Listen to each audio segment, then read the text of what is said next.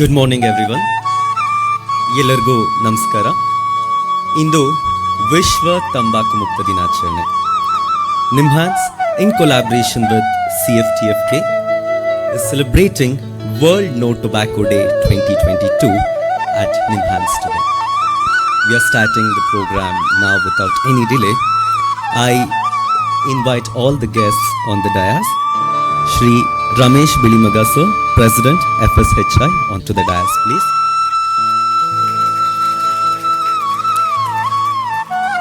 Director of Nimhans and the President of the program, Dr. Pratima Murthy is also here with us. I request her to come to the dais. Executive Chairman of Healthcare Global Enterprises, Dr. B.S. Ajay Kumar sir is here. I invite him onto the dais. Dr. I.B. Vijayalakshmi, Vice President of FSHI, is also among the audience today. I invite her onto the dais. Guest of honor, Mr. Shashikumar D, Governing Board, FSHI, is also among the guests today. Sir, I welcome you to the dais. And we have Mr. S.J. Chanda sir, Secretary and CEO of FSHI. I invite him onto the dais.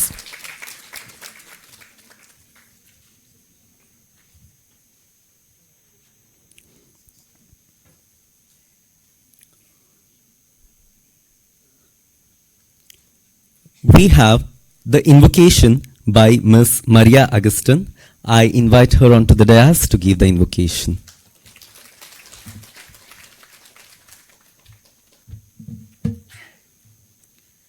गणनायकाय गणदेवताय गणाध्यक्षाय धीमहि गुणशरीराय गुणमन्दिताय गुणेशानाय धीमहि गुणातीताय गुणाधीशाय गुणप्रविष्टाय धीमहि एकदन्ताय वक्रतुण्डाय गौरीतनयाय धीमहि गजेशानाय बालचन्द्राय श्रीगणेशाय धीमहि गानचतुराय गानप्राणाय गानात्मरात्मने गानोत्सुकाय गानमत्थाय गानो सुखमनसे गुरुपूजिताय गुरुदेवताय गुरुकुलस्थायिने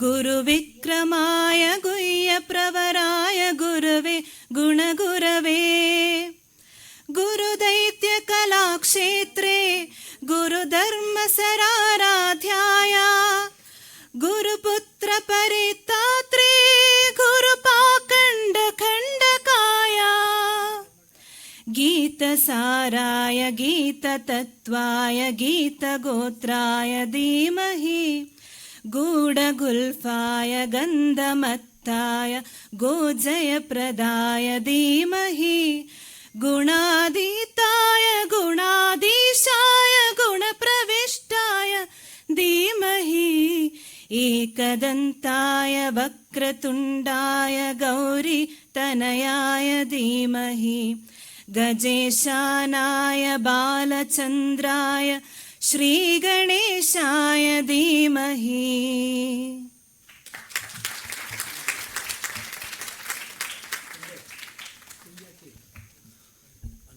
Thank you, Maria.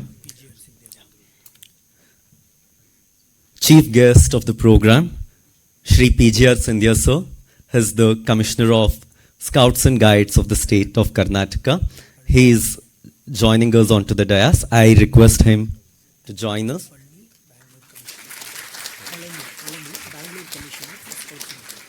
Okay. And Dr. Palani sir is here, the Commissioner for Bangalore Scouts and Guides.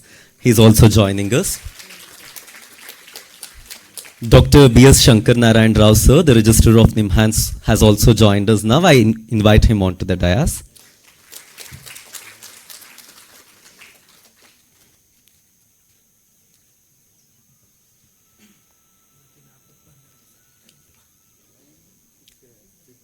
Going ahead with the program, we have lighting of the lamp.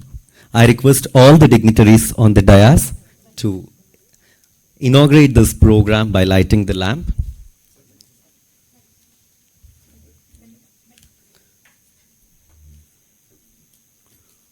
As we all know, in Indian tradition, lamp and the light are a symbol of knowledge and hope.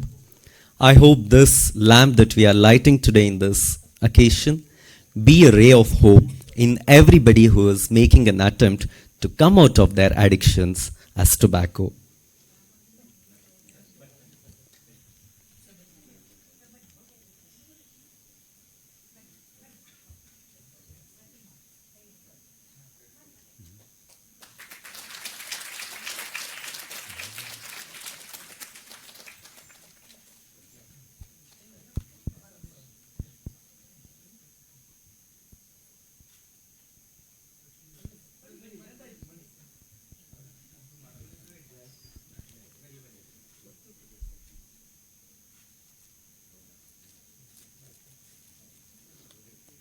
ವೇದಿಕೆಯ ಮೇಲಿರುವಂತಹ ಎಲ್ಲ ಗಣ್ಯರು ಈಗ ದೀಪವನ್ನು ಬೆಳಗುವುದರ ಮೂಲಕ ಈ ಕಾರ್ಯಕ್ರಮವನ್ನು ಉದ್ಘಾಟಿಸಿದ್ದಾರೆ.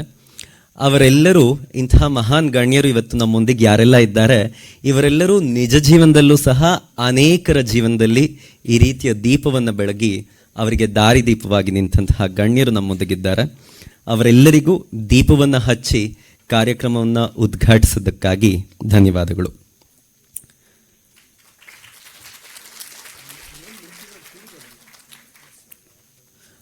There are enough chairs in the auditorium. Those who are standing in the behind can occupy those seats.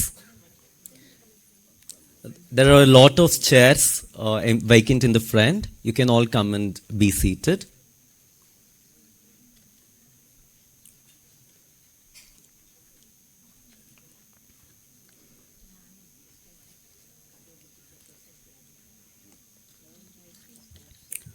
Going ahead with the program, I request the President of Foundation for Sustainable Health India, Ramesh Bilimaga sir, to give the welcome address.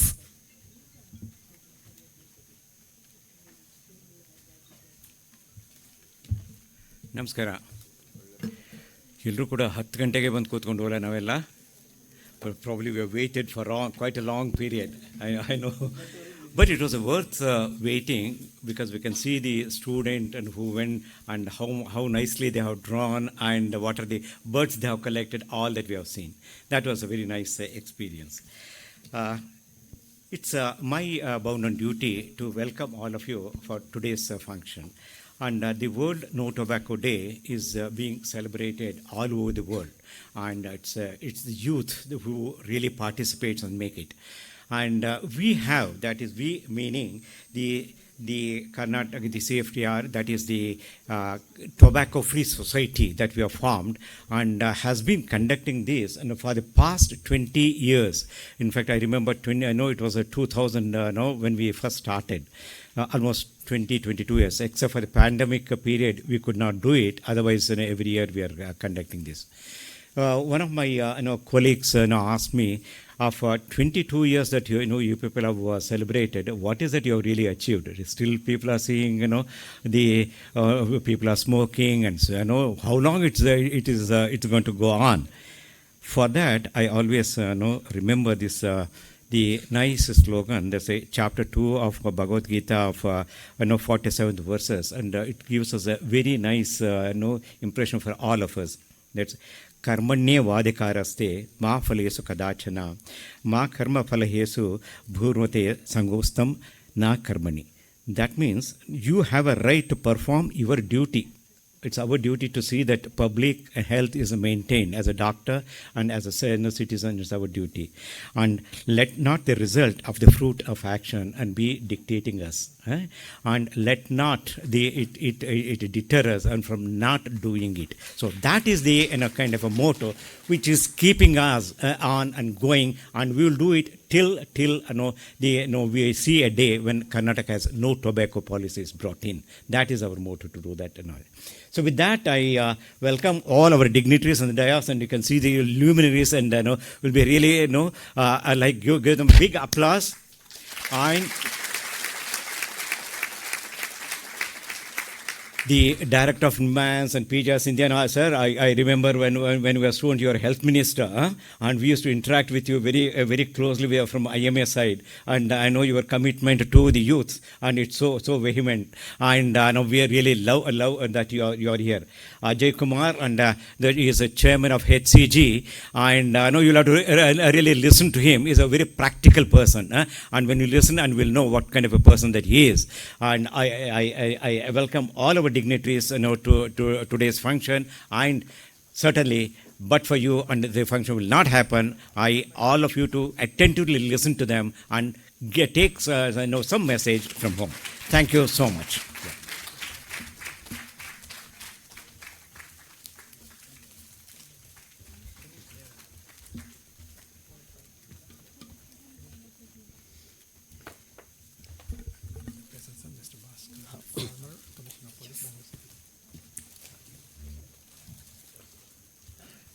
IPS officer and former commissioner of police of Bangalore, Shri Bhaskar sir, has also joined us, sir. On behalf of our audience, I welcome you to this function.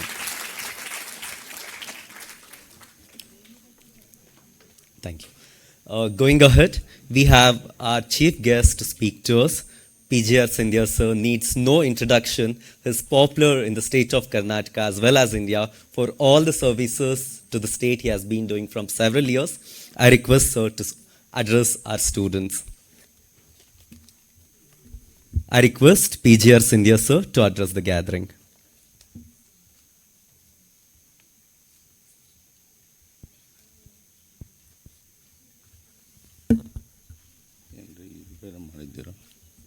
ಉತ್ತರ ಆಗುತ್ತೆ ಮಾಡ್ತೀನಿ madam. ವೇದಿಕೆ ಮೇಲೆ ಆಸೀನರಾಗಿರುವ ನಮ್ಮ ರಾಷ್ಟ್ರದ ಅತ್ಯಂತ ಪ್ರತಿಷ್ಠಿತ ಸಮಸ್ಯೆಯಾಗಿರುವ one of the most premier and prestigious institutions NIMHANS ಅದರ ನಿರ್ದೇಶಕರಾಗಿರುವ ಡಾಕ್ಟರ್ ಪ್ರತಿಮಾ ಮೂರ್ತಿಯವರೇ, ನಮ್ಮ ರಾಜ್ಯದ ಅತ್ಯಂತ ಸುಪ್ರಸಿದ್ಧ ವೈದ್ಯರಾಗಿರುವ ಡಾಕ್ಟರ್ ವಿಜಯಲಕ್ಷ್ಮಿ ಬಾಳೆಕುಂದ್ರಿಯವರೇ, ಸನ್ಮಾನ್ಯ ಶ್ರೀ ಚಂದರ್ ಅವರೇ, ಅಜಯ್ ಕುಮಾರ್ ಅವರೇ, ನನ್ನ ಸ್ನೇಹಿತರಾದ ಶಶಿಕುಮಾರ್ ಅವರೇ ಮತ್ತು ನಮ್ಮ ಬೆಂಗಳೂರು ನಗರದ ಪೊಲೀಸ್ ಇಲಾಖೆಯ ಆಯುಕ್ತರಾಗಿ ನಮ್ಮೆಲ್ಲರನ್ನ 2-3 ವರ್ಷಗಳ ಕಾಲ ಸಮರ್ಥವಾಗಿ ತಮ್ಮ ಕರ್ತವ್ಯವನ್ನು ನಿರ್ವಹಿಸಿ ಆತ್ಮಸಾಕ್ಷಿ ಅಧಿಕಾರಿಗಳಾದ ಮಾನ್ಯ ಭಾಸ್ಕರ್ ಅವರೇ ಮತ್ತು ಸ್ನೇಹಿತರೆ, ಭಾಳ ಸಂತೋಷದಿಂದ ನಿಮ್ಹಾನ್ಸ್ CFTFK ಮತ್ತು ಇತರೆ ಸಂಘ ಸಂಸ್ಥೆಗಳ ಸಹಕಾರದಿಂದ ಈ ವರ್ಲ್ಡ್ ನೋ ಟೊಬ್ಯಾಕೋ ಡೇ 2022 ಕಾರ್ಯಕ್ರಮವನ್ನು ಈ ಜ್ಞಾನದ ಸಂಕೇತವಾಗಿರುವ ದೀಪವನ್ನು ಬೆಳಗೋದ್ರ ಮೂಲಕವಾಗಿ ನಾನು ಉದ್ಘಾಟನೆಯನ್ನು ಮಾಡಿದ್ದೇನೆ. ನಾವೆಲ್ಲರೂ ಮಾಡಿದ್ದೇವೆ. ಈ ದಿವಸ ನಾವೆಲ್ಲರೂ ತಂಬಾಕು ವಸ್ತುಗಳನ್ನು ಸೇವನೆ ಮಾಡೋದಿಲ್ಲ ಅಂಥೇಳಿ ಪ್ರತಿಜ್ಞೆ ತೆಗೆದುಕೊಳ್ತಕ್ಕಂಥ ಒಂದು ದಿನ. I am extremely happy that the most of the audience you are all women and also youngsters. So my own experience, it is because of my mother was an illiterate who had given birth to 12 children, who was under utter poverty, a house without a kitchen and without a bathroom wherein we lived. She had a dream to make me an engineer and send me all over the world. She never knew a single letter in any language, neither in Marathi, which is my mother tongue, nor in Kannada, nor in English. But I do not know for what reasons. Her father had named her as Saraswati.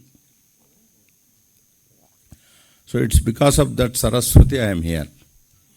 And I am sure, I don't know where she is. Every year I pray for her soul. That's all I can do. The women plays a very, very key role in the house. Many people say that she is the home minister, she controls her husband, which may not be correct. In some cases it may be. But she is the finance minister. It is because of her money saving attitude the house becomes rich and the country becomes rich and the society is richer. This is so in all parts of the country, may not be world. And it is the woman who teaches the character. The first teacher of a child is the woman. Rightly, I am heading an organization, I am associated with a youth movement called Scouts and Guides. It's an international organization in the world. I have been seeing there also the women folk whom we called as guides and rangers and bulbuls and bunnies. They fare better than the men. I am happy about it. By this I foresee a great future to this country. And I am sure, just today you must have seen in the newspapers, the women have done extremely well in the Indian administrative examination results, Union Public Service Commission examinations. ಬಹಳ ಸಂತೋಷ ಆಗಿದೆ. ಹೆಣ್ಣು ಮಕ್ಕಳು ಹೆಚ್ಚಿನ ಸಂಖ್ಯೆಯಲ್ಲಿ ಆಡಳಿತದ ಚುಕ್ಕಾಣಿಯನ್ನು ಹಿಡಿಯಲಿಕ್ಕೆ ಆಯ್ಕೆ ಮಾಡಿದ್ದಾರೆ. There is no women without a man, ಅದು ಇದೆ. ಇಷ್ಟೆಲ್ಲ ನಾನು ಯಾಕೆ ಹೇಳ್ತಾ ಇದ್ದೇನೆ ಅಂದರೆ, ಚಿಕ್ಕ ವಯಸ್ಸಲ್ಲಿ ಈ ಮಾದಕ ವಸ್ತುವಾಗಿರ್ತಕ್ಕಂಥ ತಂಬಾಕುವನ್ನು ತೆಗೆದುಕೊಳ್ಳೋದ್ರಿಂದ ಏನೆಲ್ಲ ಪರಿಣಾಮ ಆಗ್ತದೆ ಅನ್ನೋದನ್ನು ಮಗುವಿಗೆ ಆಕೆ ತಿಳಿಸಿದ್ರೆ ಜೀವನ ಪರ್ಯಂತ ಆ ಮಗು ಆ ಒಂದು ಅಭ್ಯಾಸಕ್ಕೆ ಒಳಗಾಗಕ್ಕೆ ಸಾಧ್ಯ ಇಲ್ಲ. ಸಾಮಾನ್ಯವಾಗಿ ದುಡಿಯುವ ವರ್ಗದ ಜನ ಬೀಡಿಯನ್ನು ಕುಡಿದ್ರೆ, ಸಿಗರೇಟನ್ನು ಕುಡಿದ್ರೆ ಅಥವಾ ಮಾದಕ ಪಾನೀಯವನ್ನು ಕುಡಿದ್ರೆ, ಈಗ ಸಾರ ಇಲ್ಲ, ವಿಸ್ಕಿ, ಬೀರು, ಬ್ರಾಂದಿ ಇಷ್ಟೇ ಇರೋದು. ಬೀರು ಯಾರು ಕುಡಿಯಲ್ರು, ಬೀರು ಬ್ರಾಂದಿ ವಿಸ್ಕಿನೇ ಜಾಸ್ತಿ ಕುಡಿಯೋದೀಗ. ಏನೋ ಒಂದು ರಿಲ್ಯಾಕ್ಸೇಷನ್ ಸಿಗ್ತದೆ ಅಂಥೇಳಿ ಅಂದ್ಕೊಂಡಿದ್ದಾರೆ. ಇದ್ರ ಜೊತೆಗೆ ಯಾವುದಾದ್ರು ಒಂದು ಕಂಟಿನ್ಯೂಸ್ ಆಗಿ ಕೆಲಸ ಮಾಡಬೇಕು, ಒಂದು 5-6 ಅವರ್ಸ್ ಅಂತ ಹೇಳಿದ್ರೆ 1 ಅವರ್ ಬ್ರೇಕ್ ತಗೊಂಡ ತಕ್ಷಣ ಹೋಗ್ಬಿಟ್ಟು ಒಂದು ಸಿಗರೇಟ್ ಕುಡಿದ್ಬಿಟ್ಟು ಬರ್ತಾರೆ. ನಾನು ಸಿಗರೇಟ್ ಸೇರ್ತಾ ಇದ್ದೆ ಭಾಳ ದಿನಗಳ ಕಾಲ ಎಲ್ಲ, ಒಂದು 5-6 ವರ್ಷಗಳ ಕಾಲ. ನನ್ನ ಇಂಜಿನಿಯರಿಂಗ್ ವಿದ್ಯಾಭ್ಯಾಸದ ಸಂದರ್ಭದಲ್ಲಿ ನನ್ನ ಸಹವಾಸದಿಂದ, ಸ್ನೇಹಿತರ ಸಹವಾಸದಿಂದ ನಾನು ಕುಡಿತಾ ಇದ್ದೆ. ಅದರ ಪರಿಣಾಮನೂ ನಾನು ಎದುರಿಸಿದ್ದೇನೆ. ಲಕ್ಕಿಲಿ ನನಗೆ ಲಂಗ್ ಡ್ಯಾಮೇಜ್ ಆಗಿಲ್ಲ, ಯಾಕೆಂದರೆ 5 ವರ್ಷ ನಾನು ಕುಡಿದಿದ್ದು. ಕ್ಯಾನ್ಸರ್ ನನ್ನ ಹತ್ರ ಬರೋಕ್ಕೆ ಸಾಧ್ಯ ಆಗಲಿಲ್ಲ. ನಾನು ದಿವಂಗತ ರಾಮಕೃಷ್ಣ ಹೆಗಡೆಯವರ ಆಶೀರ್ವಾದ, ಈ ನಿಮ್ಹಾನ್ಸ್ ಸಂಸ್ಥೆಯ ಉಪಾಧ್ಯಕ್ಷನಾಗಿ ಕೆಲಸವನ್ನು ಮಾಡಿದ್ದಾನೆ 2 ವರ್ಷಗಳ ಕಾಲ. ಮತ್ತು ಭಾರತ ಸರ್ಕಾರ ಮತ್ತು ರಾಜ್ಯ ಸರ್ಕಾರಗಳ ಸಹಕಾರದಿಂದ ಈ ಸಂಸ್ಥೆ ನಡೀತಕ್ಕಂಥದ್ದು. ಭಾಳಷ್ಟು ಜನ ನಿರ್ದೇಶಕರುಗಳು ನಾನು ನೋಡಿದ್ದೇನೆ. ಪ್ರತಿಮಾ ಮೂರ್ತಿಯವರಿಗೆ ಒಂದು ವಿಶೇಷವಾದ ಸ್ಥಾನ ಇದೆ.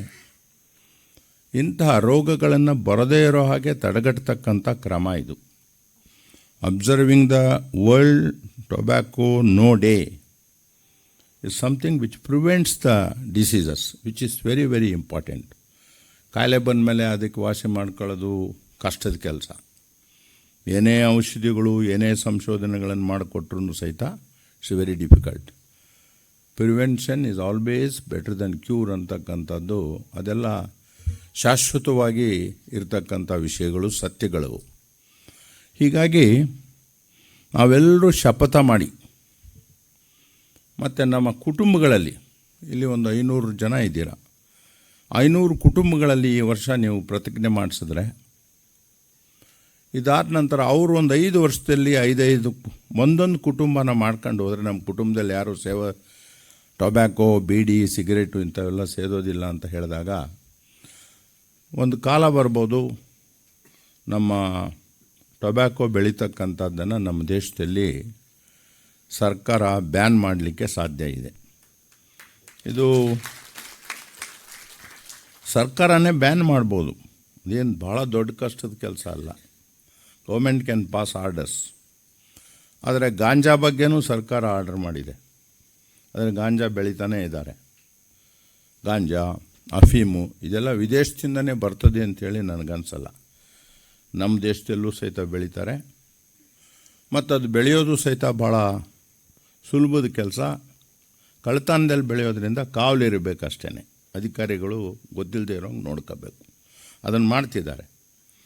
ಹೀಗಾಗಿ ತಂಬಾಕುದಂತೂ ಆಂಧ್ರ ಪ್ರದೇಶದಲ್ಲಿ, ಕರ್ನಾಟಕದಲ್ಲಿ ಭಾಳ ಬೆಳೀತಿದ್ದೇವೆ ನಾವು. ಅದು ವಿಷ ಅಂತ ಗೊತ್ತಿದ್ರೂ ಸಹಿತ ತಂಬಾಕು ಬೆಳೆಗಳಿಗೆ ಬೆಲೆ ಕೊಡಬೇಕು ಅಂಥೇಳಿ ಜನಪ್ರತಿನಿಧಿಗಳು ಪಾರ್ಲಿಮೆಂಟಲ್ಲಿ, ವಿಧಾನಸಭೆಯಲ್ಲಿ ಮಾತನಾಡ್ತಾರೆ. ಕಾರಣ ರೈತರ ಪರವಾಗಿ ಅವ್ರು ಇರಬೇಕು ಅನ್ನೋದನ್ನು ಇಲ್ಲದೆ ಹೋದ್ರೂ ತೋರಿಸ್ಕೋಬೇಕು. ಹೀಗಾಗಿ they have to pretend that they are poor farmers. So they always plead that give good rates to tobacco. ಇದನ್ನು ಯಾಕೆ ನಿಲ್ಲಿಸಬಾರ್ದು ನಾನು ಯೋಚನೆ ಮಾಡ್ತಾಯಿದ್ದೀನಿ. ಇವತ್ತು ವಿಶೇಷವಾಗಿ ಇಂಥ ಫೋರಮ್ಗಳಲ್ಲಿ, ಇಂಥ ಸಂಸ್ಥೆಗಳಲ್ಲಿ ತಾವುಗಳೆಲ್ಲ ಭಾಳ ಶಕ್ತಿ ಇರ್ತಕ್ಕಂಥ ಜನ ಇದ್ದೀರ, ಪ್ರಭಾವಿತರಿದ್ದೀರ. ತಾವೆಲ್ಲ ವೇದಿಕೆಗಳಲ್ಲೂ ಸಹಿತ ಇದನ್ನು ಹೇಳ್ಕೊಂಡು ಹೋದರೆ, a day may come where in the mean also they are forced to ban, which is necessary. I am sure our Honorable Present Prime Minister, Mr. Narendra Modi ji, he has brought in some good reforms in the country in the last 7-8 years. We may not agree with him in all his political views, but certain things which he has done, like the Yoga Day, which we are going to celebrate on 21st of June, Mysore, and the Swachh Bharat concept. See, we used to simply spit on the walls, forget the ground. Ground we do, but even on the walls. Bihar, Uttar Pradesh, northern part of Karnataka, you will look at the walls, then you will understand what is this modern paints you are seeing. Like that. ತಂಬಾಕು ಒಗೆಯೋದು, ಎಲೆ ಅಡಿಕೆ ಹಾಕೋದು, ಗೋಡೆಗಳ ಮೇಲೆ ಉಗಿಯೋದು ಅಸಹ್ಯ ಆಗ್ತದೆ. ಮತ್ತು ಪಾತ್ರೆಗಳನ್ನು ಇಟ್ಕೊಬಿಟ್ಟಿದ್ದಾರೆ, ಆ ಪಾತ್ರೆಗಳಲ್ಲಿ ಹಿಂಗೆ ಮಾಡ್ತಾರೆ. ನಮಗದನ್ನು ನೋಡೋಕ್ಕೂ ಸಹಿತ ಅಸಹ್ಯ ಆಗ್ತದೆ. 2 ದಿವಸ ನೋಡಿಬಿಟ್ರೆ ಊಟ ಮಾಡೋಕ್ಕೂ ಸಹಿತ ಆಗೋದಿಲ್ಲ. ಇದೆಲ್ಲ ಇದೆ. So my appeal to each one of you is that, ನಾನು ಯಾವುದೋ ಒಂದು ಫಿಟ್ ಆಫ್ ಆ್ಯಂಗರ್ನಲ್ಲಿ, it is in 2087, I gave smoking. For nearly 5 to 10 years smoke ಮಾಡಿ ಭಾಳ ಕಷ್ಟ ಆಗ್ತಾಯಿತ್ತು, ಭಾಳ ಸುಸ್ತಾಗ್ತಾಯಿತ್ತು, ಭಾಳ ಹಿಂಸೆ ಆಗ್ತಾಯಿತ್ತು. ಸೊ ಈಗ ನಾನು ಭಾಳ ಚೆನ್ನಾಗಿದ್ದೇನೆ. ನಿಮ್ಮಲ್ಲೂ ಯಾರಾದರೂ ಇದ್ದರೆ ಅದನ್ನೊಂದು ತಿಂಗಳು ಬಿಟ್ಟು ನೋಡಿ, ಸ್ವಲ್ಪ ವ್ಯಾಯಾಮ ಮಾಡಿ, ಯೋಗ, ಸ್ವಿಮ್ಮಿಂಗು ಈ ಥರದ್ದೆಲ್ಲ ನೀವು ಮಾಡಿದಾಗ ಎಷ್ಟೊಂದು ಫ್ರೆಶ್ನೆಸ್ ಬರ್ತದೆ ಅನ್ನೋದು ನಿಮಗೆ ಗೊತ್ತಾಗ್ತದೆ. ಅದು ಪಾಯಸ ಕುಡಿ ಅಂತ ಹೇಳೋದಕ್ಕಿಂತ ಪಾಯಸ ಕುಡಿದ ಮೇಲೇ ಅದರ ರುಚಿ ಗೊತ್ತಾಗ್ತಕ್ಕಂಥದ್ದು. ಅದರಿಂದ ಎಲ್ಲರೂ ಈ ಕೆಲಸ ನಾವು ಮಾಡೋಣ. ನನಗೆ ನಮ್ಮ ಕರ್ನಾಟಕ ರಾಜ್ಯದ ಶಾಲಾ ಸಂಸ್ಥೆಗಳ ಸಂಘದ ಅಧ್ಯಕ್ಷರಾಗಿರ್ತಕ್ಕಂಥ ಶಶಿಕುಮಾರ್ ಅವರು ನನ್ನ ಒಳ್ಳೆಯ ಸ್ನೇಹಿತರು. ಅವರು ಪ್ರತಿ ಶಾಲೆಯಲ್ಲೂ ಸಹಿತ ಇಂಥ ಒಂದು ಸಂಸ್ಕೃತಿಯನ್ನು ತರಲಿಕ್ಕೆ ಭಾಳ ಪ್ರಯತ್ನವನ್ನು ಮಾಡ್ತಾಯಿದ್ದಾರೆ. ಯಾಕಂದರೆ ಮಕ್ಕಳಲ್ಲಿ ಆ ಅಭ್ಯಾಸ ಬೆಳೆಸಬೇಕು ಅಂಥೇಳಿ ನಮ್ಮ ಶಶಿಕುಮಾರು ಭಾಳ ಪ್ರಯತ್ನ ಮಾಡ್ತಿದ್ದಾರೆ. ಈ ಕೋವಿಡ್ ಕಾರಣದಿಂದಾಗಿ ಈ ಸಂಸ್ಥೆ ಸ್ವಲ್ಪ ತೊಂದರೆಯಲ್ಲಿದ್ದರೂ ಸಹಿತ ಈ ವರ್ಷ ಭಾಳ ಪ್ರಯತ್ನ ಮಾಡ್ತಿದ್ದಾರೆ ಅವರು. ಪರಿವರ್ತನೆ ಭಾಳ ಕಷ್ಟದ ಕೆಲಸ, ಹೇಳೋದು ಸುಲಭ. ಸರ್ಕಾರದ ಕಾನೂನುಗಳಿಂದ ಪರಿವರ್ತನೆ ಆಗೋದಿಲ್ಲ ಅನ್ನೋದು ನಮಗೆಲ್ರಿಗೂ ಸಹಿತ ಗೊತ್ತಿರೋ ವಿಚಾರ. ಕೋವಿಡ್ ಭಾಳ ತೊಂದರೆ ಆಯಿತು. ನಾನು ಭಾಳ ಪ್ರವಾಸವನ್ನು ಮಾಡಿದಾಗ ಈ ಕೋವಿಡ್ ಕಳೆದ 5-6 ತಿಂಗಳಲ್ಲಿ ನಾನು ಗಮನಿಸಿದ್ದು, ಮಕ್ಕಳಿಗೆ ನಾವು ಯಾವ ಕ್ಲಾಸ್ನಲ್ಲಿ ಇದ್ದೋ ಅನ್ನೋದು ಮರ್ತೋಗಿದ್ದಾರೆ. I am not joking. ನಾನು 3ನೇ ಕ್ಲಾಸ್ನಲ್ಲಿದ್ದನೋ 4ನೇ ಕ್ಲಾಸ್ನಲ್ಲಿದ್ದನೋ ಅಂತ ಹೇಳಿದ್ರೆ ಅವ್ರ ಅಮ್ಮ ಕರ್ಕೊಂಡೋಗಿ, ಇಲ್ಲಪ್ಪ ನೀನು 4ರಲ್ಲಿ ಇದೆಯಾ ಅಂತ ಹೇಳಿದ್ರೆ ಅವ್ನು 3ನೇ ಕ್ಲಾಸ್ಗೆ ಹೋಗಿ ಕೂತ್ಕೋತಾನೆ. ಅಭ್ಯಾಸ ನೋಡಿ, ಈ goes and sits in that. ಆಮೇಲೆ ಅವನ ಹೆಸರು ಬರೆಯೋದಕ್ಕೂ ಸಹಿತ ಭಾಳ ಕಷ್ಟಪಟ್ಕೊಂಡು ಬರೀತಾನೆ ಅವನು. ಅಕ್ಷರಮಾಲೆ ಕರೆತು ಬಿಟ್ಟಿದ್ದಾನೆ. ಇನ್ನು ಮ್ಯಾಥಮೆಟಿಕ್ಸು ಅವೆಲ್ಲ ಟೇಬಲ್ಸು ಅವೆಲ್ಲ ಹೇಳೋದು ಭಾಳ ಕಷ್ಟ. ಅವೆಲ್ಲ ಯಾಕೆ ಬೇಕೀಗ? ಇಂಜನ್ ಒಂದಿರಿಸಿದ್ರೆ ಸಾಕು ಅನ್ನೋ ಮಕ್ಕಳು ಬಂದುಬಿಟ್ಟಿದ್ದಾರೆ ಈ ಸ್ಥಿತಿಗೆ. ಅದನ್ನೆಲ್ಲ ಸರಿಪಡಿಸೋ ಜವಾಬ್ದಾರಿ ಅವ್ರ ಮೇಲಿದೆ. ಅದರ ಜೊತೆಗೆ ಇದು ಮತ್ತು ಡ್ರಗ್ಸು ನನಗೆ ಭಾಳ ಬೇಜಾರಾಗ್ತದೆ. ಭಾಸ್ಕರ್ ರಾಯರೇ, ತಾವು ಭಾಳ ಪ್ರಯತ್ನ ಮಾಡಿದ್ದೀರ, ನನಗೆ ಗೊತ್ತಿದೆ. ತಮಗೆ ನನಗಿಂತ ಭಾಳ ಈ ವಿಷಯಗಳೆಲ್ಲ ಗೊತ್ತಿದೆ. ತಾವು ಮಾತನಾಡಿ. ನನ್ನ ಆಪ್ತ ಮಿತ್ರರು ಶ್ರೀಮಾನ್ ಪಳನಿಯವರು BBMPಯ ಸದಸ್ಯರಾಗಿ, ಅವರು ಸಾಮಾಜಿಕ ಕಾರ್ಯಕರ್ತರು, ನಮ್ಮ ಸ್ಕೌಟ್ ಗೈಡ್ಸಿನ ಬೆಂಗಳೂರು ನಗರದ ಮತ್ತು ರಾಜ್ಯದ ಉಪಾಧ್ಯಕ್ಷರಾಗಿ. ಅವ್ರ ಮಕ್ಕಳು ಅಂದರೆ ಭಾಳ ಪ್ರೀತಿ ಅವ್ರಿಗೆ. ಅವ್ರ ಸಂಪಾದನೆಯಲ್ಲಿ ಒಂದು ಭಾಗವನ್ನು ಮಕ್ಕಳ ಅಭಿವೃದ್ಧಿಗೆ ಅಂಥೇಳಿ ಕೊಟ್ಬಿಡ್ತಾರೆ. ಅವರೊಂದು ಶಾಲೆಯನ್ನು ನಡೆಸ್ತಾರೆ. ನಾನು ಅವ್ರಿಗೆ ಸುಮ್ಮನೆ ಕೇಳಿದೆ, ಏನ್ರಿ ನಿಮ್ಮ ವ್ಯಾನ್ ನಿಂತಿದೆ, ಮಕ್ಕಳಿಲ್ಲ, ನನಗೆ ಕೊಟ್ಬಿಡಿ ಸ್ಕೌಟ್ ಗೈಡ್ಸ್ಗೆ ಅಂತೇಳಿ, ನಾಳೆನೇ ತೊಗೊಂಡು ಹೋಗಿ ಅಂತ ಹೇಳಿದ್ರು. ಅಂಥ ಕೆಲಸನ ಅವ್ರು ನಿಮ್ಹಾನ್ಸ್ಗೂ ಮಾಡ್ತಾರೆ. ನಿಮ್ಗೆ ಅವಶ್ಯಕತೆ ಇದ್ದಾಗ ಅವ್ರನ್ನ ಉಪಯೋಗಿಸ್ಕೋಬೋದು. ಪಳನಿ ಭಾಳ ಇನ್ಫ್ಲೂಯೆನ್ಷಿಯಲ್ ಮ್ಯಾನ್. ನಮ್ಮ ಲೋಕಸಭಾ ಸದಸ್ಯರಾಗಿರುವ ಪಿ.ಸಿ. ಮೋಹನ್ ಆಪ್ತರು. ಸೌಮ್ಯ ರೆಡ್ಡಿ ಬರಬೇಕಾಯಿತು. She is an activist and she involves in such things. She may come. She is a very good people's representative. Don't club the people's representative with political parties. Political parties are there, they will do their job. But the representatives, some of them are extremely good. I rate her as extremely good, this Soumya Reddy. P.C. Mohan, a respected honorable member of the parliament. On behalf of Bharat Scouts and Guides, I greet each one of you. Dr. Balekundri is helping us. Vijayalakshmi ji is helping us a lot in writing beautiful articles to the young children, in which I am sure in the next month she will write only about no tobacco day. With this, I don't know, because my name is not printed. I was told only yesterday 11 o'clock that I have to come and inaugurate. What a lucky person I am.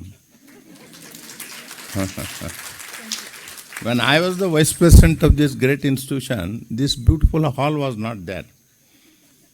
You are all very lucky, air-conditioned hall. At that time, even we were not able to provide even fans.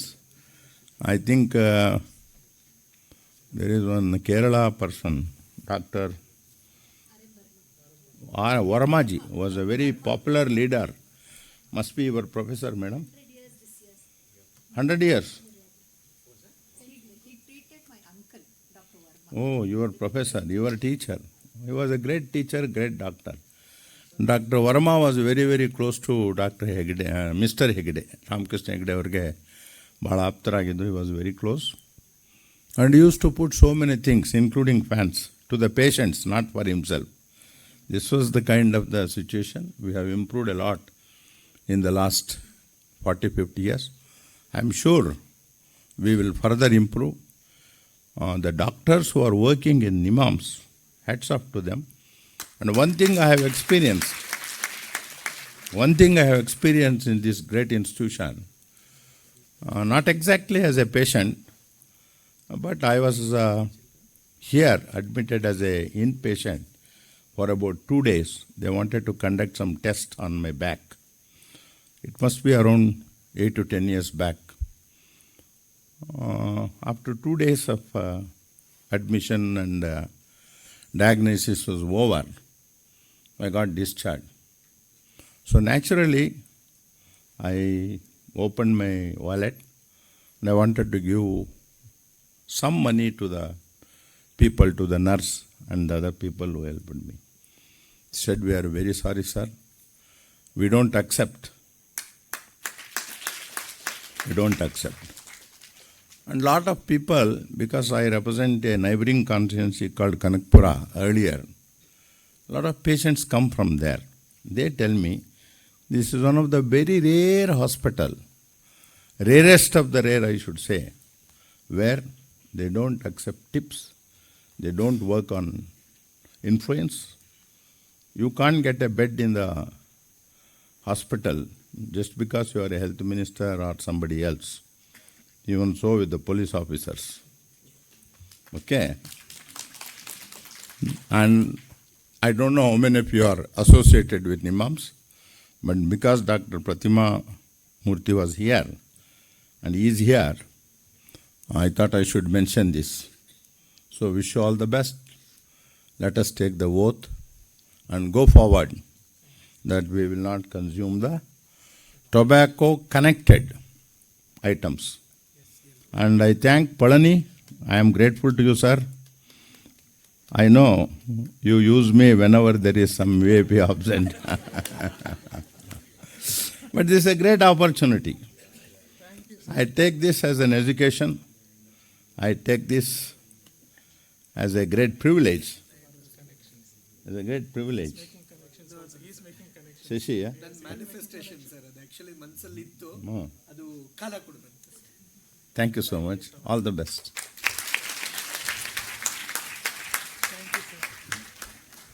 Thank you so much sir. Sir ತುಂಬ ಚೆನ್ನಾಗಿ reflect ಮಾಡಿದ್ರು, like how difficult it was to quit in his times, but at least Nimhans at the correct times is making sure quitting tobacco is no more a struggle. Our director, when she talks, will brief you a lot about it. Going ahead, Mr. Shashikumar D, the governing board member, will have a request to the chief guest, which is an appeal from all our children. I invite Mr. Shashikumar sir to speak now.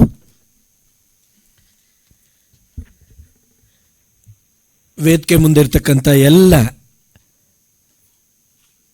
ಆತ್ಮೀಯ ಆಹ್ವಾನಿತರೆ, ವೇದಿಕೆ ಮೇಲೆ ಇರ್ತಕ್ಕಂಥ ಎಲ್ಲ ಮುಖ್ಯಸ್ಥರೇ, ತಮ್ಮೆಲ್ಲರಿಗೂ ನಮನವನ್ನು ಸಲ್ಲಿಸ್ತಾ ಒಂದು ಜೋರಾದ ಚಪ್ಪಾಳೆ ಮುಖಾಂತರ PGR ಸಿಂಧ್ಯಾಜಿ ಅವರಿಗೆ ನಮ್ಮ ಎಲ್ಲರ ಪರವಾಗಿ ನಮನವನ್ನು ಸಲ್ಲಿಸ್ತಾ ಇದ್ದೇನೆ. ಕಾರಣ ಇಷ್ಟೇ, ಇದು ಸಂಕಲ್ಪ. ನಾನು ಚಂದರ್ ಹತ್ರ ಮಾತನಾಡಬೇಕಾದ್ರೆ ಹೇಳಿದೆ, ಪಳ್ಣಿಯವರು ಮೋಹನ್ ಅವ್ರನ್ನ ಕರೆದಾಗ ಪಳ್ಣಿಯವ್ರ ಬಗ್ಗೆ ಇಂಟ್ರೊಡ್ಯೂಸ್ ಮಾಡ್ತಾ, he is not just A school owner, he is a commissioner, vice president of state scout and guide ಅಂತ ಹೇಳಿ ಅವರ ಹಿಂದೆ PGR ಸಿಂಧ್ಯಾಜಿ ಇದ್ದಾರೆ. ನಾವು ಮುಂದಿನ ದಿನಗಳಲ್ಲಿ PGR ಸಿಂಧ್ಯಾಜಿಯನ್ನ ಕರ್ಕೊಂಡು ಈ ತಂಬಾಕು ಮುಕ್ತ ಸಮಾಜವನ್ನ ಮಾಡೋದಕ್ಕೆ ಸ್ಕೌಟ್ಸ್ ಅಂಡ್ ಗೈಡ್ಸ್ ಅನ್ನ ವೇದಿಕೆ ಮಾಡ್ಕೊಬೇಕು ಅನ್ನತಕ್ಕಂಥ ಸಂಕಲ್ಪ ಮಾಡಿದೆ.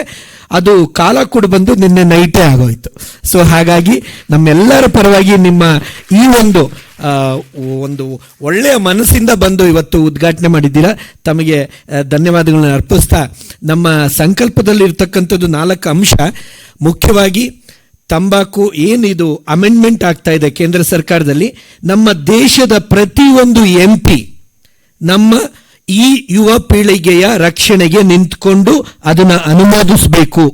ತಂಬಾಕಿನ ಒಂದು ಆಕ್ಟ್ ಬರ್ತಾ ಇದೆ, ಅಂದರೆ ಲೈಸೆನ್ಸಿಂಗ್ ಆಕ್ಟ್, ಅದನ್ನ ಮುಕ್ತವಾಗಿ ಎಲ್ಲರೂ ಕೂಡ ನಮಗೆ ಬೆಂಬಲವನ್ನು ಕೊಡಬೇಕು ಅನ್ನತಕ್ಕಂಥದ್ದು.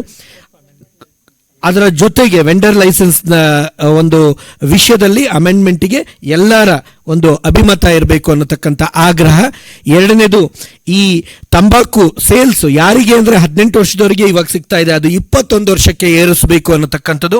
ಮೂರನೇದು, ಏನು ಈ ಸಮಾಜದಲ್ಲಿ ಇವತ್ತು ನಮಗೆ ಆ ಒಂದು ಆಕ್ಟ್ ಅಡಿಯಲ್ಲಿ ರೂಲ್ಸ್ ಇದೆ, ಎಲ್ಲ ಇದೆ, ಆದರೆ ಅನುಷ್ಠಾನ ಇಲ್ಲ. ಆ ಅನುಷ್ಠಾನವನ್ನು ಟೈಟ್ ಆಗಿ ಮಾಡಬೇಕು ಅನ್ನತಕ್ಕಂಥ ಆಗ್ರಹ. ಈ ಆಗ್ರಹಗಳನ್ನ ಇಟ್ಕೊಂಡು ನಾವು ಇವತ್ತಿನ ದಿನ ಈ ಒಂದು ದೊಡ್ಡ ಕಾರ್ಯಕ್ರಮವನ್ನ ಮಾಡ್ತಾ ಇದ್ದೇವೆ.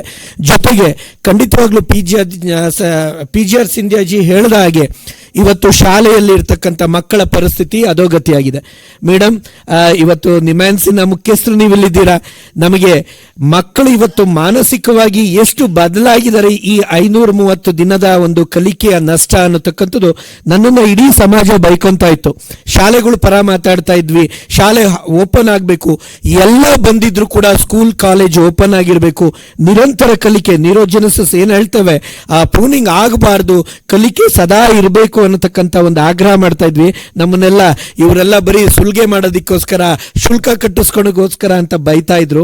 ಅದೇ ಪಾಲಕ ಪೋಷಕರು 2 ವರ್ಷ ಆಗ್ತಾ ಇದ್ದಂಗೆ ಕಣ್ಣಲ್ಲಿ ನೀರು ಹಾಕೊಂಡು ಯಾವಾಗ ಶಾಲೆ ಕಾಲೇಜ್ ಪ್ರಾರಂಭ ಮಾಡ್ತೀರಾ ಅಂದ್ರೆ ಅರ್ಥ ಆಗಿದೆ ಇವತ್ತು ಏನು ನಷ್ಟ ಆಗಿದೆ ಶೈಕ್ಷಣಿಕ ಕಲಿಕೆಯಿಂದ ಅನ್ನತಕ್ಕಂಥದ್ದು. ಹಾಗಾಗಿ ನಾವು ಅದರ ಜೊತೆಗೆ ಈ ಎಲ್ಲ ಮೌಲ್ಯಗಳನ್ನ ಇವತ್ತು ಹಾಕಬೇಕಾಗಿದೆ. ನಮ್ಮ ಮುಂದೆ ತುಂಬಾ ದೊಡ್ಡ ಚಾಲೆಂಜಸ್ ಇರೋದ್ರಿಂದ ನಮ್ಮ consortium for tobacco free India ಏನಿದೆ, ಇವರು ಮತ್ತೆ ನಾವು ಶಿಕ್ಷಣ ಸಂಸ್ಥೆಯ ಸಂಘಟನೆ ಆದರೂ ಕೂಡ ನಾವು ಸದಾ ಇವ್ರ ಜೊತೆ ಇದ್ದೇವೆ. ಆದರೆ ಸಂಘದ ಅಂದರೆ ನಮ್ಮ ಶಾಲೆಯ ಮುಖ್ಯಸ್ಥರು ಬರಲ್ಲ, ಸ್ವಲ್ಪ ಹಿಂದೆ ಮುಂದೆ ಮಾಡ್ತಾರೆ. ಯಾಕೆಂದರೆ ಸ್ಥಳೀಯ ಸಮಸ್ಯೆಗಳು ಜಾಸ್ತಿ ಇದೆ. ಇವತ್ತು ನಾವು ಪೊಲೀಸ್ ಇಲಾಖೆಗೂ ಕೂಡ ನಾವು ಮೊದಲಿಂದ ಕೇಳ್ತಾ ಇದ್ದೀವಿ, ಮಕ್ಕಳ ಹಕ್ಕು ಆಯೋಗಕ್ಕೆ ಕೇಳ್ತಾ ಇದ್ದೇವೆ. ನಮಗೆ ಸ್ವಲ್ಪ ಟೈಟ್ ಆಗಿ ಇರ್ತಕ್ಕಂಥ ಆ ಒಂದು ಶಾಲಾ ಕಾಲೇಜು ಸುತ್ತಮುತ್ತ ಏನು ರೆಗ್ಯುಲೇಷನ್ ಆಗಬೇಕು ಅದು ಆಗ್ತಾ ಇಲ್ಲ. ಇವೆಲ್ಲ ಬೇಡಿಕೆಗಳು ಮುಂದಿನ ದಿನ ಇಟ್ಕೊಂಡು ನಾವು ನಮ್ಮ ಮಕ್ಕಳನ್ನ ಸಂರಕ್ಷಿಸಬೇಕಾಗಿದೆ. ಹಾಗಾಗಿ ಖಂಡಿತವಾಗ್ಲೂ ಇವತ್ತು ನೋ ಟೊಬ್ಯಾಕೋ ಡೇ ನಾವು ಆಚರಣೆ ಮಾಡ್ತಾ ಇದ್ದೀವಿ. ತಾವೆಲ್ಲರೂ ಇಲ್ಲಿ ಏನು ಸಹಭಾಗತ್ವವನ್ನು ತೋರಿಸಿದ್ದೀರಾ, ತಮ್ಮ ಸಂಕಲ್ಪವನ್ನು ವ್ಯಕ್ತಪಡಿಸಿದ್ದೀರಾ ಟೊಬ್ಯಾಕೋ ಮುಕ್ತ ಒಂದು ಸಮಾಜಕ್ಕೆ, ತಮ್ಮೆಲ್ಲರಿಗೂ ಅಭಿನಂದನೆಯನ್ನು ಕೊಡ್ತಾ, ತಮಗೂ ತಮ್ಮ ಮ್ಯಾನೇಜ್ಮೆಂಟ್ಸ್ ಏನಿಲ್ಲಿ ಬಂದಿದ್ದೀರಾ ಮತ್ತು ನಾವು ಎಲ್ಲ ಇಲ್ಲಿ ಏನು ಸೇರಿ ಈ ಒಂದು ಉದ್ದೇಶವನ್ನು ಇಟ್ಕೊಂಡು ಮುನ್ನಡೀತಾ ಇದ್ದೇವೆ, ಎಲ್ಲರಿಗೂ ಶುಭ ಆಗಲಿ ಅಂತ ಹೇಳ್ತಾ ಧನ್ಯವಾದಗಳನ್ನ ಅರ್ಪಿಸ್ತೀನಿ. Thank you all. Thank you, Shashkumar Avara. Going ahead with the program, the Executive Chairman of HCG Enterprises, Dr. B.S. Ajay Kumar ಅವರು ನಮ್ಮೊಂದಿಗಿದ್ದಾರೆ. ಅವರು ಈಗ ಸಭೆಯನ್ನು ಉದ್ದೇಶಿಸಿ ಮಾತನಾಡಬೇಕಾಗಿ ಕೋರ್ತಾ ಇದ್ದಾನೆ.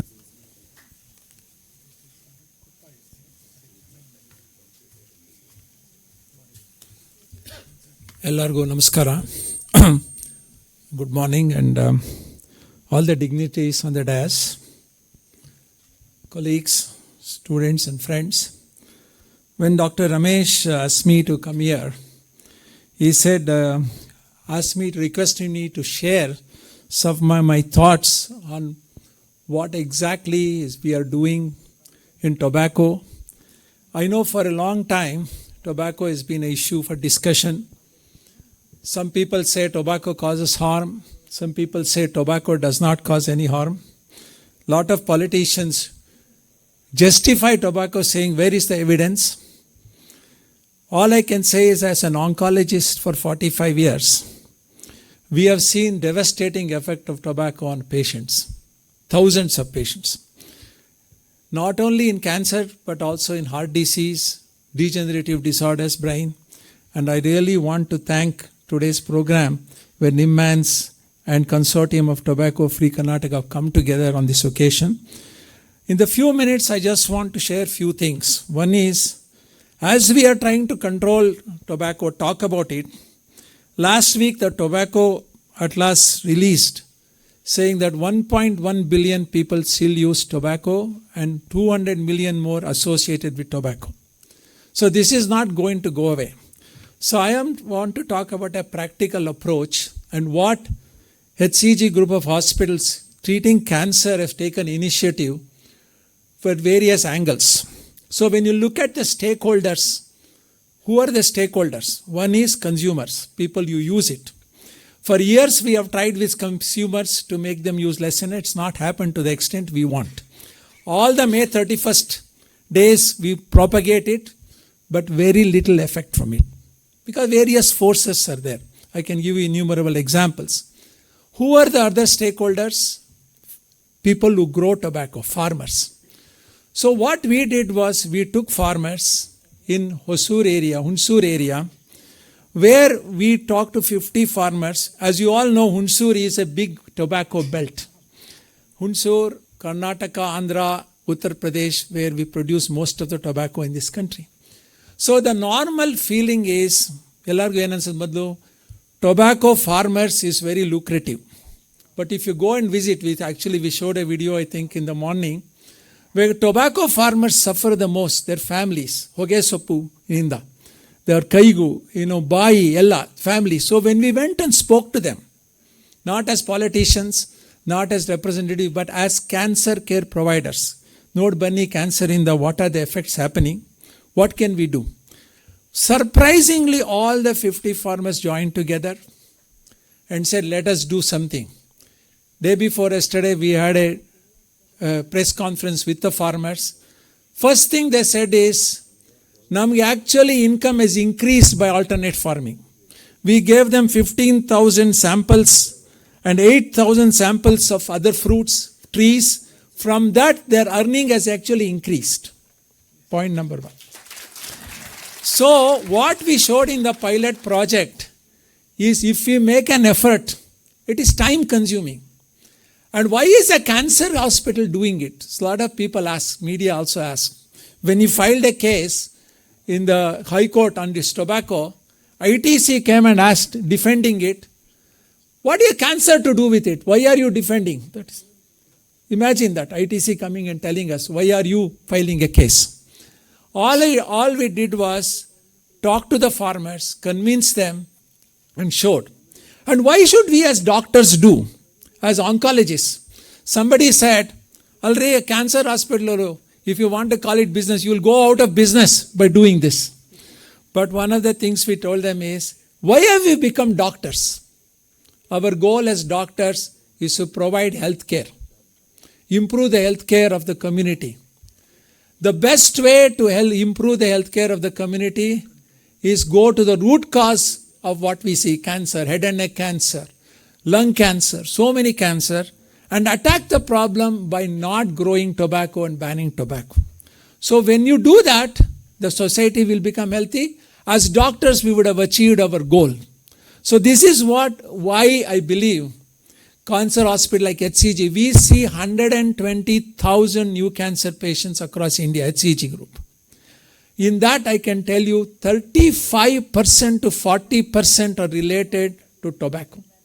If only tobacco goes away, we will see 40 to 50,000 less number of cases. The suffering, the financial burden, all the family sufferings, all of this will go away provided you ban tobacco. But why is it not being banned? One is farmers' livelihood. We can actually show in our pilot project, actually they'll be lucrative.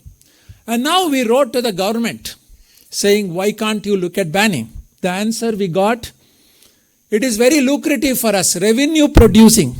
We get a lot of revenue from it. How can we ban? So can we look at alternate ways?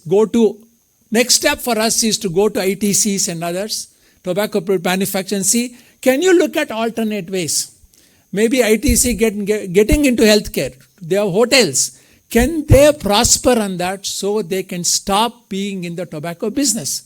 That is where we need people's advocates, consumer movement, rallies to see that groups like ITCs and others will stop, gradually it may be, but stop getting into this industry and find alternate source.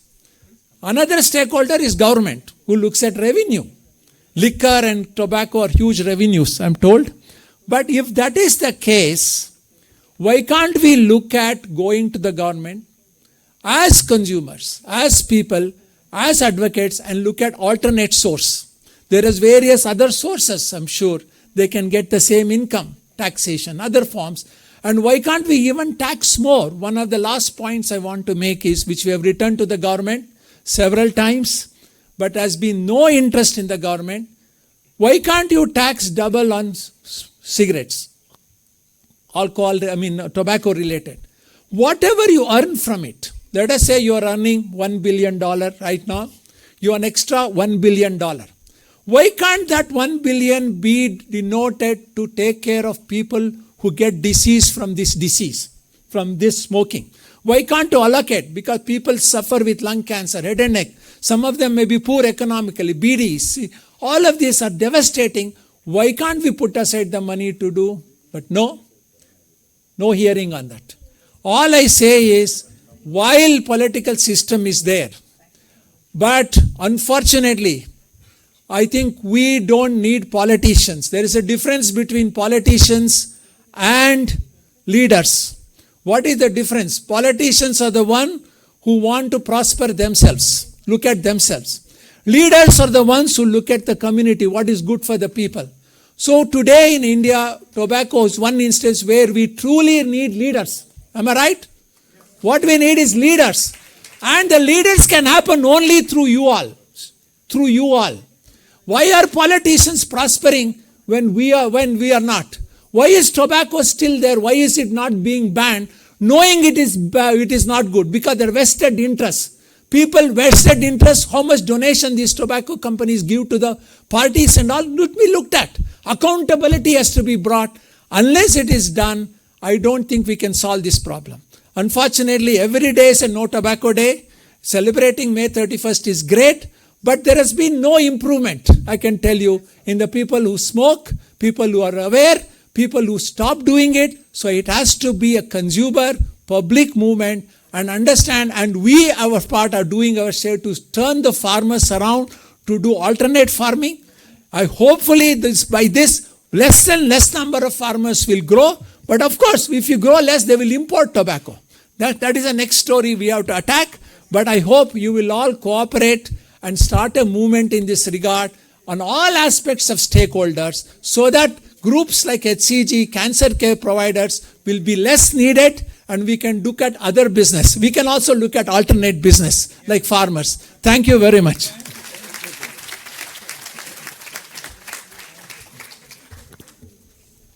Thank you, Dr. Ajay sir, for that enlightening address.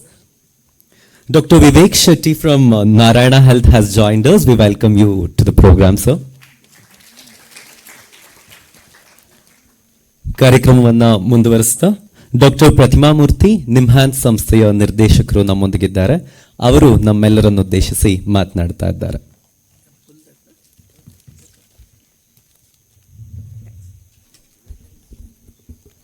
A very good morning to all of you. It's such a pleasure to see all of you today. It's always nice when people come together for a good cause. There is always a delight when something unexpected happens, and today's unexpected, event is the presence of Shri PGR Scindia with all of us. Sir, you're probably the first Vice President of Nimhans who has actually graced the occasion in the last 3 or 4 years. So special welcome back to your institution. And there are 2 other reasons why Mr. Scindia being with us makes it very special. One, of course, as a former health minister and somebody who's concerned with the health of the citizens.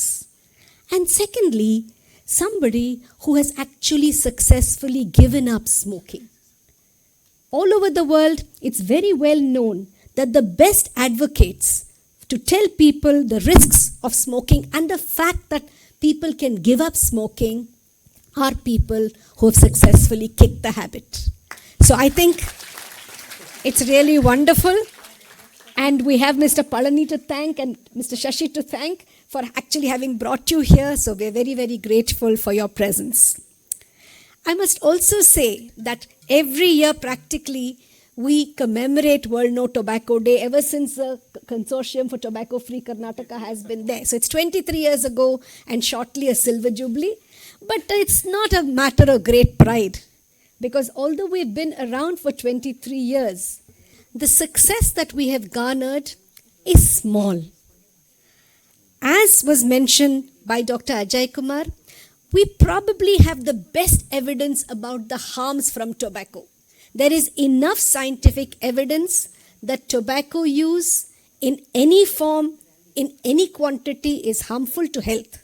So there is enough evidence for tobacco not to exist.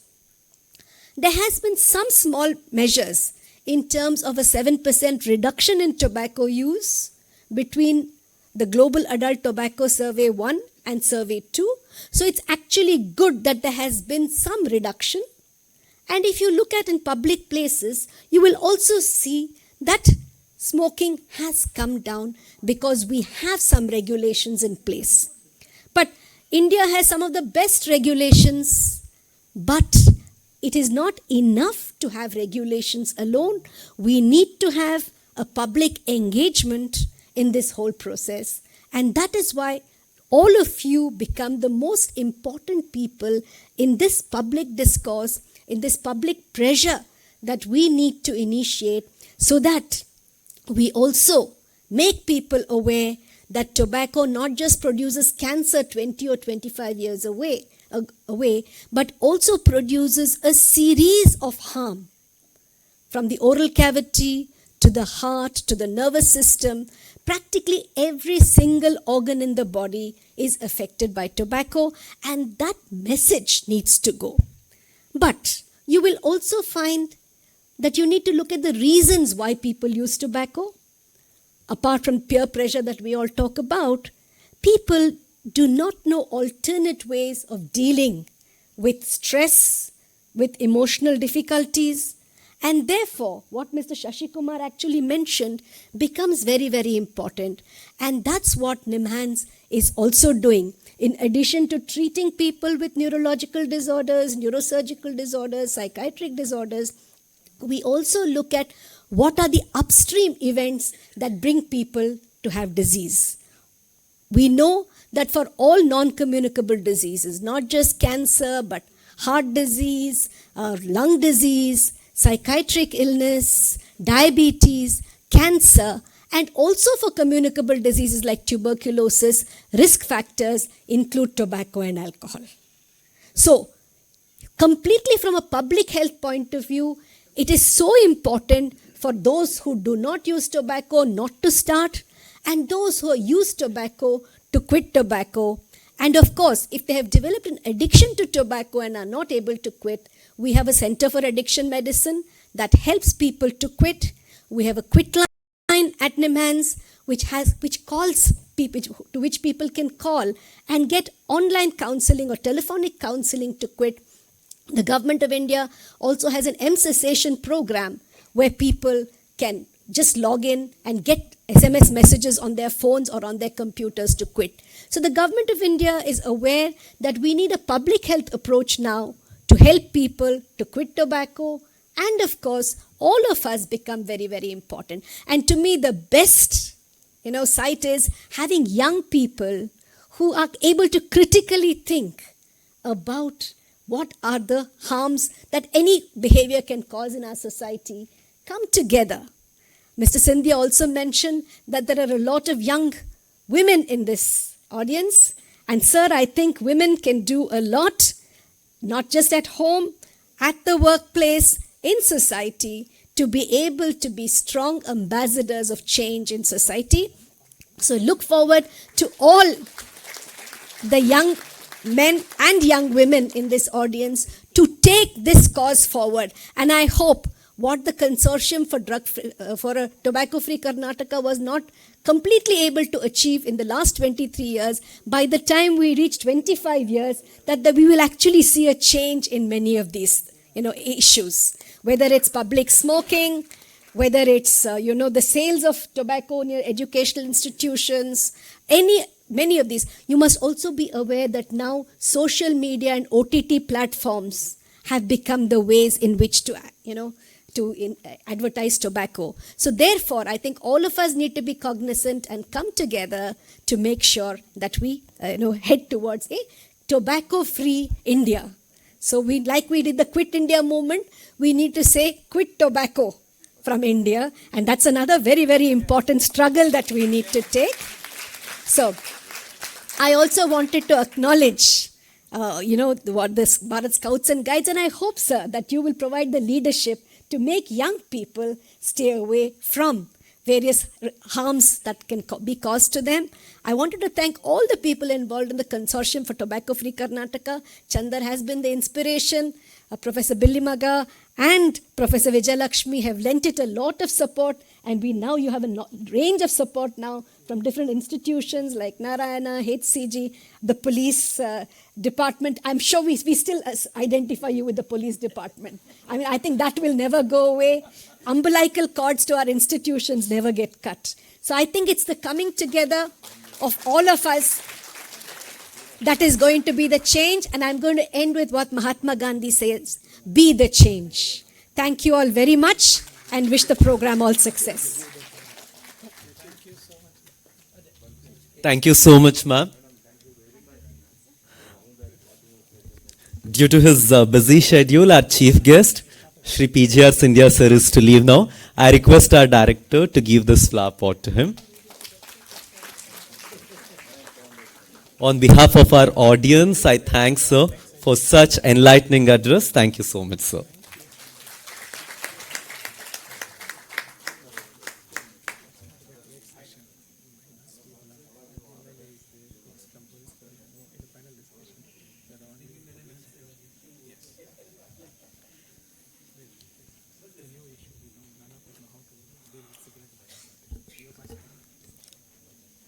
Thank you. Going ahead with the program, we have now with us Dr. I.B. Vijayalakshmi, Vice President of Foundation for Sustainable Health, India. She is a popular figure in the media. You must have read her articles in the newspapers, her speeches in the television. She is going to address us now. I request Vijayalakshmi ma'am to address our audience.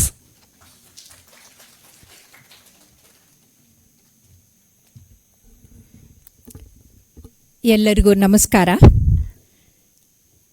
ವಿಶ್ವ ತಂಬಾಕು ರಹಿತ ದಿನಾಚರಣೆ ಕಾರ್ಯಕ್ರಮಕ್ಕೆ ಬಂದಂಥ ಎಲ್ಲ ಹಿರಿಯರಿಗೂ ಕಿರಿಯರಿಗೂ ಮತ್ತು ಪ್ರೀತಿಯ ವಿದ್ಯಾರ್ಥಿನಿಯರಿಗೆ ನಿಮ್ಮ ಡಾಕ್ಟರ್ ವಿಜಯಲಕ್ಷ್ಮಿ ಮಾಡುವ ವಂದನೆಗಳು, ಅಭಿನಂದನೆಗಳು.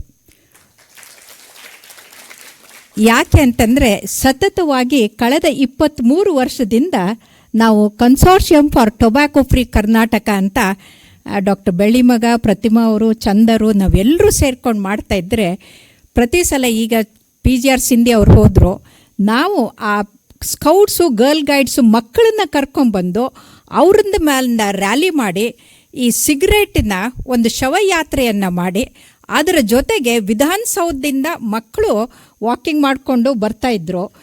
ಪಿಕ್ಚರ್ ಪೇಂಟಿಂಗ್ ಕಾಂಪಿಟೇಷನು ಪ್ರತಿಯೊಂದು ಮಾಡ್ತಾಯಿದ್ವಿ. ಎಷ್ಟು ಚೆನ್ನಾಗಿರೋದು ಅಂದರೆ ಒಂದು ಸಲ ಬಿ ಸರೋಜಾದೇವಿಯವರು ಮುಖ್ಯ ಅತಿಥಿಯಾಗಿ ಬಂದಾಗ ಮಕ್ಕಳು ಬಿಸಿಲಲ್ಲಿ ನಡೀತಾ ಇದ್ದಾರಲ್ಲ ಅಂತಂದರು. ನಾನು ಹೇಳಿದೆ, ಬಿಸಿಲಲ್ಲಿ ನಡೆದ್ರೆ ವೈಟಮಿನ್ ಡಿ ಸಿಕ್ಕುತ್ತೆ, ಗಟ್ಟಿಯಾಗ್ತಾರೆ.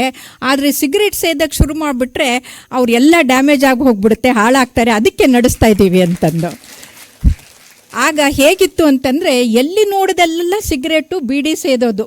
ಚಂದರ್ಗೆ ನೆನಪಿದೆ, ಬಸ್ ಸ್ಟ್ಯಾಂಡಿಗೆ ಹೋಗ್ತಾಯಿದ್ವಿ, ರೈಲ್ವೆ ಸ್ಟೇಷನ್ಗೆ ಹೋಗ್ತಾಯಿದ್ವಿ, ಮೊಬೈಲ್ ಮೈಕ್ ಹಿಡ್ಕೊಂಡ್ಬಿಟ್ಟು ಮಾತಾಡ್ತಾಯಿದ್ವಿ. ಅಲ್ಲಿ ನಿಂತ್ಕೊಂಡು ಪಬ್ಲಿಕ್ ಯಾರು ಹೋಗೋರು ಬರೋರೆಲ್ಲ ನಿಂತ್ಕೊಂಡು ಕೇಳಬೇಕು. To bring the awareness we struggle so much.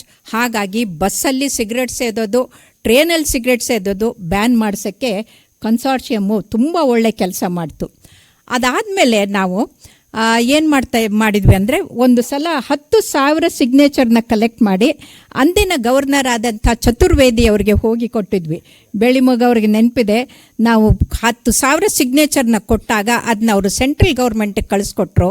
Central government ಅವರು ಏನು ಸಿಗರೇಟ್ ಪ್ಯಾಕೆಟ್ ಮೇಲೆ ಇಂಜೂರಿಯಸ್ ಟು ಹೆಲ್ತ್ ಅಂತ ಪುಟಾಣಿ ಅಕ್ಷರದಲ್ಲಿ ಬರಿತಾ ಇದ್ರು, ಅದನ್ನು ತೆಗೆದು ಕ್ಯಾನ್ಸರ್ ಚಿತ್ರ ಹಾಕಿದರು. ಒಂದು ಸಲ ಕ್ಯಾನ್ಸರ್ ಪಿಕ್ಚರ್ ಬಂದ ಮೇಲೆ almost 50% reduction, and that was a master stroke. And we all struggled, and all those 10,000 people who put signature, they were contributing to that. And the tobacco company went to the Supreme Court to get that picture, make it smaller, but then still they did not win. And that's how, this fear is the key for the to keep away from the cigarette. But unfortunately ಏನಾಗಿದೆ ಅಂದರೆ ಸೌ ಸೋನಾರ್ಕ ಏಕ್ ಲೋಹಾರ್ಕ ಅನ್ನಂಗೆ ನಾವು 23 ವರ್ಷದಿಂದ struggle ಮಾಡ್ಕೊಂಡು ಬರ್ತಾ ಇದ್ದೀವಿ. ಆದರೆ ಒಂದು KGF2 ಪಿಕ್ಚರ್ ಬಂತು ಅಂತಂದರೆ ಮುಗೀತಲ್ಲಿಗೆ ಎಲ್ಲ ಮಣ್ಣು ಪಾಲು. ಸೊ ಇವತ್ತಿಗೆ ಆಗಿರೋದು ಆ ಪರಿಸ್ಥಿತಿ. ಹಾಗಾಗಿ ಈಗಿನ ಫಿಲ್ಮ್ ಹೀರೋಗಳು ಯಾರೂ ಬರೋದಿಲ್ಲ, ಆದರೆ ಆವಾಗ ಶಿವರಾಮಣ್ಣ ಬರೋರು.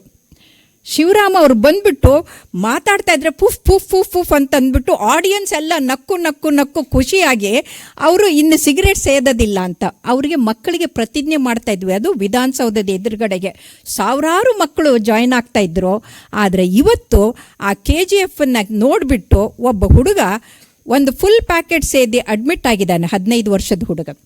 ನಾವು ಯಾಕೆ ಗರ್ಲ್ ಗೈಡ್ಸು, ಸ್ಕೌಟ್ಸು ಮತ್ತು ಸ್ಕೂಲ್ ಮಕ್ಕಳನ್ನ ಸೇರಿಸ್ತಾ ಇದ್ವಿ ಅಂದರೆ, ಆಗಿನ ಕಾಲದಲ್ಲಿ ಪ್ರತಿ ವರ್ಷಕ್ಕೆ 15,000 ಮಕ್ಕಳು ಸ್ಮೋಕಿಂಗ್ ಹೊಸದಾಗಿ ಪ್ರಾರಂಭ ಮಾಡ್ತಾಯಿದ್ರು. ಹಾಗಾಗಿ ಆ ಮಕ್ಕಳನ್ನ ಕರೆದು ಅವ್ರ ಹತ್ರ ನಾವು ಪ್ರತಿಜ್ಞೆ ಮಾಡಿಸಿ ಸಿಗರೇಟ್ ಮುಟ್ಟೋದಿಲ್ಲ ಅಂತ ಹೇಳ್ತಾ ಇದ್ವಿ.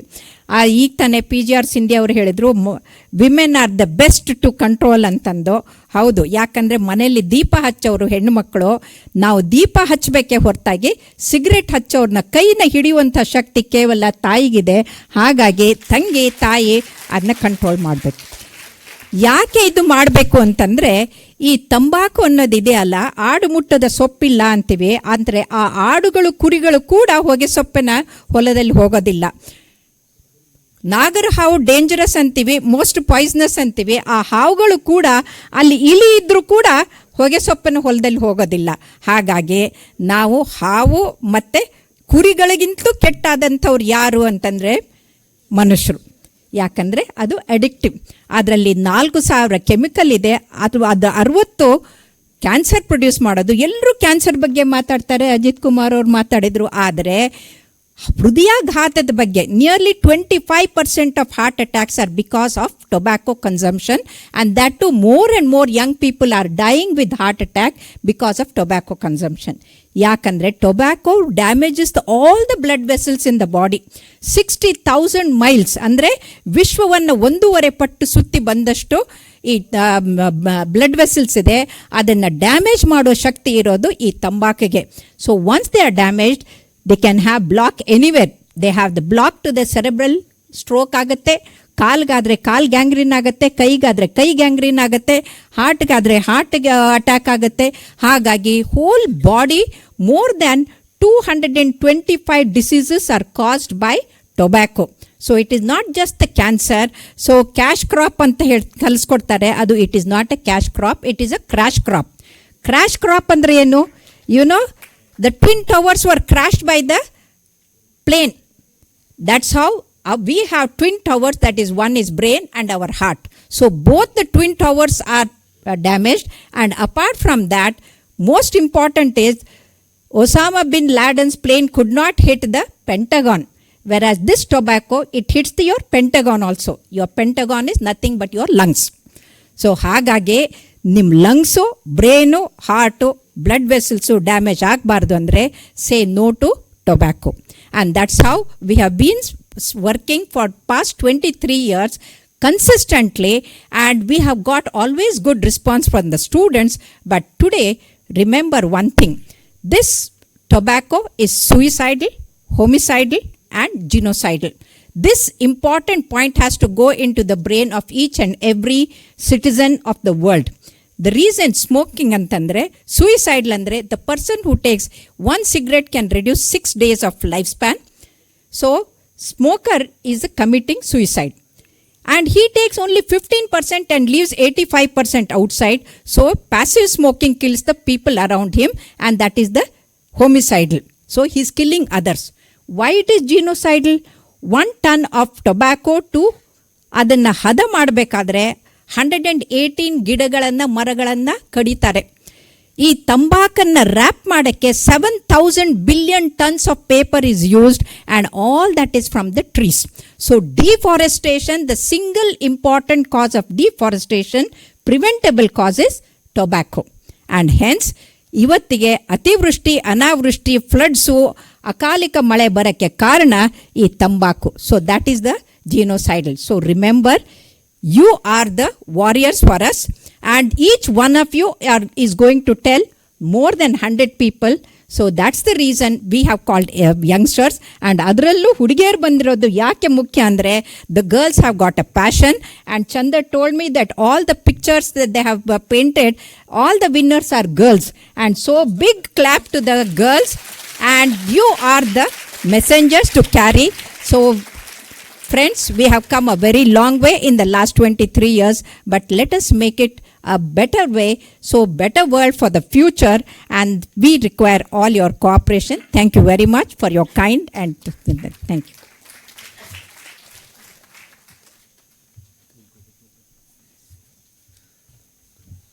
Thank you Vijayalakshmi ma'am. ಈ ವರ್ಷದ ಧ್ಯೇಯವಾಕ್ಯ ಬಂದು tobacco threat to the environment ಅಂತ ಹೇಳಿ. ಆ ವಿಚಾರವನ್ನ she very nicely put how tobacco is causing so many threats to the environment. If you all are thinking motivating someone else to quit tobacco is a service to them, no, you're wrong. By making someone quit, you're making a benefit to yourself and to your environment.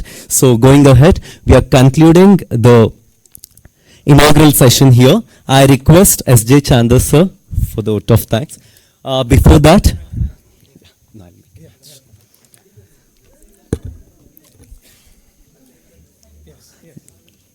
the chief guest of the day, PGR Sindhya sir, was talking very fondly about one person. He said she is an inspiration and role model working towards the society. That is Srimati Soumya Reddy, our MLA. She is with us today. PGR Sindhya sir told very fondly about you, ma'am, and we are very happy to see you. If you're wondering if Soumya ma'am, Bhaskar Rao sir and Dr. Vivek would be speaking, yes, there is another session. They all will be addressing you. We are only concluding the inaugural session, so I request Mr. S.J. Chandra sir to deliver the vote of thanks. Good morning, all. I'll just be the bridge between both the session. My apologies for delay slightly the next session. That's the core of today's focus is the next session. I'm extremely grateful. I'm delighted to see all the panelists are experts, domain experts are here. I look forward to a lively discussion with them, leading them. Yes. So I would like to thank Dr. Pratima ma'am. Even after becoming the director, I was hesitant. Will I be able to get madam's support? She's so busy. I'm very sensitive to that. Still, she's accessible to me. Any my message, madam, I need that. I could always approach her. This I'm seeing for the last 23 years. There are times she would just leave her lunch and then come there to address the students. Recently, 2-3 years ago, we have gone to the college. So that kind of a commitment, consistently I've seen her. I wanted to show the photographs of a journey with her, wearing a cap and t-shirt in the Freedom Park with the children. We will show sometime all that how. Really, that's how we are here together. We are able to take forward. It's not easy, 23 years to sustain. And then young people to come forward and take it forward. There is great hope. I've seen through this year campaign with 32 organizations joining, we'll be able to. So, ma'am, I would like to thank you so much. I would like to thank my president, Dr. Ramesh Bilimaga sir. He is also the same, no less in his commitment, anytime approachable. He was very instrumental in the consortium to take shape, the way kind of support he provided in everywhere. So we thank you. So he's continuing to do same thing. Dr. Vijayalakshmi ma'am would like to thank you. She's also, I met her, I used to see her in our pediatric clinic at Jaydeva. For she would leave and come to the streets. That's kind of a personal commitment to the public education. So still keeping the same commitment. Thank you so much, ma'am. And all the dignitaries have left, so I would like to thank all of them for joining the inaugural.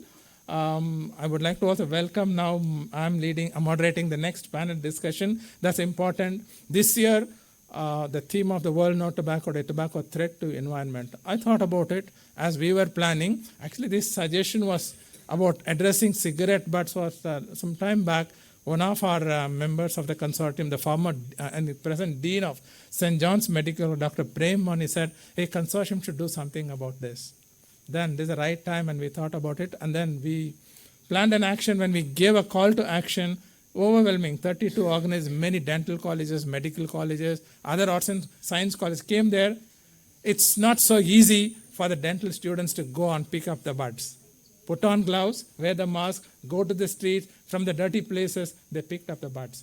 As an evidence, so that we move on with this. We will move on to the next session. I would like to welcome my eminent panelists, and I would like to thank all the dignitaries on the dais for inaugurating the session. And then panelists to stay on here. Soumya ma'am, please stay. Mr. Bhaskar also, please stay on the dais. I would like to welcome Ms. Archita, and then Mr. Srinivasulu sir, IFS from the Member Secretary Pollution Control Board. Dr. Vivek Shetty is already there, a panelist. Please, ma'am. Please be seated.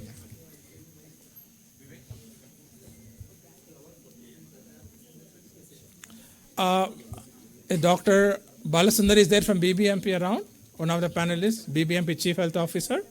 Is he around? He said he would be here.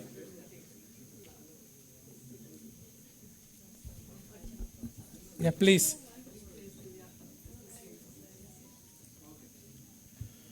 Okay, so BBM. Okay, thank you. So could you please, Dr. Ramesh sir, on this dais, prize distribution is there, young people there. So we have 3 contests. Jitin around to come for the contest. May I request, Dr. Pratima ma'am also could give away the prize distribution 2 minutes if you are not going away. Possible? The first, we have announced this time, part of the World No Tobacco Day contest, short video contest. See, one of the threat to our young people is our film celebrities. They are glamorizing tobacco. We wanted our young people to make an appeal to their favorite hero. All the 3 winners are girls. This video contest. Excellent video of them. I think the people can play there. We have given the short videos. We will circulate. May I call upon Manasvi Samir to come on dais. She is winning the first prize for the short video contest. See, when I was looking at Manasvi's background,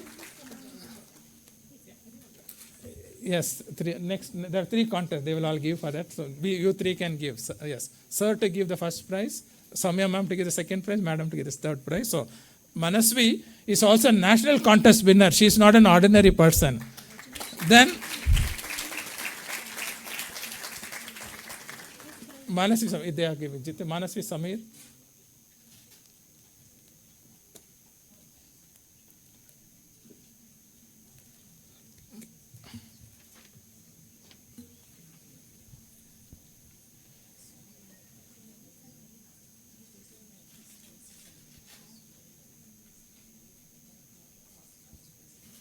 Yes. So I'm not surprised when this morning Manasi gave me a surprise. The mother was leading the campaign, tobacco collection buds. That was a surprise to me. I never knew this was the girl. Can we acknowledge your presence? Where is the proud mother? Dr. Anupama, thank you. So Manasi, congratulations, you're winning 15,000 rupees.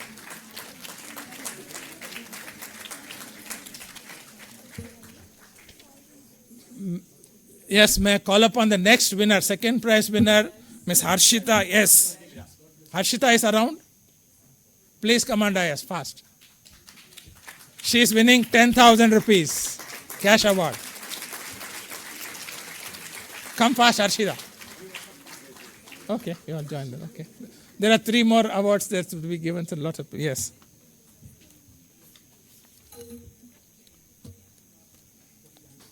Congratulations, Arshita, second prize winner.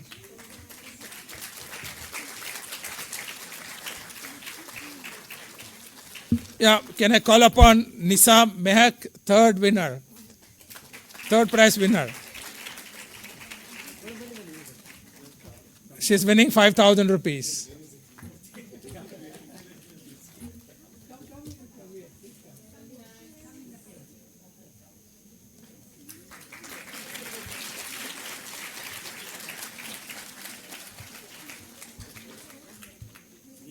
Nisa Mehak.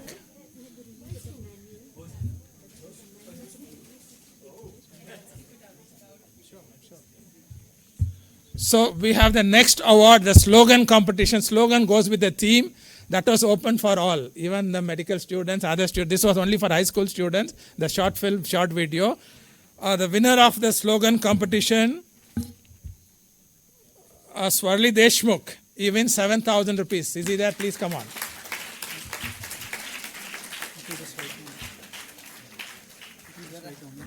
Somebody can. You can do it. So somebody can. Yeah, tell the name on the.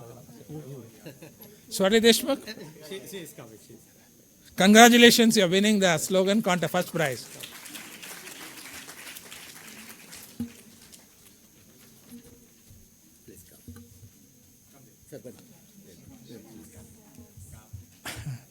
Our second prize winner is Gagan Sri.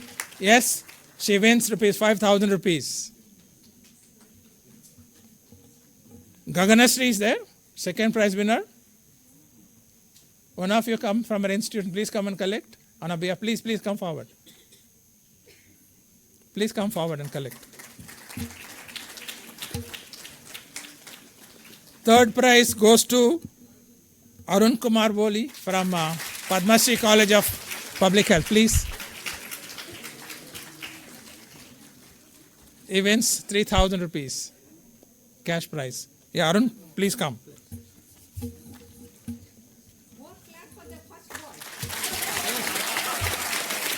We have a consolation prize.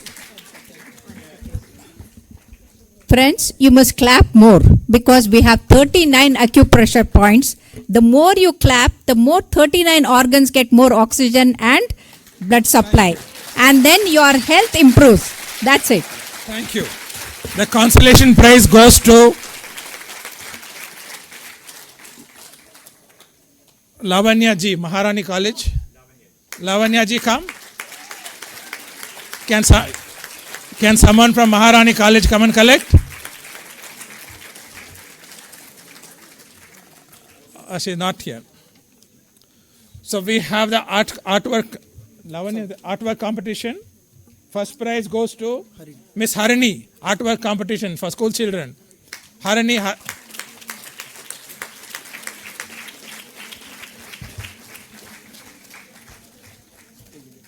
Second row, second. After this. Harini wins a proud winner of rupees 15,000 cash award. Miss Farheen is a second prize winner of rupees 10,000 rupees cash award. You see that artwork displayed outside? Farheen, please come forward, receive your prize. Not here? Her uncle was here? Okay, next. Chetan, third prize winner, please come forward fast.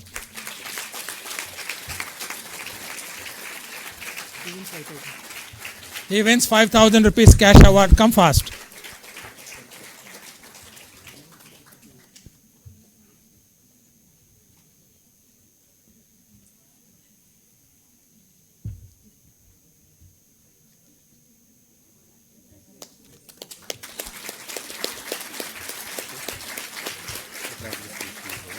Congratulations, all the winners.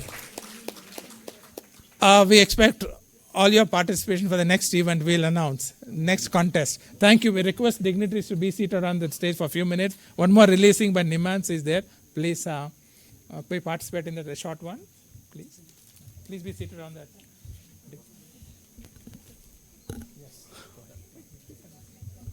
Thank you, dignitaries. Going ahead, Nimhans has been producing a lot of mental health education videos across the country. Going ahead, we have one more video release from Nimhans, which is titled Life.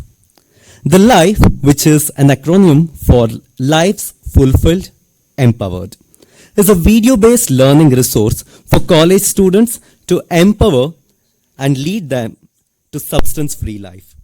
The development of the Life was informed by focus group discussions with college students in Bangalore and was subsequently pilot tested with the students and finalized. The Life adopts a disease prevention and health promotion approach by addressing the psychoactive substance use as a risk factor for various major illnesses.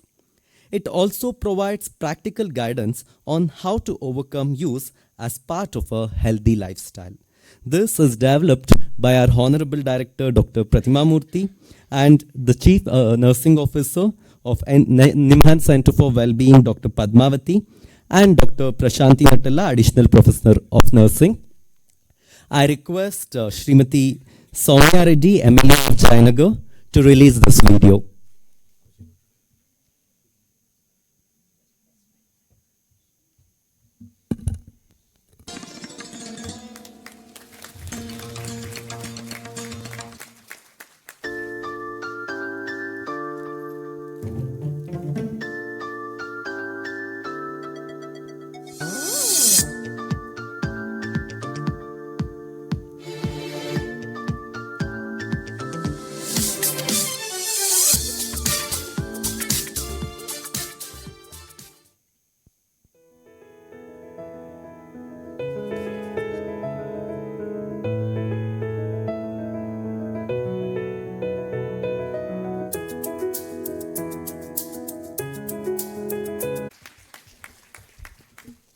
As we were discussing, the theme for World No Tobacco Day 2022 is Tobacco, a Threat to Environment. We have another short video developed by Nimhans Mental Health Education Department and the National Tobacco Quit Line, which our director was mentioning, a helpline for people to quit from home through a tele-counseling. So I request Dr. Vijayalakshmi Balekundri ma'am to release this video.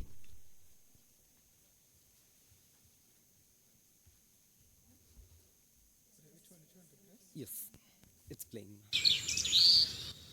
Subhash, do you know they are planning to cut off these trees? Okay, so People are so cruel and emotionless. How can they cut such...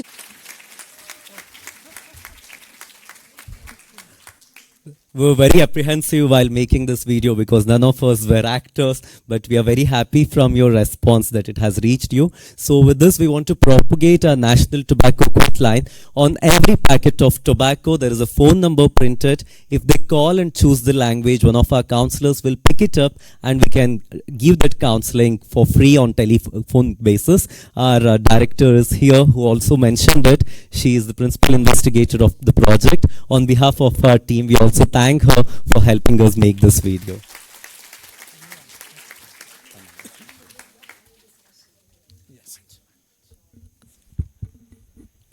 After this, we have a panel discussion. I request Mr. S.J. Chandar sir to be the moderator of the panel discussion. So about the quit line, thanks Director ma'am for giving me an opportunity, part of the jury of the National Quit Line contest. It's heartening to see how many people have quit. I was judging their videos, people who have quit. So it is possible with the support. So we can take that number, propagate. So I'm really privileged this morning to have the eminent panelists here on the theme of this year, the tobacco threat to environment. It's really we are privileged to handpick this eminent and highly competent people, domain expertise here. I would like to quickly introduce one by one and then we'll get on to the discussion. Dr. Vivek Shetty, Head and Neck Oncologist from Narayana Health and an advisor to us, Foundation for Sustainable Health India. Any health issues concerning adolescent, tobacco related, so committed. Anytime he is there for us, want him to address, so it's a privilege to have him with us this morning. Despite his busy patients, I'm feeling guilty that I've taken away his time from his commitment to his patient. I've seen it as clinic, how busy he is. So we welcome you, Dr. Vivek, for this panel discussion. I would like to welcome Mr. Srinivasalu, IFS. It's a 1997 batch. It's really nice to know about his background. An ardent environmentalist, promotes our environment and also wildlife conservation, whose passion for this. This is our interest here. And he also happens to be the member secretary, Pollution Control Board, Karnataka State. We welcome you, sir, to this panel discussion. So I need not say it again about Madam PGR Sindhya, sir, said it. She's not a politician. She's a people's person. Ma'am, she mentioned you're a people's person. You're connected with people with action, ma'am. So really, we needed you here. You are the right person to be here this morning. And also, she's from New York Institute of Technology. She's a domain expertise. She's qualified in environment science. That's behind, so much behind her. You may not know that. We welcome you. It's a privilege. And also, Honorable MLA of the Jayanagar constituency, ma'am. That also you hold the cap. And another person, eminent person, Sri Bhaskar Rao sir. It's a 1990 batch IPS officer, and sir was a police commissioner an expert in COTPA. We need police also for this problem, how to deal with. We need a direction from you. So another person in the panel is Ms. Archana from Sahas Zero Waste. They are doing a wonderful job silently. We are generating tons and tons of waste. So they're dealing with it and we needed their help. What are you doing with cigarette waste? She is going to enlighten us this morning. What can we do? Nobody, unfortunately, nobody knows. So with that, we welcome you. And she is also from IIT background with electrical engineering, if I'm right. Yes, IIT. So there are ordinary people here to be participate in the panel discussion because this issue needed because the context to this problem we are discussing. Does anyone know how to dispose the cigarette BD butt safely? Does anyone know here? Sweden is engaging crows to pick up the butts. They're beautifully training. That video is available on YouTube. And when we were picking on the subject, people told me, hey, why are you picking that topic? Very complex, nobody knows. Why don't you ignore? Such a serious problem, how can we ignore? It takes 10 years for a cigarette butt to decompose. It's going to be the environment. Unfortunately, all of us, including, we are here not to point fingers at anyone. None of us know BBMP or Pollution Control Board or Health Department or the butts we have collected here, thousands outside we have displayed, or as a result of some of us, our loved ones, violating the smoking in public places law. So if they comply to that, we would not have picked up the butts. But still, as long as tobacco is a legal product, butts will be generated. We need to find a short-term solution to safely dispose them. So we are here. So with that note, we will get on to our discussion. We will be taking your questions too. And over to my panelists one by one. They will make an initial remark of a couple of minutes, and then we will rotate the discussion. Over to Dr. Vivek, a couple of minutes, initial remarks. Yeah. Mic is there. Can I have one more mic, please? Hand mic? There, yes, please. Yes, please, go ahead. Morning, everyone. Thank you, Mr. Chanda, for inviting me and giving me the opportunity to share the dais with the stalwarts of society, as well as to talk to the youngsters. I feel grossly underqualified to speak about tobacco and the environment. But what I am qualified to do is give you the healthcare perspective. I'm a cancer surgeon, and I deal mainly with patients who have developed oral and throat cancer. And this is my main work.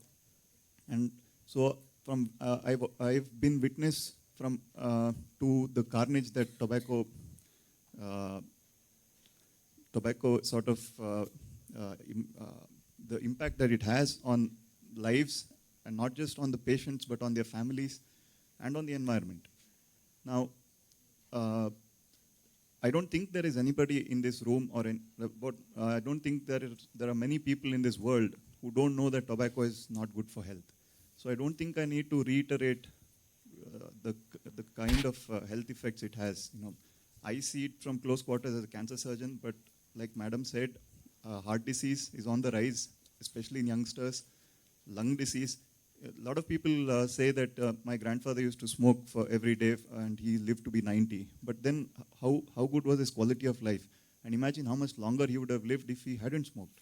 So I think one thing people forget is each person is different.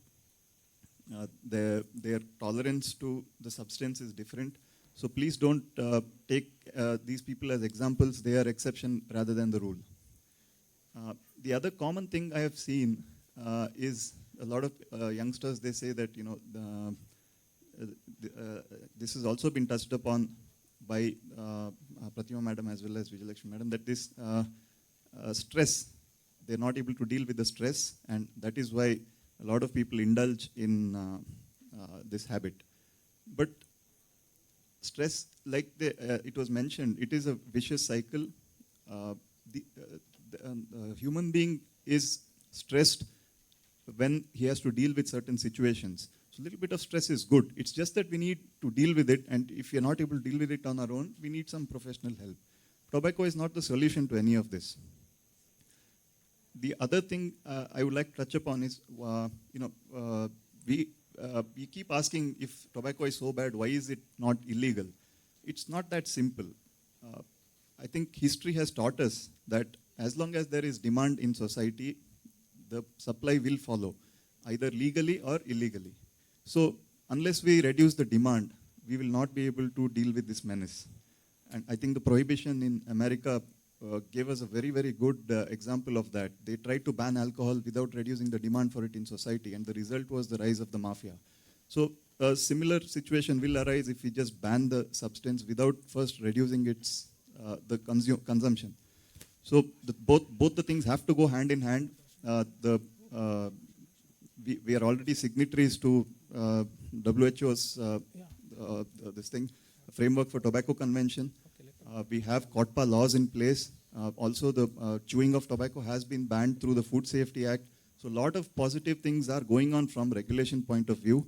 And also, I think even the enforcement of all these laws is increasing. But I think first and foremost, we have to address the demand issue, which is prevalent in society. And I think the only way to do that is to address the youngsters, because tobacco, the industry targets the people between the age of puberty and maturity. Once the frontal lobe is fully developed, once you cross the age of 25, you are very, very unlikely to start this habit. So this habit is usually, more than 90% of people start this habit before the age of 21, which is why every World No Tobacco Day, we have the student rallies, we address the students, we address the youngsters, because you are the people who have to stop this menace. Because at the core of it, tobacco is an addiction problem, and everything else stems from this addiction. Because even though it kills people, it ruins families, it ruins the environment, the problem is people keep going back to it because of the addiction. So if we address that, I think we will be successful in solving this issue once and for all. So I make a fervent request, if you are already addicted, don't lose hope. There are plenty of resources available in both in public and private healthcare institutions. Please make use of these and use your willpower. Think about yourself, your family, and the environment, and quit. If you haven't started yet, that's the best thing you've done so far. Please don't start. So I thank you once again for giving me this opportunity to speak. Thank you, Dr. Vivek. So you are taking us back to prevention, isn't it? If you prevent that public health menace of tobacco will not be, so we will 100%. Take more questions from you. Like I said, I'm not qualified to speak about how to deal with cigarette butts. Yeah, you're taking us, yes. But I can tell you that if people stop smoking, that problem will disappear. Yes, exactly. So we will take more questions from you later. Over to, Mr. Srinivas. Yes. You want to come here? You can sit. Your initial remark, you can sit there and comfortably.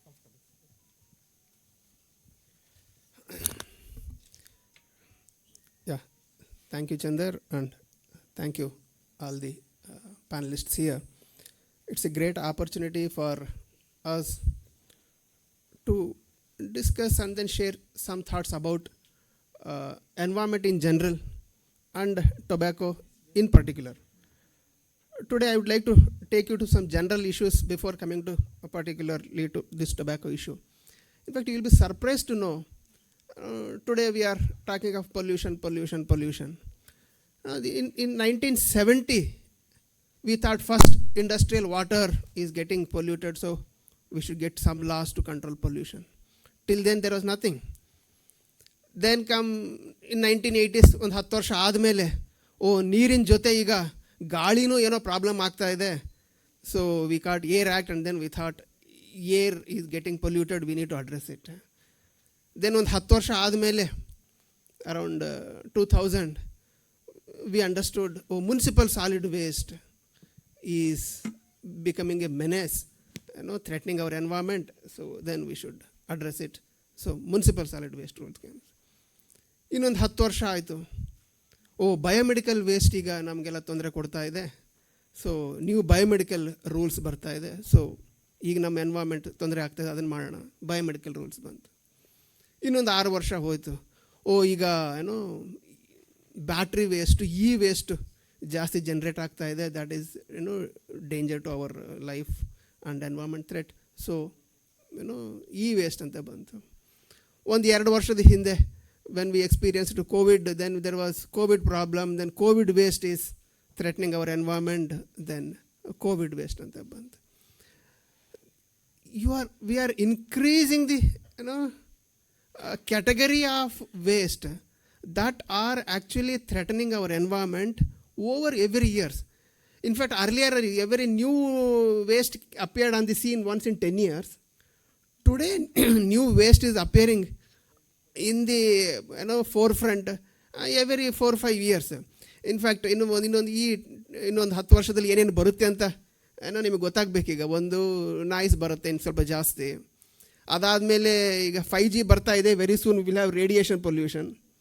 Okay, and then now we are talking so much of electrical equipments and other things. Maybe by 2030 we will have a lot of battery waste. Okay, so ಈ ಎಲ್ಲ ವೇಸ್ಟ್ಗಳಲ್ಲಿ somewhere tobacco and then cigarette bud is lost in that bigger picture of waste that actually we are we have to deal with. So I am at least happy that tobacco waste ಈ ಕಾಜಿಂದ we have some opportunity to discuss about what is the magnitude of the problem and what is the real solution. In fact, doctor ಹೇಳಿದ್ರು ಇದಕ್ಕೆ ಒಂದೇ solution, demand ಕಡಿಮೆ ಮಾಡಬೇಕಂತ. Demand ಯಾರಿಂದ ಬರ್ತಾ ಇರೋದು? ಸೊಸೈಟಿಯಿಂದ, ನಮ್ಮಿಂದನೇ ಬರ್ತಾ ಇರೋದು. ನಮಗೆ ಗೊತ್ತಾಗ್ಬಿಟ್ರೆ, ಪ್ರಾಬ್ಲಮ್ ಏನಂತ ನಮಗೆ ಗೊತ್ತಾಗ್ಬಿಟ್ರೆ ಸೊಲ್ಯೂಷನ್ ಅಲ್ಲೇ ಶುರು ಆಗ್ಬಿಡುತ್ತೆ. ಇನ್ಫ್ಯಾಕ್ಟ್ ಮುನ್ಸಿಪಲ್ ಸಾಲಿಡ್ ವೇಸ್ಟಲ್ಲಿ we deal every other day. The real problem is, every person generate about 500 grams of waste. Bangalore alle ಒಂದು 5,000 ton per day waste generate ಆಗುತ್ತೆ. ಅದರಲ್ಲಿ 50% is wet waste. That means it can become manure. Another 30% is dry waste. It can become our energy. ಅಂದರೆ we can generate manure, we can generate energy. Then it is not waste, it is a resource. But then where is the problem? Source segregation. ಮನೆಯಲ್ಲಿ source segregation ಆಗಿಬಿಟ್ರೆ 50% and 100% of the problem is solved. Then what is the problem? Awareness again. So environment ಬಗ್ಗೆ ನಾವು ಇವತ್ತು ಇಷ್ಟು ಮಾತಾಡ್ತಾ ಇದ್ದೀವಿ. Environment per se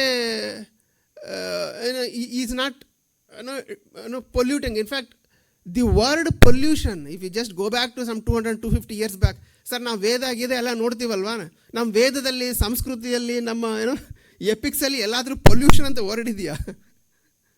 no.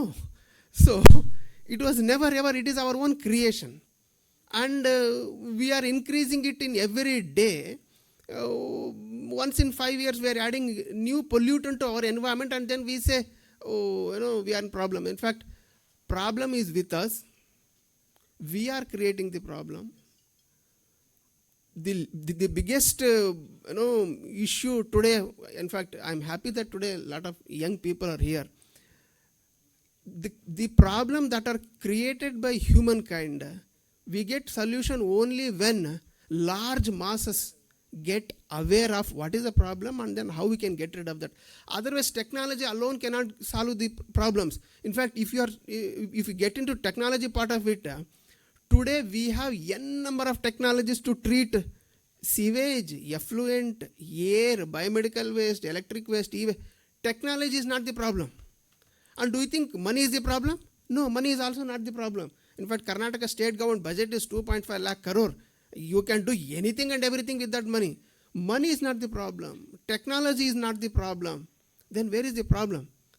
Problem is somewhere in commitment and extensive public debate, public discourse and mass awareness on the issues so that public debate should get into. The more we discuss, then it gets into our policy issues. ಏನೋ ಆಗ್ತಾ ಇದೆ ಅಂತ. In fact in sometimes with small children when I am talking, I keep talking. ಇವತ್ತು ನಾವು 2020 ಮಾತಾಡ್ತಾ ಇದ್ದೀವಿ. What was our biggest problem in 100 years back? 100 years back, we wanted freedom. In fact, we had big tall leaders, okay? But then we got freedom only when, ಯಾರಾಗಲೇ ಹೇಳ್ತಾ ಇದ್ರು quit India movement ಅಂತ. We got freedom only when the demand became decentralized demand. Demand became public demand. It became, sometimes it took a shape of civil disobedience model, okay? So only when we all get into that, then we'll be, only we get solution. So, in fact, today, with this tobacco as a reason, we can discuss into technical things and then legal things. Only when we became fully aware and more people talk about it, then only we'll definitely will get solution, and then I'm looking forward for it. Thank you. So thank you for your initial remark. Over to Madam. Can we give the hand mic to Madam? You have a hand mic? Yes. Yes, your initial remark of a couple of minutes. Then we want to get this discussion going lively, ma'am, please. Yeah. Eldrigu Namaskara. Very good, I think it's afternoon now. A very good afternoon to everyone. I really want to congratulate Nimhans, and of course, in collaboration with the Consortium for Tobacco-Free India. And so there were, I'm sure, a lot of discussions, talks already, so I don't want to repeat a lot of things. And ನಾನು ಬಂದ ತಕ್ಷಣ ನನಗೆ ತುಂಬ ಜನ ಯುವಕರಿದ್ದರು, students, and of course along with various dignitaries over here, experts. In fact, like the doctor was saying, I feel very unqualified on this panel. No, but actually having said that, events like these, we have, No Tobacco Day, and then in a couple of days we have Environment Day coming up. And there are so many days that we actually celebrate. Women's Day, in the past couple of months. No, in the past couple of years, it's just like celebrated a lot. I'm happy to see 2 women over here. I think that's Thank you. Anyway, no, but I think it should. Why I'm saying this is this should really go beyond echo chambers. I mean, I saw wonderful paintings, and it was really nice to see a lot of people, students, win the competition as well. But at the end of the day, of course, I mean, we're going to talk on the eliminating cigarettes and BD, butts for, and also on the environment point of view. But I think a little bit also about the health point of view is just so important. I think many of us have at least either one family member or a friend who's like a, chain smoker, right? Anyone knows people? Raise your hands. Who doesn't know anyone who smokes?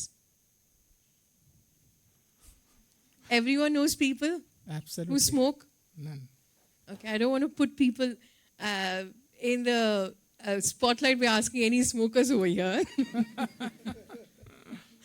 Okay, I just wanted to kind of, make you people laugh as well, because I think this needs to be a little interactive.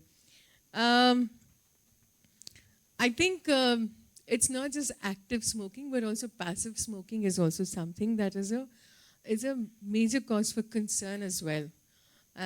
In fact, I'm in fact have issues with asthma constantly. In fact, I was hospitalized last year in Manipal for 5 days. After, I think, the past couple of years, respiratory and especially respiratory-related illnesses, because of COVID is being highlighted. And I mean, all the experts have spoken over here already, be it, heart diseases and, of course, lung cancer and many other things. That I don't think there is a positive aspect, to smoking. Yes, I think the others have also spoken. Dr. Vijay Lakshmi ma'am, of course, Dr. Pratima ma'am as well. I think about why people smoke and everything. I think people who also smoke say that, no, it's so difficult to give it up and stuff like that. And it's really very important that you also spoke about the helpline. And I think at the end of the day, I think we really need to start talking about, not just prevention, like Doctor spoke earlier, but also all the different reasons why we shouldn't be doing it. And of course, I mean, there is a huge lobby as well, and there is a huge income coming as well. I think that's why, why I think cigarettes and alcohol is not being banned, I suppose. So, because there is, income and everything that's coming. But I think, having said that, I think one thing I also want to talk about is, in fact, Srinivaslu sir also actually spoke about the history of the environmental laws in our country. In our country, I'll give you one example. Prevention of Cruelty to Animals Act was made in 1962. I feel very happy, such a long time ago. Just one example. And then, of course, Wildlife Act, and then Sir also spoke about, air pollution. And right now, we're also talking about different things, municipal solid and e-waste. And as and when we're coming up with new things, we keep coming up with acts, right? But also the biggest problem also is, in our country, laws are also at times not really stringently, observed. Laws are meant to be broken. We have one of the most brilliant laws in our country, but it really needs to be strictly enforced. I think enforcement is, it's not just environmental. I'm sure Sir will agree, traffic laws as well. Yes, ma'am. Sir will address about enforcement. We hope so. Yes. Yeah. So what I'm saying is, at the end of the day, I think each and every one of us also have a choice. Absolutely. For example, a couple of years ago, we banned plastic, but we're still using plastic over here. Right? So I think we need to look at the life cycle. I'm putting on my environmental engineer hat. The life cycle impact of everything, each and everything, right from when it's being produced until it is being destroyed. We need to look at the environmental impact. And at the end, we say, reduce, reuse, good, recycle. But the first step is reduction. And I think I'll just pause for now. Yes, we will take on questions more. Thank you, ma'am. So thank you for your remarks. Over to sir. Good afternoon, my co-panelists and the nice group of all youngsters. I'm very happy to see all youngsters here. During our college days, a popular advertisement used to be that a guy is having a motorbike with him and a girl next to him and a cigarette in his mouth and the whole world is lying at his foot over there.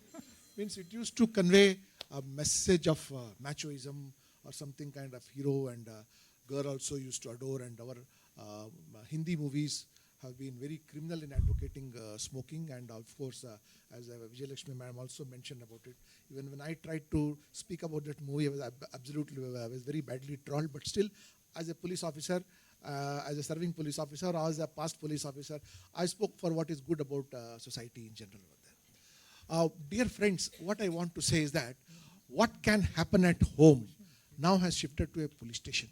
Just like Mr. Srinivaslu was mentioning about different pollution control acts, which has got nothing to do with policing, now has landed into the police station over there. What has not been able to be controlled at home, it could not be controlled at school. Society could not control, the city could not control, the country could not control. So now make a law and tell the police to control it over there.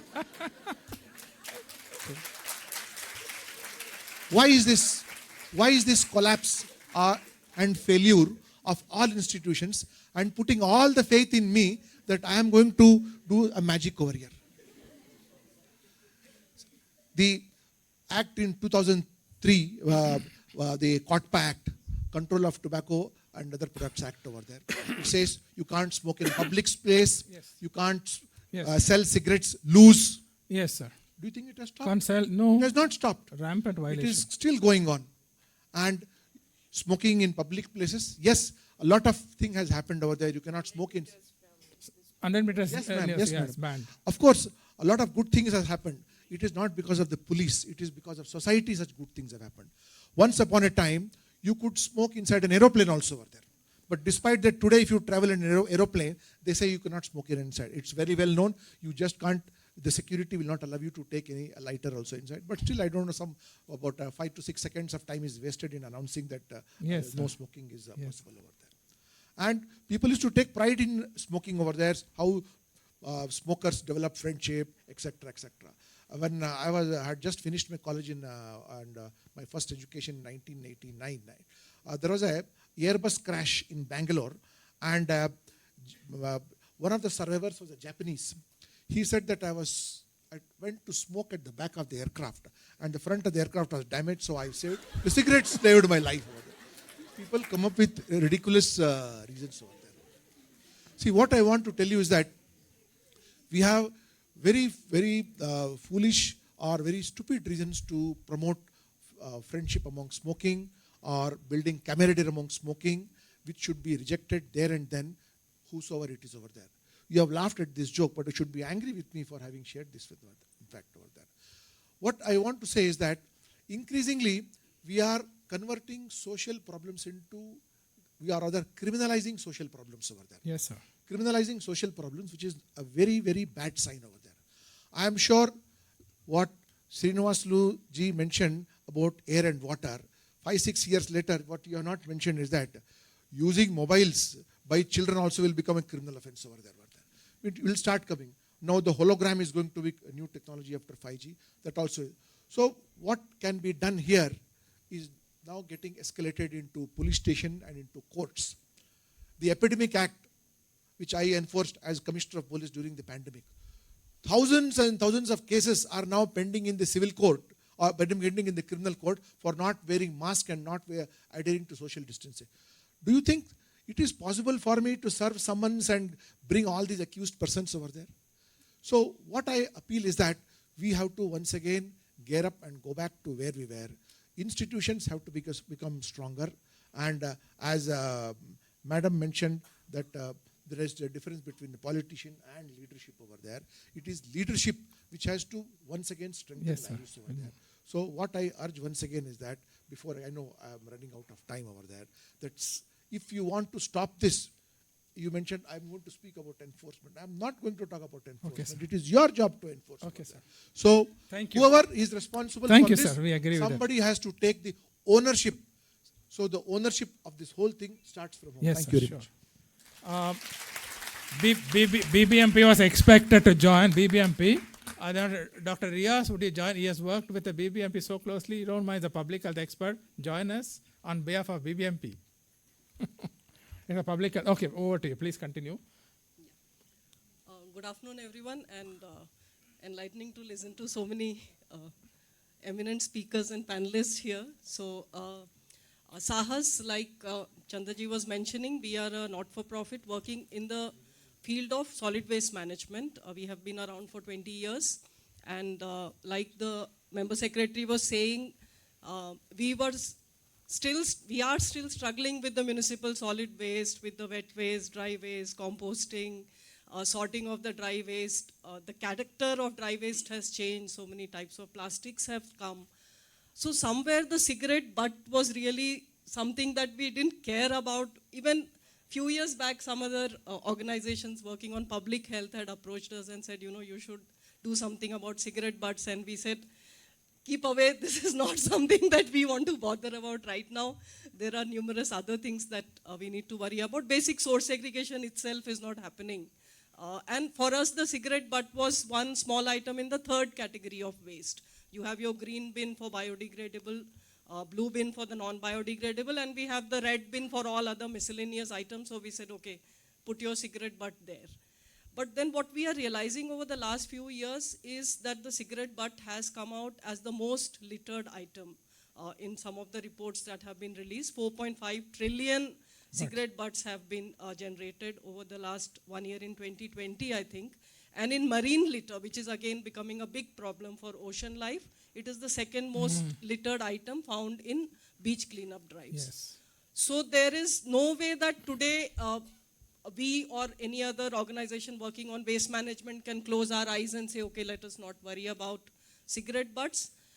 Because we look at it not as an end of pipe problem of how to handle it or how to dispose it. We also need to look at the design of materials. Many of us don't know that cigarette butts have plastic. It is made of cellulose acetate. It is a plastic, and that will lie there in the water, in the soil for years and become microplastic and enter our food and soil. So we need to start worrying about what to do about cigarette butt. Today as it stands, cigarette butt has plastic. It also has other toxic elements. They are below the limits, but still there are toxic elements. So we need to have places where cigarette butts can be disposed. They should not be littered. So there's a lot of enforcement may be required, or change in public behavior, behavioral change campaigns are needed to make sure that cigarette butts are disposed of at designated places. It is possible to recycle them, but the cost of collection, take back, recycling, and the plastic that is extracted may not be viable, may not be worth, it may be GHG negative. So today what we say is maybe the safest place is to send it to either a cement plant where it can get incinerated, generate some energy, or go along with biomedical or other large-scale incinerators where at least the residue can be safely handled and sent to a sanitary landfill. But another item quickly I would like to add, apart from cigarette butts, we also have the gutka sachets, which is also a tobacco product. Gutka sachets have been in the radar for many years for waste management agencies because they are made of multi-layer plastic. Again, they can't be recycled. So extended producer responsibility covers gutka sachets, but it doesn't today cover cigarette butts. So we do need, Member Secretary Sir, extended producer responsibility to be there even for cigarette butts. And the latest item which is going to be a killer is the e-cigarette, which is a strange combination of, you have your batteries, you have this liquid, I don't know, a lot of things. So we need to seriously start looking at our product design. We need to look at a product design where things are not supposed to be disposed in the wrong Fortunately, way. e-cigarettes are banned here, but it's available in the market. Thanks for cautioning e-cigarette. The brand, I was recently talking yesterday, law students, the brand of e-cigarette called IQOS. What does it mean, the brand? I quit ordinary smoking. The same tobacco companies are telling, people are objecting, no, today we are discussing smoking in public. Cigarette butts is as a result of the threat coming. Tobacco companies are they are very smart. I don't know whether they should have been here. Thank you for touching upon. See, I was thinking, when the... Hookahs. In Western countries, I think e-cigarettes hospitals are into business, but with a service mind. But they are generating waste, biomedical waste. There is a system for decomposing that. But where tobacco industry is not given a free hand, they generate because they are not held responsible at all. The major culprit here is a good farm manufacturer, the tobacco manufacturer. They have to be, because it's their product, but they are responsible for how to, isn't it? The government has not given free license to go sell it. Let people use and throw. Okay. Before we move on to our discussion I want to ask the audience a question before asking them. We'll open the floor for your questions to them too. Do we want to, as a society, do away with the cigarette butts, public health menace, deal with it? Are we serious? Yes. Because I fully agree, because the butts are thrown up by some of us, our family members. If they comply to the law, this menace would not be there. Now, we also know how to eliminate this public health threat. Do we collect safely the butts? Do you agree? Anyone in the panel? Do we need to collect the butts safely? Safe collection? Butt collection is a very painful job. The butts safe. Yes. This is first of all, smoking in public place. See, collection at the point. See this collection, what we have done, a campaign here, all the members here, all the health professionals gone on to the state to pick up the butts, are all in front of the point of sale. Point of sale is where they are selling. The moment we want to bring an act, tobacco industry pushes them, the vendors. Oh, we will go livelihood, plead with your politicians, our livelihood will take away. Don't do that. But what right they have to take away somebody's life and then earn their livelihood? That's what recently the vendors came to Dr. Ramesh's office and they called me, had a long conversation with the same challenge. How do you justify taking away somebody's life? Your product takes away. Why shouldn't we ask for government to enforce it? So, if you are allowing collection of butts at the point of sale is allowing smoking in public, it's a violation of law. We cannot do that. But what is the way out now? So somewhere the smokers have to smoke. Where? And where is the smoking zone? It's another problem with that government has given them a provision, the designated smoking area. 99% don't know how to create a designated smoking area, one corner of the table. We all visit hotel, what do? So every time when I go to the hotel, my family members say, Daddy, please sit down, my children. I go object. When I see people smoking in a hotel, I speak up. My family is embarrassed every time. So we must speak up. When was the last time you spoke, somebody smoking next to you? Did you? Do you? That's when we are going to bring a change. Otherwise, no. I agree with you, sir. So we will take a couple of audience's question to any one of the panelists about this public health threat, then move on to the discussion. Dr. Yas is a public health expert. You can also ask question to him.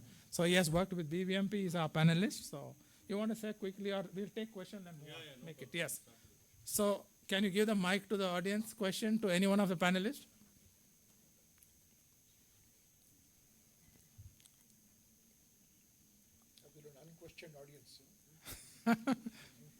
This is supposed to be a discussion. Yes, ma'am.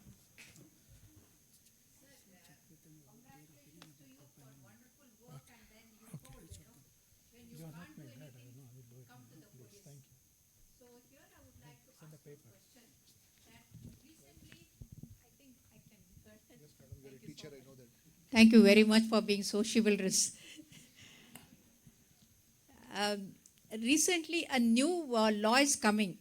The alcohol consumption is connected with the Aadhaar card. So anyone who is buying the alcohol, he has to give the bottle back, because the throwing the bottles here and there, it has caused lots of havoc all over, especially the centers where the public go for the vacations and the weekend. So the similar thing can be done. The Aadhaar card must be used for the smokers also, and then they have to come back with the butts and the cigarette packet and give it back, so that, otherwise they will not get the next cigarette packet. So that can be done. What do you say for that? Ma'am, so can we have more Madam, mics? Somebody who had gone to Pakistan recently where liquor is banned, but except in 5-star hotels, they had to fill an application form. दारूबाज का नाम, दारूबाज के पिताजी का नाम, दारूबाज का उम्र. So the more regulations you bring in, madam, who is going to solve all this? So somebody will do proxy filling of all these things, and it will come. As Dr. Vivek was mentioning, it is the demand side over there. So you have now gated communities saying smoking is absolutely a no. You can't smoke. Every airport has got multiple smoking areas. No, this airport is a smoke-free airport. If you can have an airport which doesn't say, we announce, they think sound pollution is more serious than smoking over there. So they should say, this airport, no smoking is allowed in this airport. This apartment is a no smoking apartment. Means the entire over there, and we don't tolerate this at all over there. And then finally, when you only ask policemen to come and enforce the COTPA Act over there, other multiple agencies, the college principal should be also entitled to do it. And such shops, wherever it is caught, do you know what is the fine over there? After cumbersome paperwork, they are fined about 200 rupees or 300 rupees over there. So you say, I'm going to cancel the license over there if you're going to sell it over there. And so much of tobacco and cigarette packets you see from all these duty-free shops which we bring in over there. You say, like you just say, I don't want, you should not bring gold. Don't bring tobacco also inside the country over there. So you have to have some ownership. Otherwise, this half-hearted approach will have only this kind of seminars and discussions, and only the poor non-smokers will keep suffering over there. And those who are smoking will finally land up on Dr. Vivek's table over there, or Nimhans' table over there. So you have to have a very concerted and very strict action on this matter over there. Officers have to be declared over there. And if you go to Saudi Arabia and to UAE over there, they really mean it over there. And of course, the laws, whether they do it or say, if you do this, your hand will cut off. You do this, your leg will be chopped off over there. Some kind of a fear has to be created, that because we are a country with absolutely no punishment. We are a country with too many laws, as madam said, that there's a law for everything over there.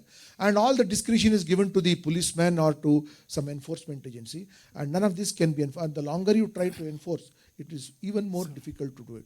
So it is the home and society, as Mr. Chandra was mentioning, that speak up. My wife also keeps speaking up and says that, no, you don't, I don't want to sit here, I don't want to sit there over there. So I said, why do you bother? Let them smoke somewhere out there. No, why should they smoke there also over there? So Thank it you, happens sir. over there. Yes, Please. sir. So as a moderator, my appeal, I've been asking our young people before we next question, appeal to our political parties not to take tobacco companies' money. Every party takes money. Therefore, who will they speak? I'm telling my children, appeal to our politicians, honorable, please appeal to the parties not to, because if they take money from tobacco party, they will not speak for them.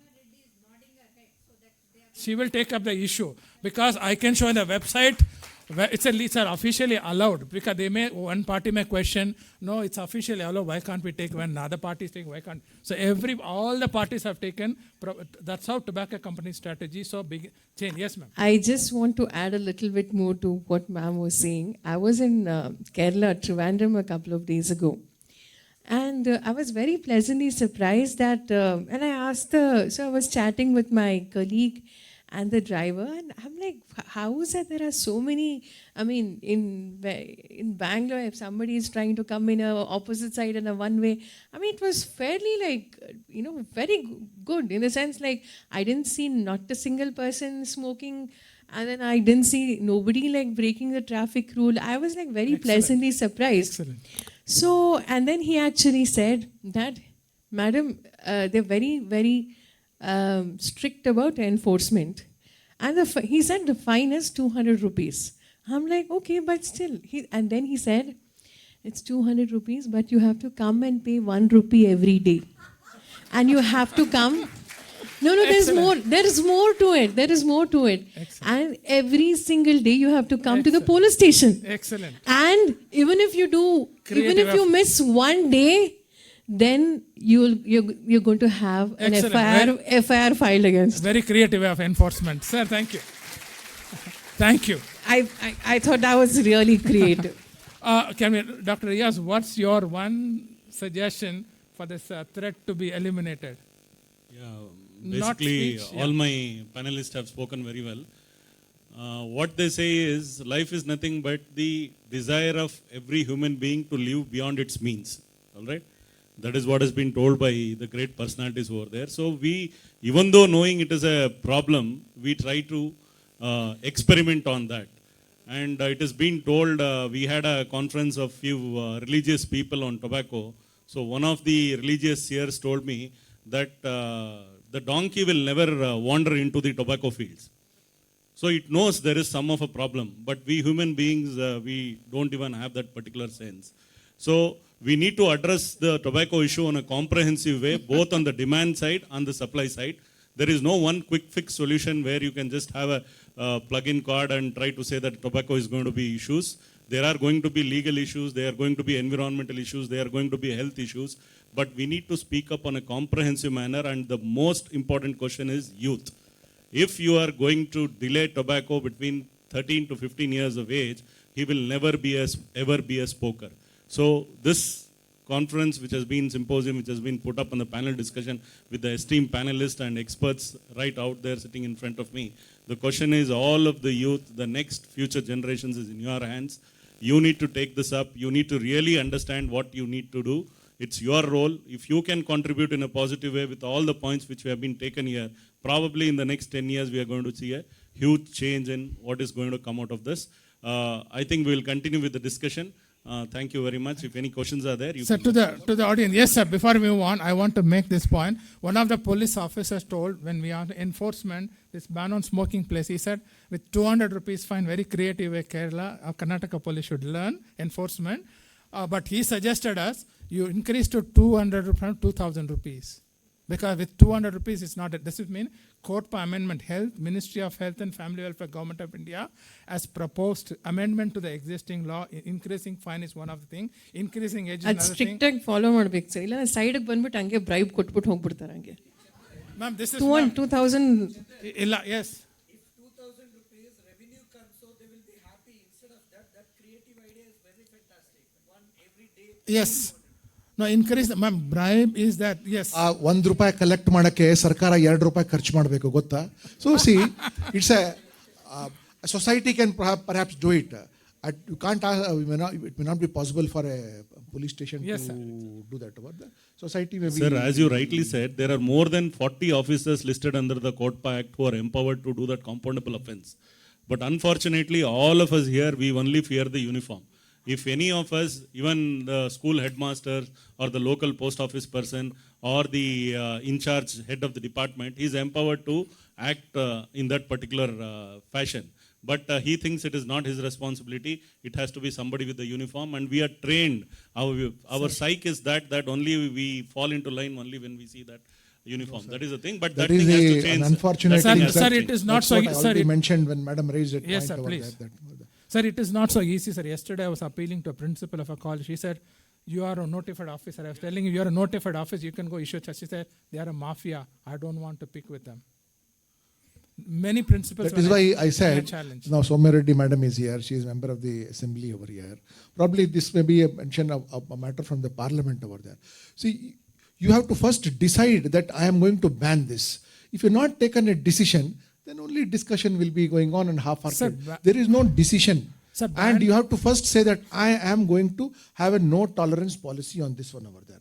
And merely shifting the blame to number of places over there. Yes, I was speaking on criminal justice system in Azim Premji University over there. So similarly, there is no ownership. Who is the owner of this problem over there?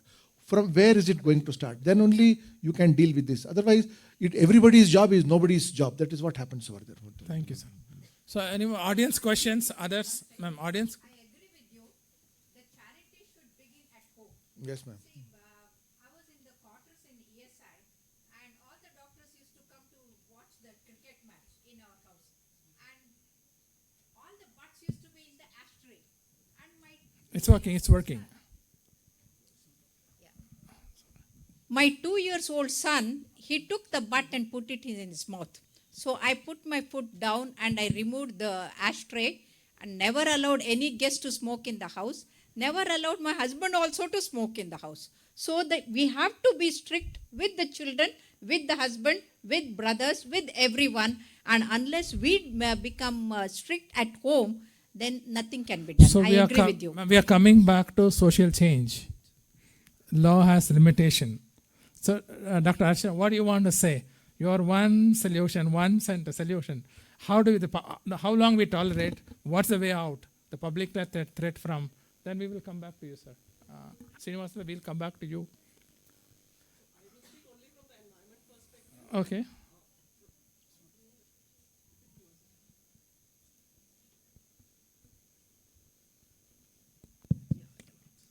Yeah, so I'll only look at it from the environment perspective, not so much from the behavioral aspect, because everybody else is talking about it.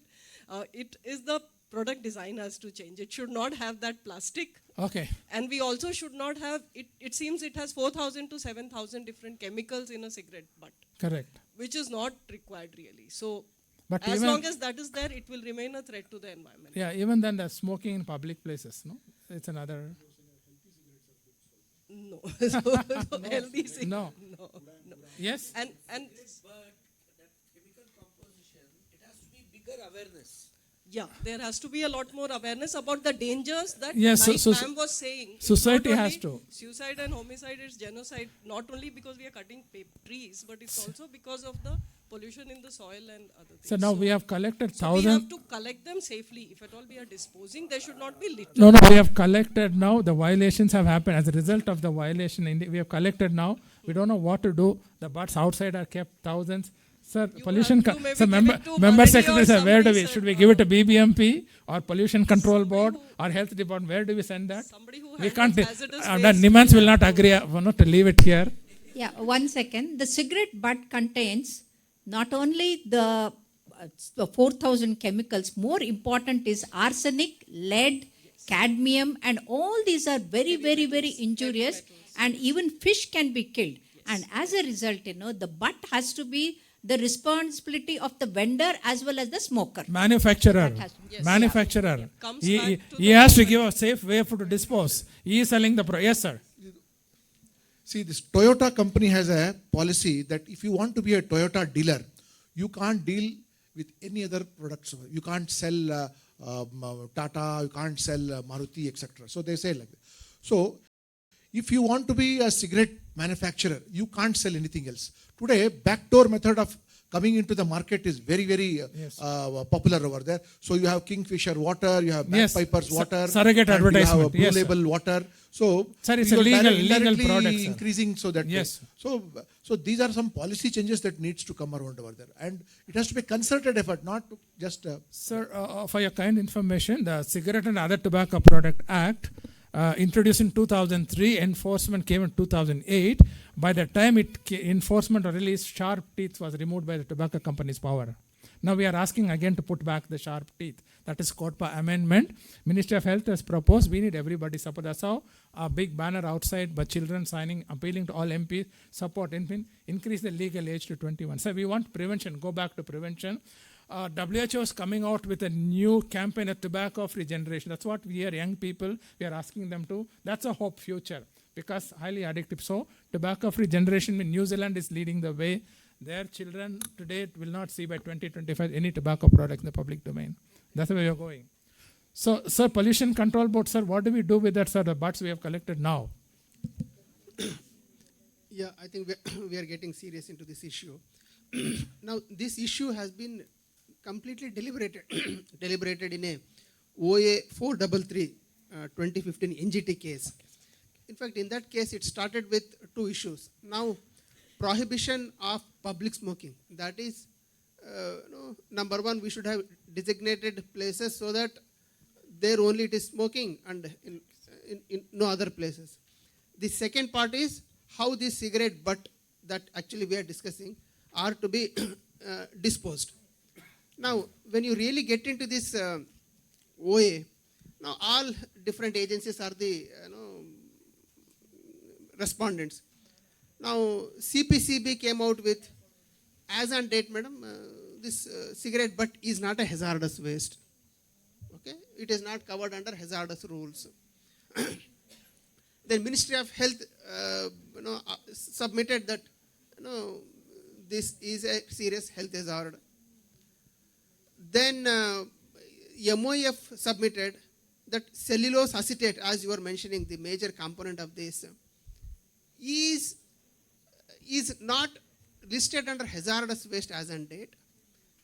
It is biodegradable, but the duration that it takes for biodegrade is not 180 days, but it takes 5 to 10 years. Longer times, yes. So these are different stages. Now recently, in 2021, after the elaborate discussions, the NGT has disposed this application with a clear directions to MOEF that CPCB should come out with a complete SOP and guidelines of how to dispose this cigarette butts. Now CPCB is in the process of formulating these guidelines. Once these guidelines are out, then we will have a clear direction. Excellent. That, how to go about this and then what to do. Excellent. But as of now, when you are mentioning all these things, I think this can go directly as a source for even fuel. Yes, sir. And I think there are some other vendors also who are using this recycling. Yeah, they're making toys and so I don't know how they are dealing with the toxin. We don't know. Yeah. But a simple safe thing is, I think they can be used as if it is a large quantity, it can be incinerated in a cement industry, which can generate fuel. Sure, sir. So moving on from discussion to action, I'm an action person. I want to appeal to Soumya ma'am. Can we do something in your constituency? Can we that tobacco-free constituency, cigarette butts free? Before going a city, it begins with your. Absolutely, we are with you. I think not just. I mean, I don't think a person in resident of Jayanagar will not smoke in Wilson Garden, right? So I think we need to do this in the whole city. Let's take it up in the whole. So I am more than happy to organize events like these. Let's start, awareness programs in schools and colleges and have, I think at the end of the day, we were talking about companies earlier. What is a full form of ITC? Indian Tobacco Company. No, what's the full form? Indian Tobacco Company. Yes, and the number of brands behind ITC? Yes, they have other diversified. Yes, the thing is it has become so integral. Yes. BBMP has dry waste collection centers. How many are run by ITC? More than 70. She knows. Yes. So what I'm also trying to say is, it shouldn't, again, what I said in the beginning. I think we need to really take this seriously, and this really needs to become a movement. And it, like many others were also saying, it needs to become a revolution. We need to put the foot down, and all the stakeholders need to come on a common table. So I am... Ma'am, we are with you. We want you to lead because Sir, people like to lead. it is not we are with you. It is all of us need Let's to do it together. Together, yes. Right? Yes. So, I have been a complete, in fact, not just me, my mother, all of us, we don't tolerate people smoking around us. Many people in our lives have also quit. Excellent, excellent. And I think at the end of the day, we need to start with awareness. And like many of us have also spoken, criminalizing is also not an enforcement. And I think, I can do it. But I think at the end of the day, the government, the ruling party also needs to kind of like make up its mind. Because if you say, oh no, we need money from the tobacco company. Yes. Right? So let's have such, if all of you are willing to like start this in schools and colleges and to come and help us out, let's start a revolution right now. I'll be happy to do that. Thank Be you, a part ma'am. of that. We will. Subhash, yes. Yeah, I had a question. I wish someone from the film board or was here. There's one big problem as a person who work with people using tobacco. A biggest complaint is, sir, movie nodid takshana nang tagobeku ansutte. You put whatever remark there, whatever warning. See, that is the place where there are very few movies that are accountable than going to the places. And also show me one movie where after smoking, the hero throws it in the dustbin. Yelru kadak haktare tulitare. Show me movies where the hero goes and buys it in packet. He will go ask one cigarette kodi, he will take it. Violation. See, what you see is what you become. Absolutely. This is where that regulation has to come, and I feel that is one of the place where the regulations are not at all there. Nobody would sit here and see not the hero. And now everybody watch movies in every language, whether you read it or not. That warning is going to make no difference as long as your hero is smoking. He's buying one cigarette at a time. As soon as someone comes, he throws it on the road. He will be smoking in a public place. This is not going to help. As a person who has been with smokers and tobaccos, this is a big problem. I need it to be addressed. Subhash, film board is... And in the past, the villains used to smoke. Now the heroes have started smoking. That's the worst thing. Okay, now, Subhash, we've been trying to get the Center Board of Film certification. Yes. Next question. See, point your questions here. Give the mic to him. Very easy way. 3:30 and next session ಅಲ್ಲಿ at least ಈ buds ಬಗ್ಗೆ why don't you raise a question? ಯಾಕೆಂದ್ರೆ under 3:30 ಡಿಸ್ಕಷನ್ಗೆ ಹಾಕೊಂಡ್ರೆ ಹೌಸಲ್ಲಿ ಖಂಡಿತವಾಗ್ಲೂ ಅದು ಜಾಗೃತೆ ಮೂಡುತ್ತೆ ಅಂತ ನನ್ನ ಅಭಿಪ್ರಾಯ. ಹಾಗಾಗಿ 3:30 ಅಡಿಯಲ್ಲಿ ನಿಮ್ಮ ನೇತೃತ್ವದಲ್ಲಿ ಈ ಒಂದು ಇದನ್ನ ಬನ್ನಿ ಒಂದು ಪ್ರತಿಭಟನೆ ಕುತ್ಕೊಳ್ಳೋಣ. Trust me, one of the most important issues are not being discussed, unfortunately. ಇದ್ರ ಬಗ್ಗೆ ಮಾತಾಡಕ್ ಬಿಡ್ತಾರ? ನಾನು not just this, I've also spoken about drugs, I've also spoken about hookah, everything. I said ban ಮಾಡಿ. ಯಾಕಂದ್ರೆ the youth, they're the future of the country. ಅವ್ರ ಭವಿಷ್ಯ ಹಾಳಾಗ್ತಿದೆ ಅಂತ. But, ಅದೇ Okay. I have been doing it. We have been doing it. At the end of the day, manasidre marga. The people... Okay, we'll move on with concluding. Time is up. So yes, time is up. So your last remark, and then we'll close. We'll wind up. 1 minute. Okay. Okay, we'll give that flower pot. Ma'am, please, 1 second, ma'am, please.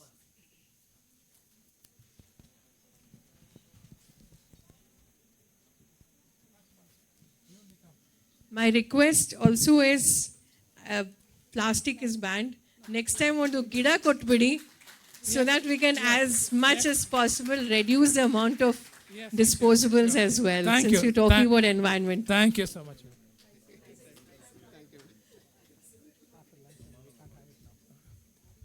So your concluding remark, and then we'll move on. All of you, just quickly, just concluding.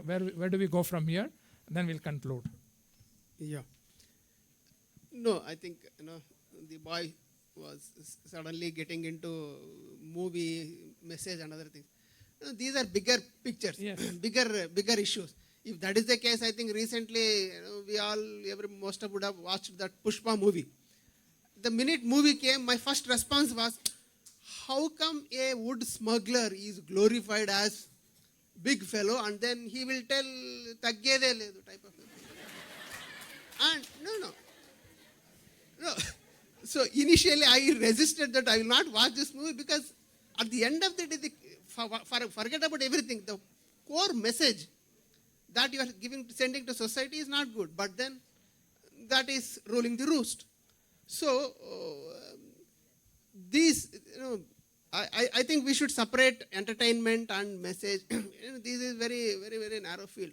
Coming back to the core issue here, the public awareness is one very significant thing that today, because of the social media and all those things, we have enormous access to information. Now, all these agencies who are involved in whether regulatory, development, implementing, whatever you call, the content of the message should continuously flow to people that what is what. Today, people here should know what is the quality of air we breathe. What is the quality of water that is next to my neighborhood. Every day this information. Gone are the days when I was getting naale male barutte, nadiddu bisilirutte. Weather report initially started, maybe that was for to help agriculture and then help farmers to take up agriculture activity in time from. Today that is not the case. Today, in fact, instead of weather report, ecosystem parameter report should be continuously flooded to people so that they know. Then there has to be competition. Jayanagar air is better than Hebalier. Yeah. Then Belandur water is better than Vartur water. This kind of information should continuously flow to people. Then only then, getting into assembly, don't think that we don't have laws. In fact, Bhaskar Rao sir rightly put up that we have enough laws, but then how seriously are we actually implementing? And when it comes to implementation part, it's not just implementing agencies, it is public. That is why in my initial remarks I was trying to mention that it should become a mass movement and discussion. Everything should happen. Then only we will really see. Otherwise, today, the quality of ecosystem parameters that are around us are so bad. In fact, next time when we get into a discussion table that what is the nutrition value of the vegetable that I am eating? In fact, I don't want to scare you people. The vegetable that you purchase from a vendor which is grown on a sewage water has more hazardous chemicals than cigarette butt. Sir, okay, tobacco, I'm afraid, sir, it's maybe a fact. Tobacco company will be waiting to capture the fact to argue the no sustain the business. No. Why I'm telling is, I am taking a cue from here, but then let us not just limit ourselves to only this cause, because using this as a forum, we can educate young people that all ecosystem service goods like Panchabhuta, what we say, soil, water, air, light, space around us is getting seriously threatening the very existence of life. Yes, sir. And I think this message should go loud and clear in public at large. Then I think we get real solution. Sure, sir. Tobacco, but is a subset of the bigger picture that we are looking at. So your concluding remark, Dr. Vivek, what do you want to say? Final anything? Short. I think everybody has said what needs to be said. I don't think there's anything more to add. I think one thing, you brought up a very important point that celebrities really need to take responsibility for their actions. It is absolutely ridiculous that these three idiots are allowed to show two fingers, whereas what they mean to show is only one finger to the public. It is very unfortunate that these people are allowed to get away with it and they are glorified. It's a very complex issue. A lot of issues we have to do. It's not a simple solution. Your concluding remark, Dr. Archana? Like the member secretary was saying, that while we need to focus, and like I started, cigarette butt is a small part of a very large problem. But I think safe disposal is right now we have to look at least not littering it and not allowing it to go into the water and the soil. Yes. That is the most Sure. important thing. Thank you. Dr. Riaz, your concluding remark? I think already they have spoken well. It should be a collective responsibility, and also we can make a small change by bringing these things into the curriculum.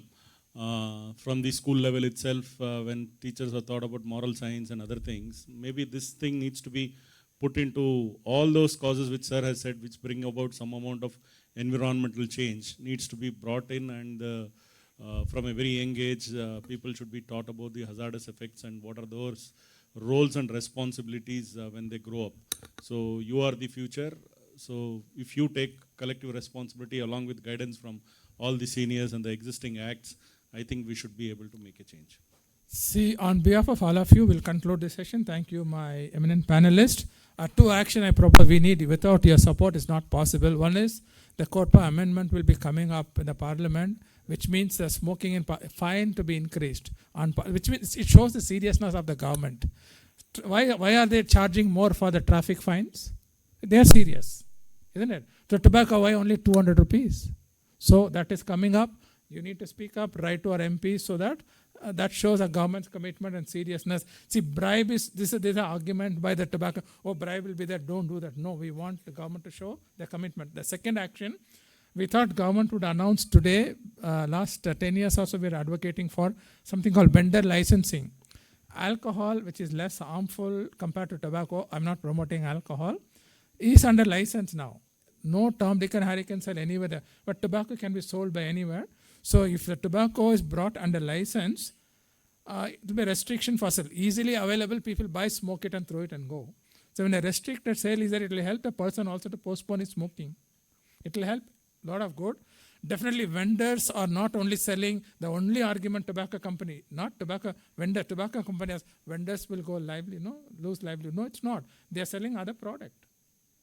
See, a senior economist in the nation from Bangalore is arguing, if the increased tax as per WHO recommendation, 75%, 70%, about 60,000 crores revenue can be generated, which can be used for helping the vendors if they go jobless or if they lose business some other, and farmers, so much money, but political will. And then tobacco company scandal. We must speak up. They are the biggest enemy. In all a public discourse, we lose out on. We miss them. They must be brought to book. This film industry is talking about all hand in glove promoting this. So we need to, it's a complex issue. We are making a small beginning today here. I've seen last 2 months working with you, and I would like to acknowledge in the cigarette, since the whole discussion went around, it is very humbling to see young doctors and becoming doctors, those who are putting on their gloves and masks, going onto the streets, dirty places, picking up the butt. It's not easy. So they have done it. Hats off to you. Would like to acknowledge the presence of Bhagwan Buddha Public Health Homeopathy Institute, and then Government Dental College, Rajiv Gandhi University of Health Sciences, Bangalore Medical College, NSS Seshadripuram College, and United Missions College, Sanjay Gandhi, any name I missed out. There are so many, 32 have joined up. And then we need to continue. I don't want to leave it at one level. So a lot of actions were suggested how we can continue to work together so that we want to see a change. Otherwise, we don't want to be event to event. We do not want to be going. As Soumya ma'am said, campaign. I just gave, we are in our constituency. Others can join. We all join together. We need somebody. Somewhere we have to make a small beginning so that it can spread like a wildfire. So with that remarks, I would conclude. Sorry, we have extended a bit. This program is started late. After lunch break, there's an interesting session. The hope for all this problem is young voices. We are putting our young panelists, medical students and young doctors on the stage.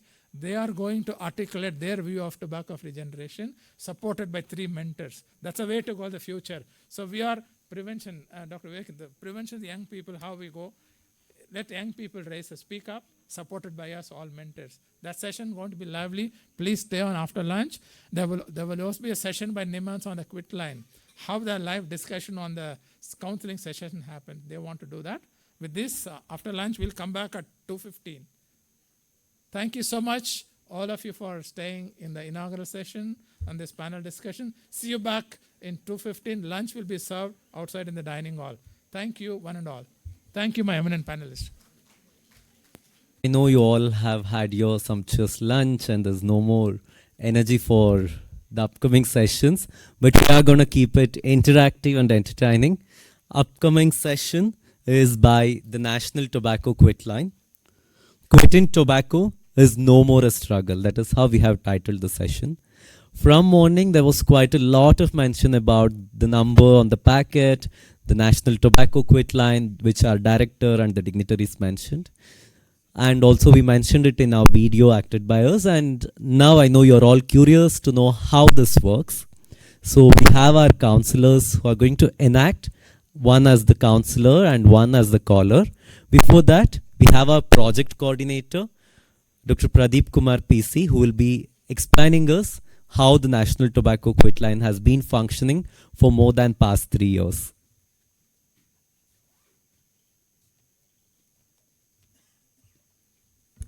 Thank you, Subhash. Eldrigu namaskara. So before start my talk, I thank Consortium for Tobacco Free Karnataka for giving this stage. I feel this is the right time, so I can give a small introduction about National Tobacco Quit Line Services. ಈ ಒಂದು ವೇದಿಕೆ ಮೇಲೆ national tobacco quit line services ಬಗ್ಗೆ ಒಂದು ಸಣ್ಣ ಪರಿಚಯ ಮಾಡಿಕೊಡ್ಲಿಕ್ಕೆ ನನಗೆ ತುಂಬ ಇಷ್ಟ ಆಗ್ತದೆ. ಸೊ ಹೇಗೆ ನಾವು ಕೆಲಸ ಮಾಡ್ತೀವಿ ಅಂತಂದೇಳಿ ನಾನು ಎಲ್ರಿಗೂ ನಿಮಗೆ ತಿಳಿಸ್ತಾ ಹೋಗ್ತೀನಿ. So the one thing that we need to understand, in 2016-17, the report came called GATS2, Global Adult Tobacco Survey 2. The report says the prevalence of tobacco in India is about 28.6%. So more importantly, the same report puts out the fact that more than half of the participants, they are planning to quit the tobacco, and they are advised by health workers to quit the tobacco. So we need to understand that, like those who are using tobacco, they wants to quit at some point of time. Okay. At the same time, after quit, what happens? After quit, what happens? See, we heard from many callers, they say that there was some past history of quit attempts, but they couldn't able to sustain it. They couldn't able to keep it for a longer time because of many difficulties that they faced. So this is the reason which is very much common behind the relapse and restart of the tobacco use. In this case, the statement which is made here, quitting tobacco, no more a struggle. This is absolutely true, 100% true. Because National Tobacco Quit Line, the first started in the year 2016 at VP Chest, Delhi.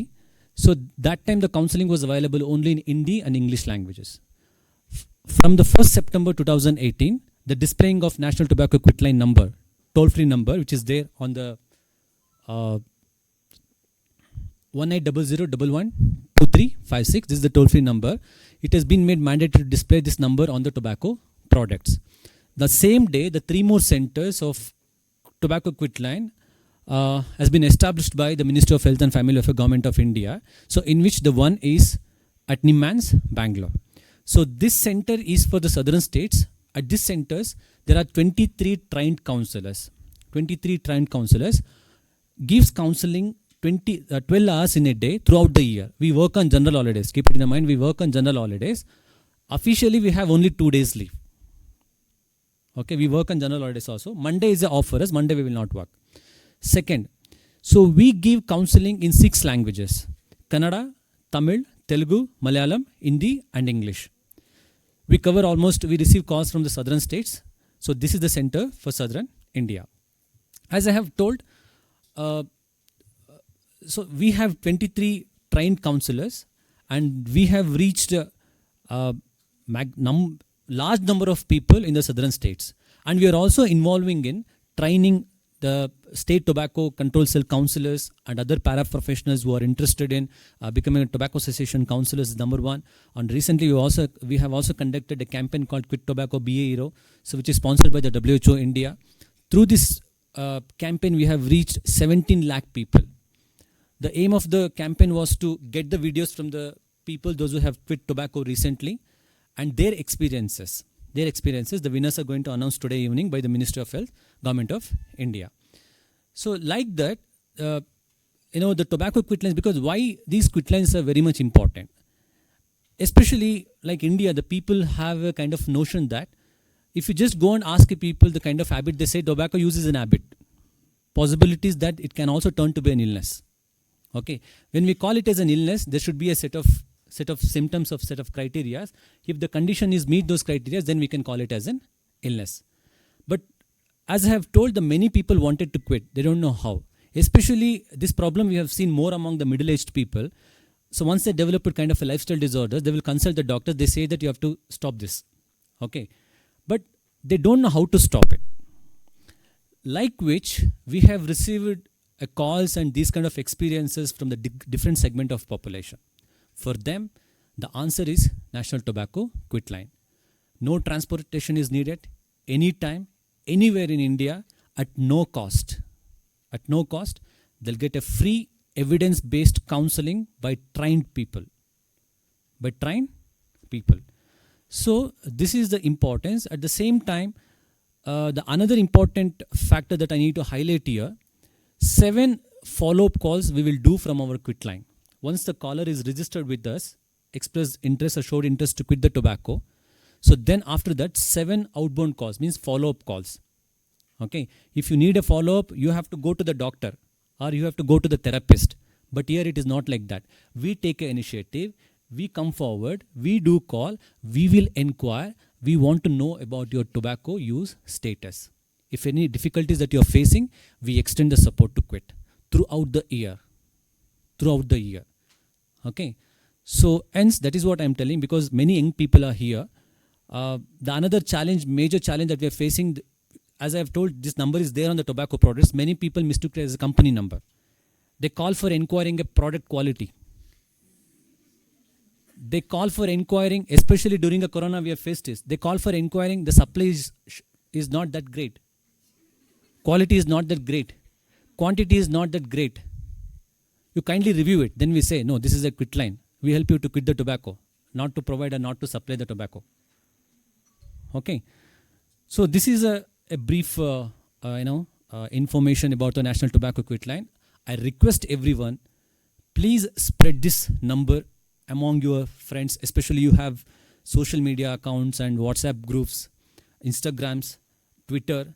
Please spread this message. Okay, at least put this number, share it among your groups and different social media platforms. Let this number reach millions of people. Let them make use of it. Okay, this is one.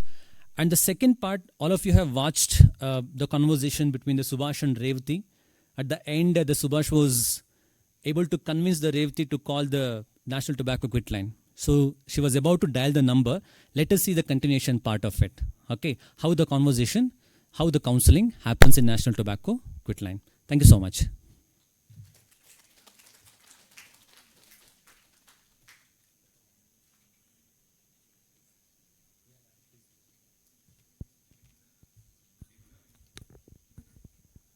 We here have with us Aditya Vardhana and Revati. I request them to come on to the dais. Today Aditya is playing the role of the counselor. She'll be sitting on this orange chair.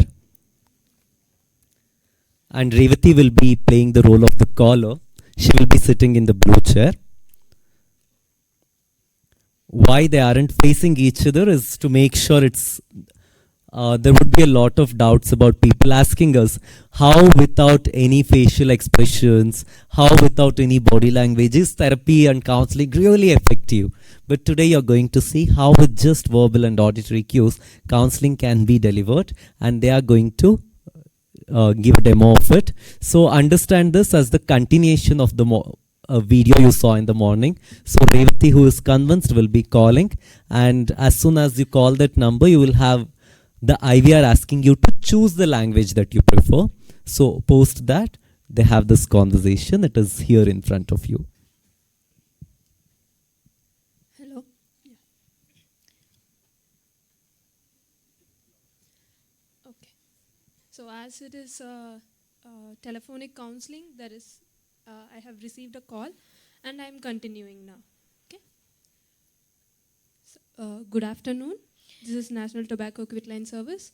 How may we help you? Yes. Good afternoon, I'm Revati. Can I get any support in terms of quitting smoking? Yeah, sure. So the call to be continued, it will take another 20 minutes of your time. If you are free, we can continue. Yes, sure, I'm free. Okay. So may I know your name, please? Revati. Okay. May I know your age? 28. From which state you are calling? Calling from Karnataka, Bangalore. Okay.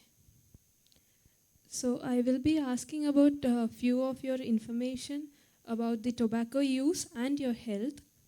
Can you please answer those? Yes, sure. Okay. May I know what's your education qualification? I have completed engineering. Okay. Are you currently working? Yes, I'm working in an MNC company. Okay. Are you married?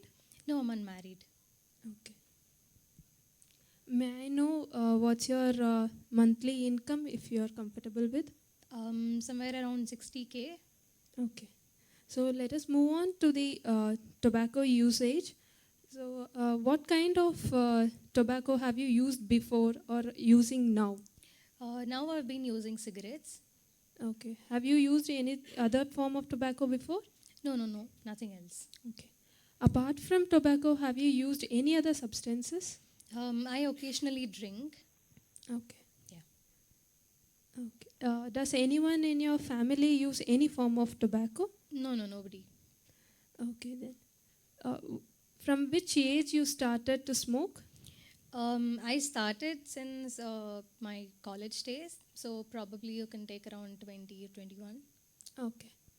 So from which age you started using it regularly, like every day? Regularly, since I joined an MNC company, my job, and I also saw a couple of my colleagues also been smoking, and I thought it's something really casual and which literally everybody does. So from then on, it's probably a bit regular. Okay. So around what age it would have been, like as soon as you joined the MNC? I think 25. Okay. Yeah. So per day, how many cigarettes do you smoke? I smoke nearly 8 to 9. You can take a pack of cigarettes, maybe. Okay. Yeah. So may I know last month per day, how many cigarettes do you smoke? Yeah, almost 10. Okay. So how much do you spend around just for cigarette per day? You mean per month? Yeah. It might come around somewhere 5 to 6,000, maybe. Okay. Roughly. So 5 to 6,000 for per month. Yeah. Do you think it's a bit more? Yeah, I mean, now answering you, I feel it's quite a big amount, but yeah, I think that's what it is. Okay. Sure. Let's look into it. Have you ever tried quitting smoking before? Yeah, I mean, just 8 months before I was diagnosed with PCOD, so my doctor has advised me to quit smoking. So since then, I've taken up a little seriously, and I've been trying, but that's not really happening. I mean, I've not sought really help for all these times. So yeah. Okay. So how long did you stop smoking before? I mean, I've never stopped smoking, but I tried not to smoke for 2 days, but I could not go more than that. Okay, sure. So on a scale of 1 to 10, how ready are you to quit smoking now? I say 9. Good. So on a scale of 1 to 10, how much difficult do you find to quit smoking? Definitely very difficult. So I did just go with 9. Okay. Yeah. So on a scale of 1 to 10, how much is your craving level? Craving to smoke? Maybe around 8. Okay. Yeah. Fine. So let us move on to your health perspective. No. Do you have any continuous dry cough or sputum with cough or blood while coughing? Not really, but dry cough sometimes I do when I smoke a lot. Maybe on some of the very stressful days, if I've reached somewhere around 12 cigarettes per day, probably those times I do have. Okay. So, do you have any breathlessness or breathing trouble? Breathing difficulty, not really, but only when I climb stairs. I mean, when the lift is not working and when I do, but only that time a little bit I have observed.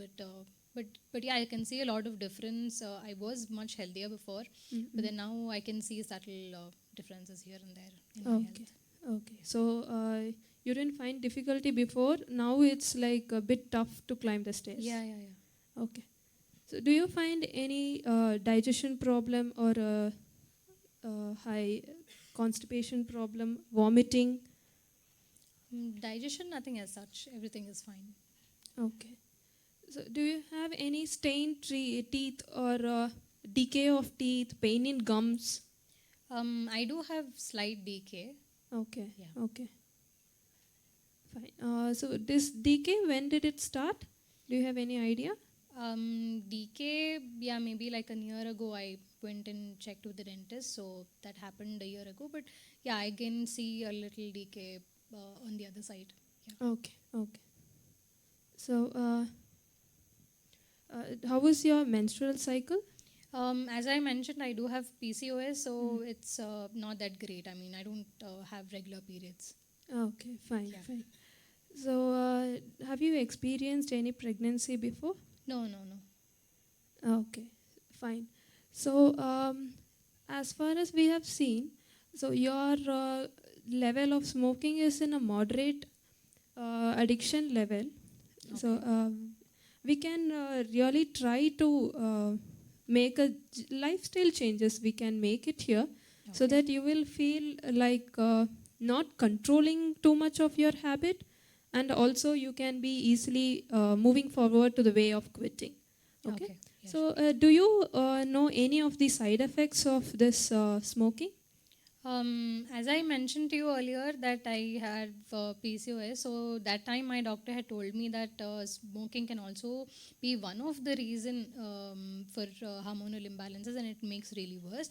And as all of us know, of course cancer is that, but apart from that I don't know anything else.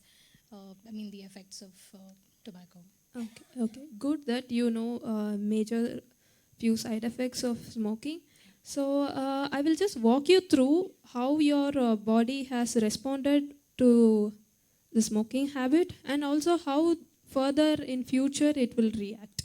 Okay. Yeah, sure. So we have, like as you see, you have like PCOS, and it has reflected in your hormonal imbalance, and menstrual cycle has also been messed up. And here the cigarettes we use, it's like more than like 4,000 to 7,000 of chemicals is being added. So what is the thing is, the smoke will settle, and the chemicals will settle in our body, which will cause the hormonal imbalance. And also this hormonal imbalance is reflecting in your menstrual cycle also. And in future, it will also reflect in your pregnancy. So it will be difficult to conceive, and even if you are conceiving and you are further continuing the smoking, it will affect the fetus, where the development will be slow, or the imbalance will be there in the development. Okay. So you mentioned about stress, right? Yeah. Okay. So even your how the MNC is working in the lifestyle of your MNC, and the work stress is making you to use cigarette more. Is that right? Right. Because also I mentioned to you earlier that it also is a little casual, but also sometimes that's like the only time where all of us also get a proper time to interact with each other, and we just we talk about how the work is very stressful and everything. So that time we smoke, but then nothing else I've found so that I can relieve stress in any other manner. So smoking has always been my thing. Okay. So you're saying that to relieve from stress and to hang out with your friends, the smoking has been a major tool. Yeah. Okay. So now we can see how we can delay, or how we can walk towards the quitting of smoking. Okay. So the thing is, we can delay here. Okay. So we are not like act, on a time I'm not saying to you to just stop everything. We are just trying to quit one by one per day. Is that possible for you? Okay, okay. You mean I should not just quit completely, but just try to reduce cigarettes one by one. Is that what you're saying? Yeah. It's like because as you mentioned before, you tried a lot, but you were not able to quit for longer, right? Right. Actually, that's the thing what I've been doing, and also a couple of my friends. We decide to quit, and then we just quit all of a sudden, but we cannot even hold up to 2-3 days. So probably if I just quit or just reduce one by one, maybe it might be a little effective. That's great. Yeah. So what you can do is you delay. So whenever you feel like smoking, don't smoke on that time itself. So you just delay for 1 hour. Later, if you feel like smoking, the urge is more, then at that time also try much to delay. Okay.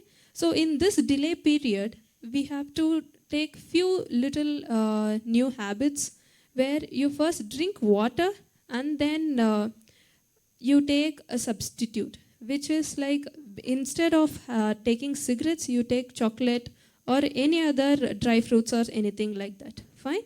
Okay. So for stress, there is you have like, the smiley ball, right? Yeah, smiley ball. Yeah. This So, the spongy kind of. So you just take that and you squeeze it. Okay. During that time, you breathe in slowly from through your nose and breathe out through your mouth. Okay. Very slowly. Put a count of 6. Okay. This will reduce the stress and instead of using cigarettes. Okay. And while reducing the cigarettes, the chemical also will start to reduce. This might have this withdrawal symptoms, we say, where you will be having a high level of craving, a high level of headache, or high hunger. It is nothing strange, it's just normal. So there is no need to worry. You just continue with what I have said, and we will do a follow-up call. Okay. If you are comfortable, we will be calling you like 7 to 8 times per year. I mean, this whole year. Is that fine for you? Yeah, totally. Because I think if I'm kept on track and if you call me, I think that will be much better. Okay, sure then.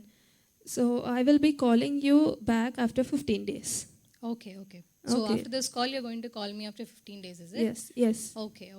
So only you're going to call me, or if there is going to be another person picking up the call? No, I will be calling you. As I have given counseling for you, I will be following up throughout the year. Okay. So that I need not talk to anybody else? No, yeah. Okay, That's then. great. Thank you, Revati. Yes, thank you so much.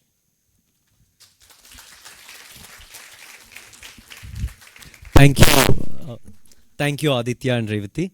So you just had a demo of how the tobacco quit line works and how the client can reach out to, unlike all the customer care services that you call, you cannot reach out to the same representative again. But here we made sure, since it is a telecounseling service where their information is of utmost importance, so we have made sure that you can call back and reach to the same person. You can call us anytime between 8 to 8, and we will only be making you proactive calls. And even if any of the family member picks the call by mistake, the person is away, we don't disclose it to them that okay, ನಿಮ್ಮ ಮಗ call ಮಾಡಿದ್ರು ತಂಬಾಕ್ ಬಿಡ್ಲಿಕ್ಕೆ. We don't say that. We make sure in every aspect the information is kept confidential. We make sure that is available to them in the regional languages. We also make sure we have drafted a printed material with various suggestions and tips. We make sure that can be reached to the client through email or WhatsApp if they have. So we made various attempts, and we also have our social media pages if you can look into. We are on Facebook, Instagram and Twitter, where we have made a lot of videos, Kannada, Telugu, Tamil, Malayalam, where we have a lot of expert videos for people who can actually look into it. You can actually search for National Tobacco Quit Line Services, Nimhans, in the social media. You will be able to reach to some of them. Well, now if you have any of the questions, you can actually ask us. Feel comfortable and free. We will be able to address whatever doubts or concerns that you have. Anybody? I'm sure some of you must have had few questions. You can feel comfortable to ask us.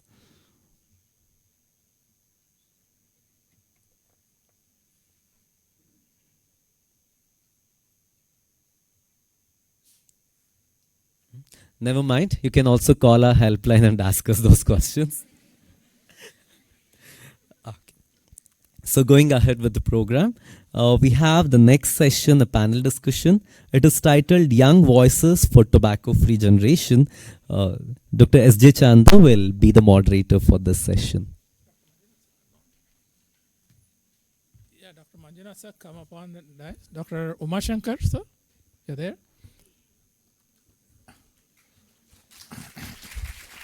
And all my distinguished emerging young voices, the future of this country and the state. Would you come on the dais, please? My 6 panelists. May I request, yeah, okay.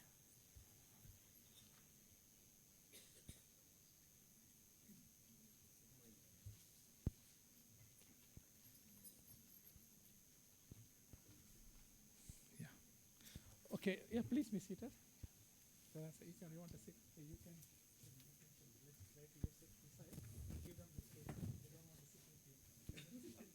Yeah, please go ahead. To that side, yeah. You turn a little bit, yeah. So the background to this session is, as I mentioned, pre-lunch session, tobacco-free generation is the hope. Young voices. See, young people are the target of tobacco industry. I'm again saying, if the tobacco industry stop targeting young children, or if young people are not taking up tobacco smoke, industry will collapse. Every day, 5,500 young people are falling into prey to tobacco addiction. So that needs to change. For the change, I always appeal to my teachers, school, parents, please don't criminalize when our children are caught for smoking. My daughter was caught smoking in 8th standard when I was doing a class in another school. A friend of hers was brought in, my daughter was roped in, and then the school dealt nicely. I appealed to the school to deal with them nicely. The problem with the girl's parents were smoking, both the parents, my daughter's friends. So if our children are smoking, because we adults are responsible, a society is making the product so glamorous we allowed. So there needs to be a safe environment for children to grow up. Without tobacco, even adult smokers on the street or at home, children get a message. If they smoke, smoking is acceptable behavior. That's a message we are giving our children. So for us to change, we have to do a lot of things. My 6 panelists and then one person will give the background, Dr. Lavanya. So they are, am I right? Is it Dr. Lavanya right? Correct. So they are going to articulate their views about tobacco-free generation. What does it mean to them? We have given them the topics. And then we have 2 mentors. There are many of the mentors are sitting here for future session. Dr. Shobha ma'am is there. She is also already a mentor. Dr. Shantakumar is there. Dr. Shantakumar and Dr. Anupama ma'am is there. She's gone. She's there. They're also mentored. So we want to see in the days to come, we'll be mentoring more young voices like that, and they will speak up their issue with the policymakers. That's going to change the situation. That's going to turn the tide against the tobacco industry. So over to you now. Before we go, we want to acknowledge the butt collection campaign going on. Should we continue? We don't know. But I heard that Sanjay Gandhi Institute of Trauma and Orthopedics have collected the highest number of us. Big hand for them.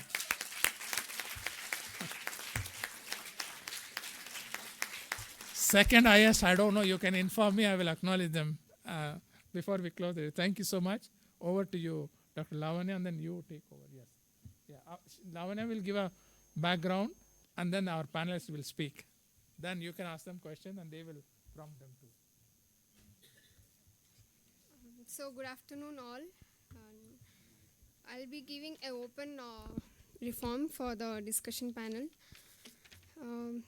So the tobacco use is increasing in epidemic proportions across the world. It is estimated majority of tobacco users start well before 18 years of age. And it is also projected that current trends of tobacco use would result in deaths of 250 million children and young people over time, who are future of the world. And the adolescent onset of tobacco use leads to accelerated dependency within short period from first exposure. It is also been recognized as one of the behaviors that define social norms. Also, 15 to 24 years age groups are considered to be most susceptible phase of life initiation of tobacco use in India. It is estimated that 5,500 young people initiate use of tobacco every single day. Recent nationals reveals that more than 25% of aged 13 to 15 has used tobacco, and in 17% reported current use. As the Kannada quote says, Gidavagi Baggadu, Maravagi Bagite, so it is better to initiate in the early stage of human life. So it is important to focus on youth as they go through many phases in their life. First, they begin to exert their independence by bonding more closely with their peers. And the bonding between their parents and them is hampered. And their independence from parents is accompanied by greater dependence on their peers. And relations with their peers become more pervasive, and they share most of the things with their peers.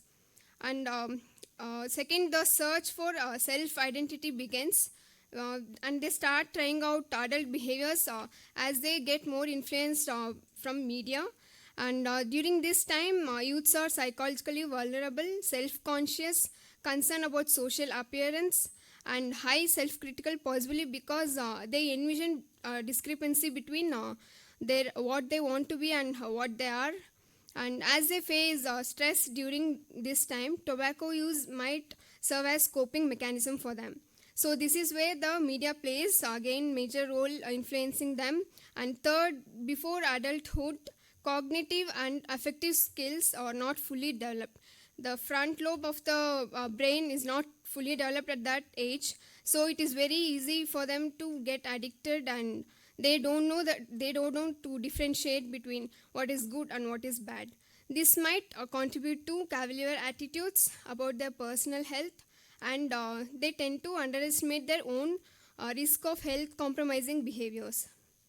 Due to enormous psychosocial and health effects of tobacco on youth, it is important for us to understand its burden for formulating effective measures targeting youth.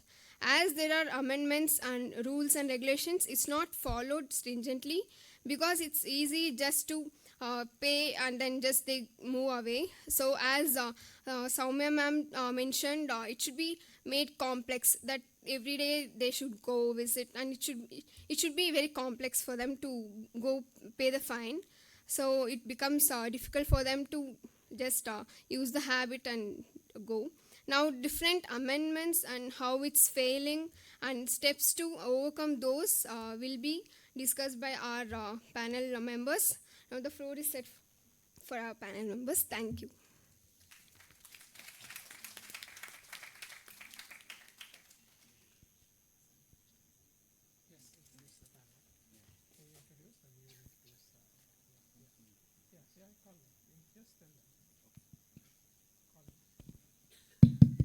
Thank you, Lavanya, for setting the stage for our discussion. So I have the privilege of introducing Dr. Raksha, who will be speaking next. She's from Bangalore Medical College and Research Center. Thank you.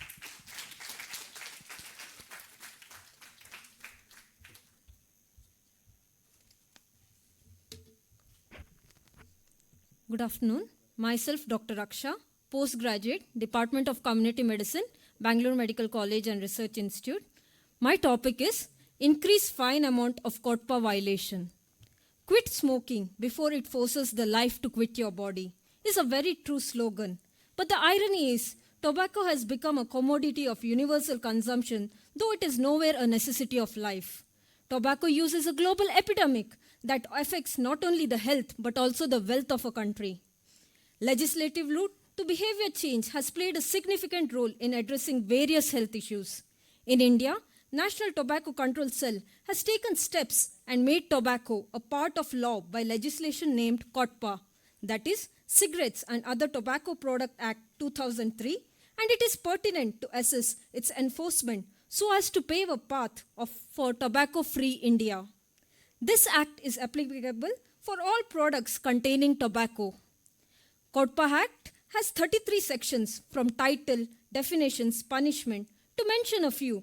Section 4 is prohibition of smoking in public places with punishment under Section 21, stating it's compoundable and bailable offence with a fine up to 200 rupees. Section 5, prohibition of direct and indirect advertisement of tobacco products with punishment under Section 22, bailable offence with first conviction, imprisonment up to 2 years or with fine up to 1,000 rupees or both. And on second conviction, 5-year imprisonment with up to 5,000 fine. Section 6A, prohibition on sale of tobacco products to or by minors, and Section 6B, prohibition of sale of tobacco products within 100 yards of educational institution, punished under Section 24, compoundable and bailable offence with a fine up to 200 rupees. So, with all these, don't we feel that fine is too less? This is because of India's fixed fine system. Due to inflation, crimes have been less daunting as punishment is not deterrent enough. So we have to increase the fine with current inflation rates so that will change the mindset of the people and serves the principle of justice and deterrence.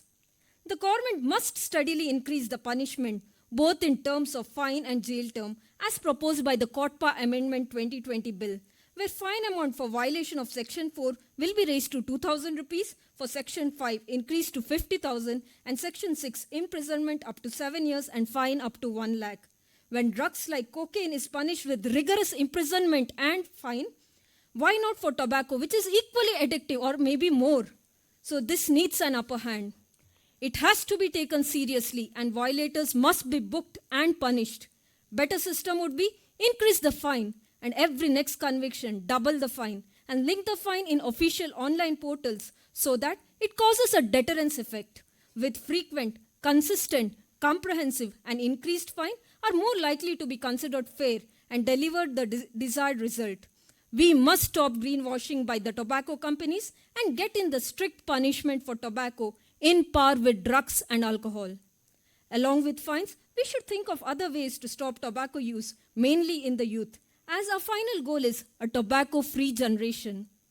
Few of the steps we can consider are placing smoke sensors at public places so as the offenders are caught and strict actions are taken. Complaint cell at all public places with the number of the person in charge can be displayed.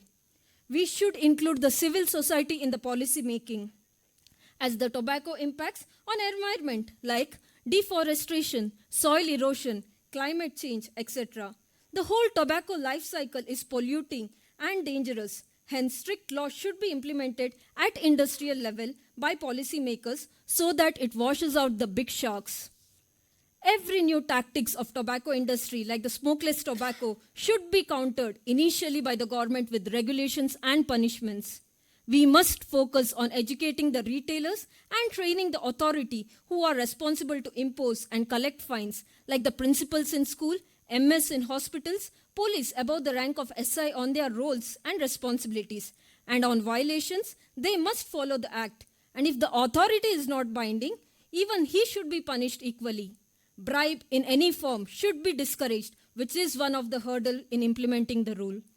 Fines collected for tobacco violations must be utilized for tobacco control activities. Being a health professional, we have several roles to play in comprehensive tobacco control efforts, including role model for general public, address tobacco dependence as a part of standard care practice, and assess exposure to second-hand smoking. Start tobacco session center with healthcare professionals or counselors with aim at providing patient care services and community awareness.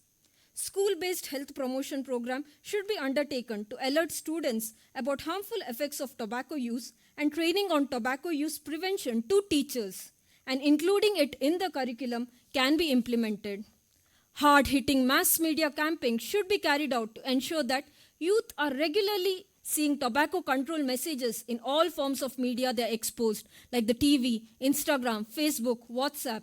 These messages should resonate and displayed or sent continuously throughout the year so that the health messages given in the educational institutions are reinforced on a regular basis to prevent the initiation of tobacco use.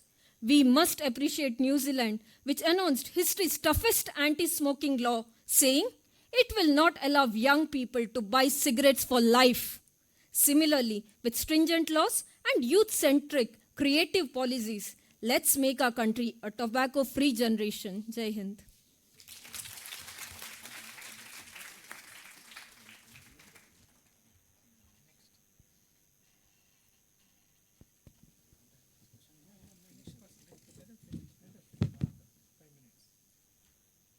Thank you, Dr. Raksha.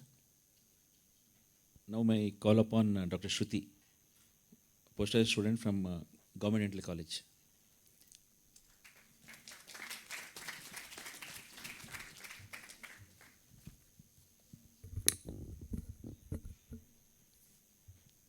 Good afternoon, everyone. Now, I'll be speaking about increasing the legal age to access tobacco products to 21. As mentioned earlier, adolescents and young adults are the target for tobacco industries. They believe that today's teenager is tomorrow's potential regular customers. Majority of the tobacco users start their tobacco products before the age of 18. In India, about 15 to 24 years is considered to be the most susceptible age for the initiation of tobacco. About 55.3% start using tobacco below the age of 20 years.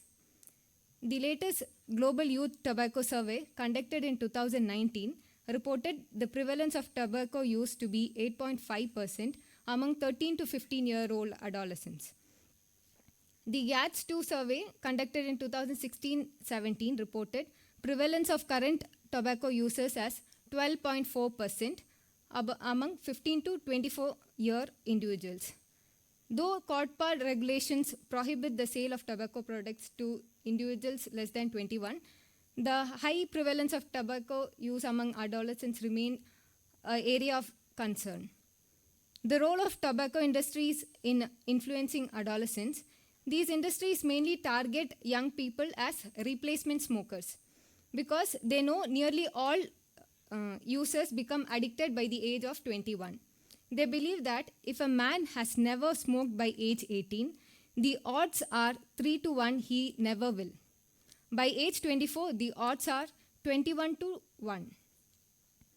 The various tactics what tobacco industries use are they introduce cigarette filters and the so-called light and mild tobacco products such as e-cigarettes as an alternative to quitting and undermining effect tobacco control policies. They use sponsorship schemes to manipulate children and adolescents like celebrity and influencer endorsements. They also provide scholarships to high school, college students, some requiring applicants to submit essays on the danger of tobacco and potential benefits of using e-cigarettes. They have also paid schools for opportunity to speak in classrooms after school and have also sponsored summer camps. Their advertisement tactics include reaching younger generation through their digital and social media platforms through their favorites app and video games. Other tactics like they attractive displays are advertised at the point of sale and the products are sold at the eye level of children. According to GATS 2019 survey, 18% of the students have noticed advertisements and promotions at the point of sale of tobacco products. Likewise, there are several tactics what these tobacco industries use to attract children. Coming to the effect of tobacco on adolescents, cigarette smoking during childhood and adolescence causes significant health problems. Early smoking initiation results in accelerated dependency within a short period and having a greater difficulty in quitting. Exposure to tobacco at an earlier age disturbs their development of brain that control attention and learning. Furthermore, may lead to mood disorders, attention deficit, and cognitive deficit. They also develop high level of impulsivity, sexual risk behaviors, aggression, alcohol, illicit drug use, suicidal tendencies. How a family can influence towards initiation, delaying the initiation of smoking in adolescents. Strong family factors such as monitoring, parent-adolescent closeness, and consistent discipline are some of the factors which can protect against early initiation even when there are high levels of risk factors around them. Talking about the rising need to increase legal age to access tobacco products, many countries have legally set age 18 to access commercial source of cigarettes by minors. But considering this age is proving to be inadequate, as adolescents continues to access cigarette through proxy purchases. That is, they ask their friends, siblings, or strangers who are of legal age to buy cigarettes for them. Increasing the minimum legal age for access to tobacco products to 21 or even 25 would reduce smoking initiation substantially. It would be more difficult for proxy buyers to obtain cigarettes as they are less likely to have friends and acquaintances above the age of 21. Also, it will delay the age when young people first experiment or begin using these products. A report published by US Institute of Medicine on the public health effects of increasing the minimum legal age to 19, 21, or 25 years concluded that minimum legal age of 21 years would reduce smoking initiation rate by 25% among 15 to 17-year-olds. Currently, several countries have adopted age of sale of tobacco products to 21, and India is one among them. Our Cigarette and Other Tobacco Product Amendment Act 2020 under Amendment Section 6 states that no person shall sell, offer for sale, or permit sale of tobacco or any other products to or by any person who is under 21 years of age and in area within a radius of 100 meters of any educational institution. Enforcing this section of law is a major challenge. This law needs to be enforced by sensitizing enforcement officials, close coordination between education, home, health, and administration, educating public about CODPA, and regular monitoring by government officials. There are few effectiveness studies which are performed, effectiveness studies of increasing the age of access to tobacco products to 21, and there were 3 studies conducted, and 2 of them showed a favorable result. One study is, which was a 5-year follow-up study conducted in Nidham, which reported a strong reduction in smoking among adolescents from 13 to 7% compared to the control communities. And the percentage of adolescents under 18 years of age purchasing cigarettes from stores also decreased. As a note of conclusion, so far the evidence support and suggests the increase the legal age of access to tobacco products by 21. Along with this step, I also recommend tobacco control associations to be established in schools and colleges, encouraging young people to raise their voice against tobacco. Actively involving the students in tobacco control campaigns, generate awareness among school or college fraternity, and conducting workshops for students and teachers can bring about change and will encourage them to become more responsible individuals. Thank you.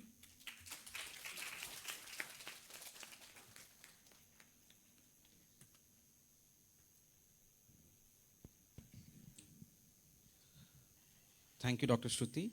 Now may I call upon Ms. Alina from St. John's Medical College to put forth her points.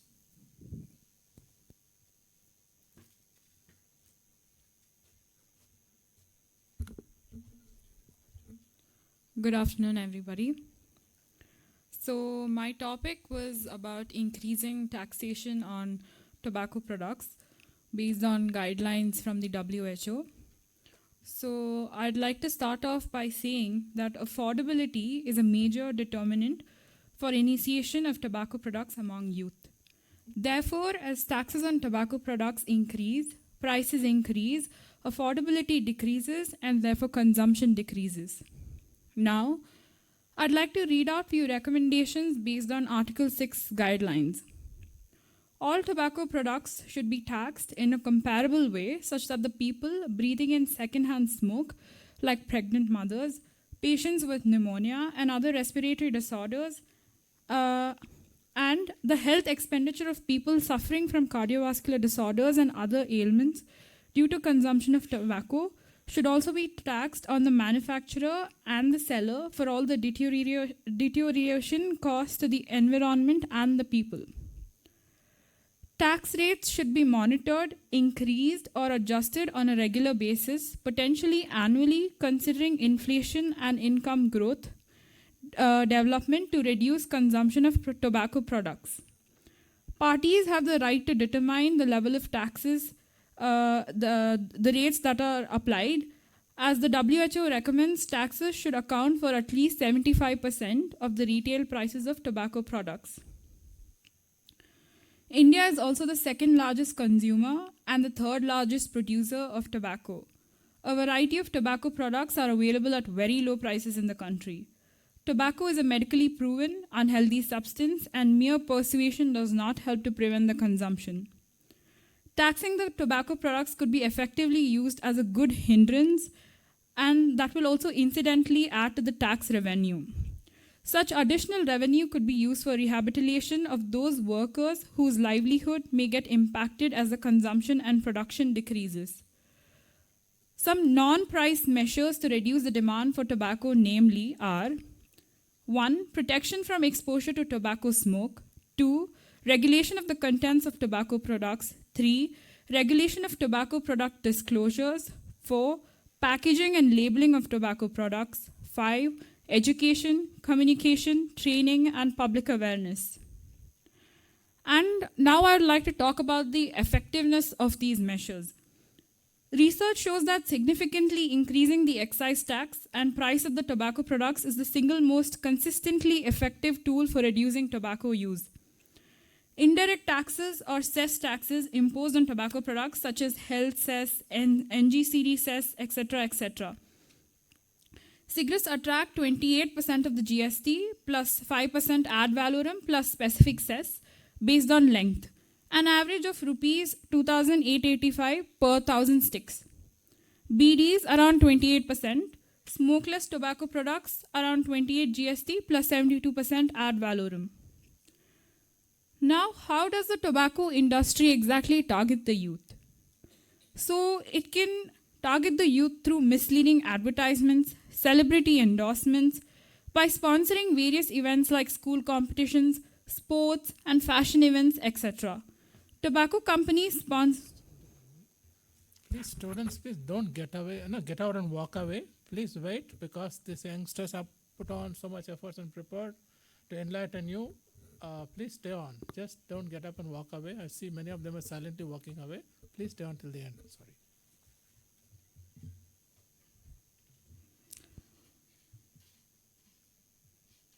By giving away free samples of tobacco products at shopping malls, rock concerts, the industry caters to the interest of youth by manufacturing and selling flavored cigarettes.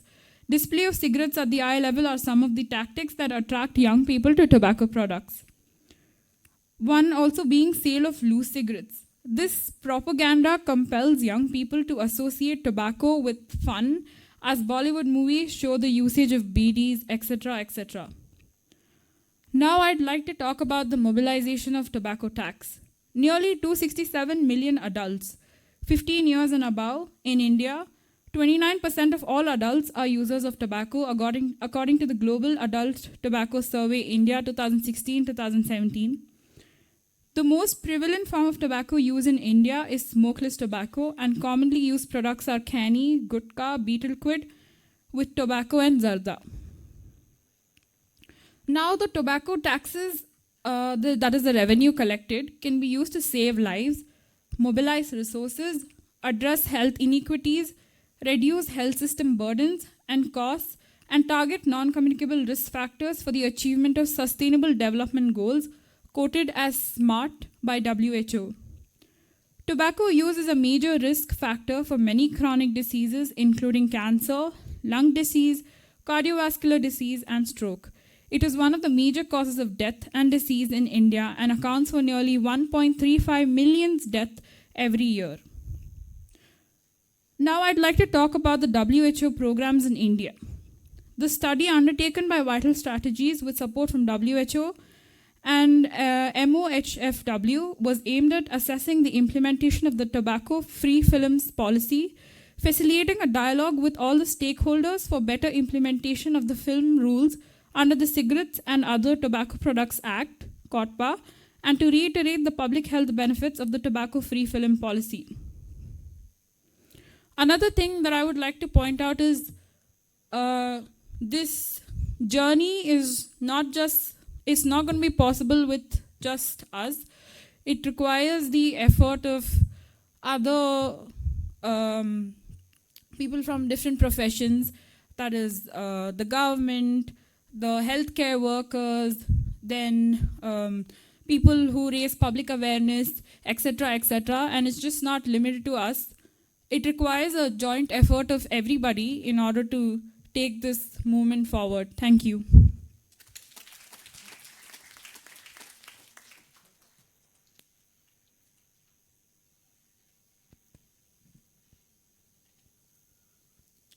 Yeah, next we have Dr. Yatish from BMC.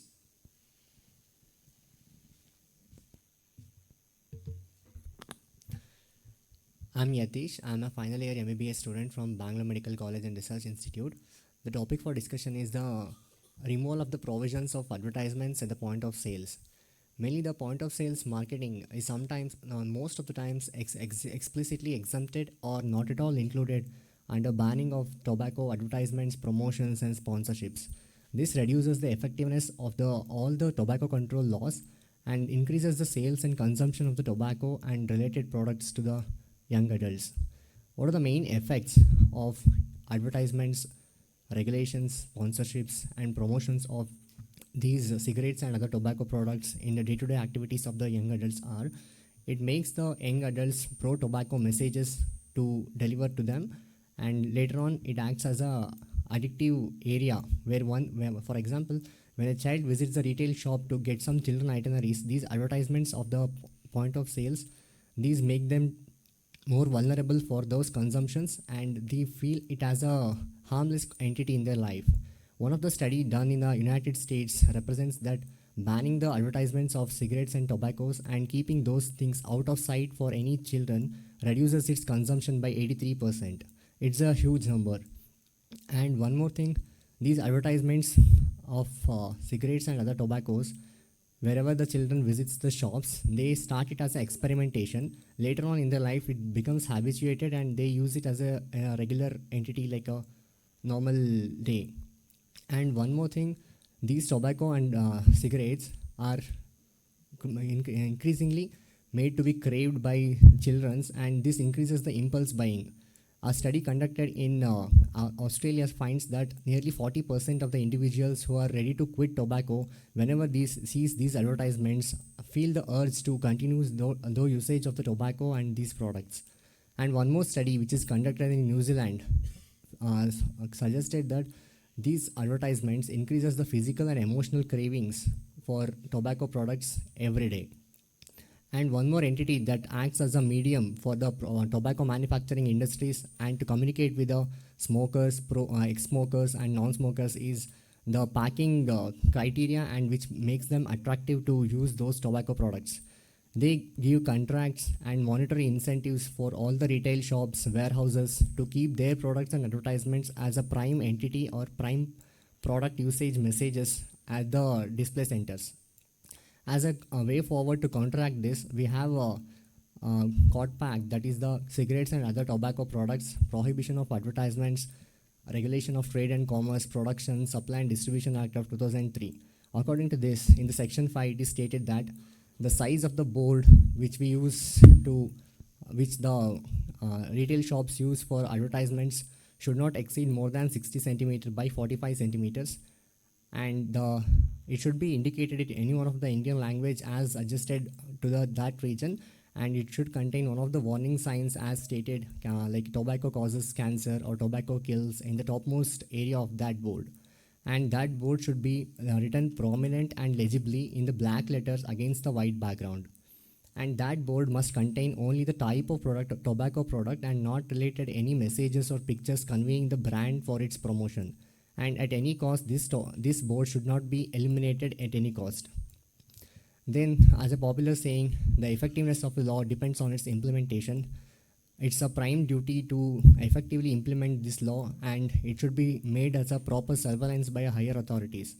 And we, as a proper responsible citizens of this nation and the world, we should make sure that we'll drive the tobacco out of the community and we'll make the future generations tobacco free. As a theme of this World No Tobacco Day of 2022 is we have to protect the environment. Protect the environment is a theme for this year. So it's our prime responsibility to protect the environment, and the hazardous effects it causes to environment and human health must be tackled. Thank you.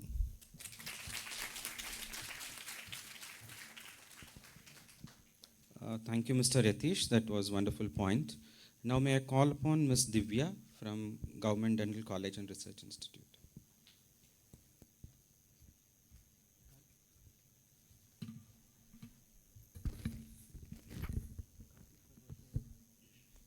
Good afternoon, everyone. I'm Divya, house surgeon from Government Dental College and Research Institute. Topic for today I would be talking is removal of designated smoking areas from public places such as malls, conference rooms, and many other public areas. Just as they say, it's become worse to breathe than to smoke, actually. Because smoking not only kills you, but also the people around you. Now you see in many other workplaces in India, when employees take a break from work, they chat with their colleagues and have a cigarette. Once you have that cigarette, the smoke just drifts into the buildings, not only affecting them, but also the people around them. According to the Global Adult Tobacco Survey, it says that around 39% of adult men are exposed to second-hand smoke exposure in the urban areas and 30% of them in the rural areas. According to the law which is being put, a designated smoking area should be constructed separately with high 4 walls to be constructed, and that shouldn't be there either in the entrance or in the exit. And it should have a signboard telling it is a smoking area, written in clear words, either in English plus in a vernacular language. And it is strictly been told that no services should be provided inside the designated smoking area. But when the researches were conducted based upon how the designated smoking areas are being working once the law is being put, designated smoking areas reduce the amount of second-hand exposure, but the amount of tobacco or cigarettes which is being consumed by people who smoke hasn't reduced, and the quit rate has become minimal. No improvement in the quit rate at all. When the survey was conducted in 8 major cities in India, firstly, the rules which was being put by CFTFK were not much followed. And when you go to a hotel or restaurant, you hardly get to see a designated smoking area. It's just, as they said in the morning, it's just an area in the room with no definite debarration and stuff like that. Less than half, it was not very welcomed in the hotels or any other malls. And less than half of them which had these designated smoking areas didn't have a clear signboard telling that it is a smoking area, and it didn't follow the COPTA specifications at all. And among the designated smoking areas present, 36% of them provided service for people inside the designated smoking area. Why aren't we supposed to provide a service to the designated smoking area? Because you're putting even your employees at risk. It's not only the guests who come to the hotel, but also the employees are at risk. Now in the recent past 2 years, COVID has been all over the place. So COVID infections are on rise, especially when in a designated smoking area, where people are at close proximity to one another, no masks, and obviously the virus has adverse complications to people who smoke. Secondly, it is not only the people who smoke are affected. There are so many other innocent breaths which are affected. That is called the passive smoking. They say that when you smoke, the heart diseases shall be doubled for a person. But people who don't even smoke are affected. they also have an increased heart risk disease by around 30%. It is as equal as putting a person who's chronically actively smoking and a heart which doesn't smoke under equal risk. After this, when all these are when we get to know all these points, the first thing what we should do is take small steps to eradicate whatever it is. So the first step begins at the basic. Our foundations have to be good. So for that, why do we have to basically keep a designated smoking area when we know it is harmful? Let us take it out from the basic architectural design. Let us abolish and bring about the rule of a smoke-free environment, smoke-free home, or a smoke-free place where people are safe. It not only is good, but it gives our youth, our younger individuals, much more free from these heart diseases and many other medical issues. So by what as we people or as dentists or medical professionals or a citizen of India to be doing is first ban the cigarette advertisements which has been promoting. Secondly, by education is tool for everything. So through by giving certain tools like providing cessation services or telephone quit lines, which was illustrated a few minutes back, we can obviously abolish this smoking environment and give a better future for the youth and the upcoming youth. In the end, when an ounce of prevention can bring about a pound of cure, then India investing in preventive and working towards the smoke-free environment would be in the right direction. So let us all work towards abolishing these designated smoking areas, and let us work towards having a smoke-free environment, because in the end, this world is like an oyster. Let us not convert it into an ashtray. Thank you.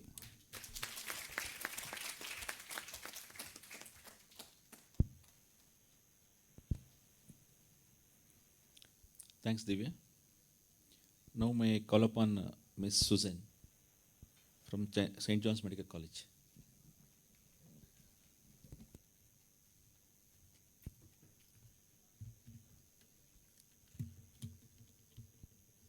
Good afternoon, everyone.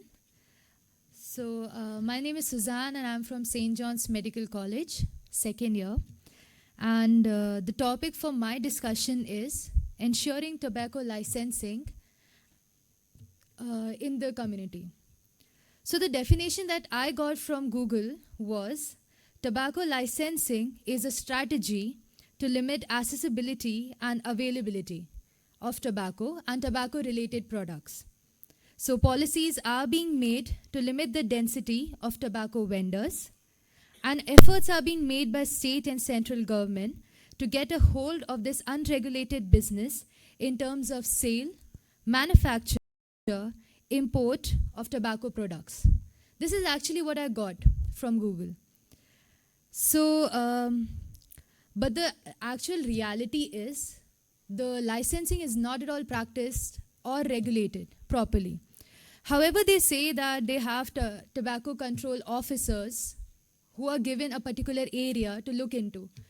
But to be honest, if they are doing their job effectively, then I don't think so vendors who are selling tobacco or cigarettes on bicycle or small shops would be present in our community.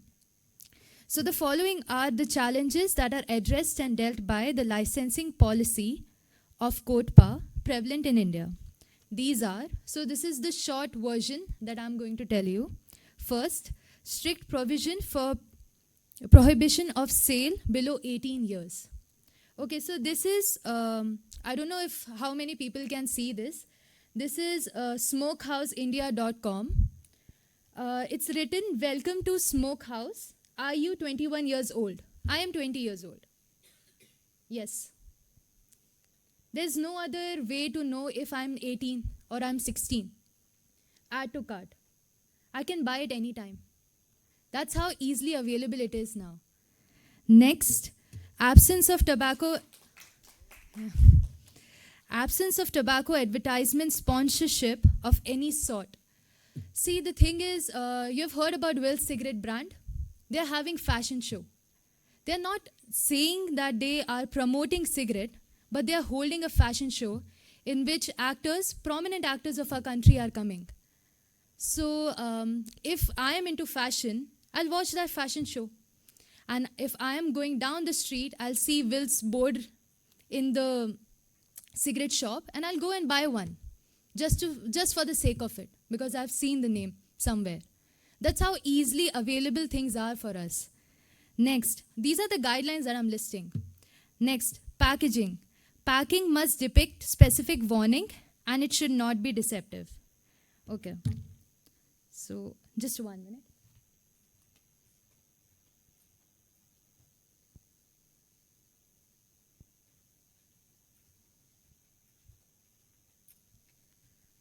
Okay, just 1 minute. Okay, so you have seen that in the local shops, we have this oral cancer image depicted, right?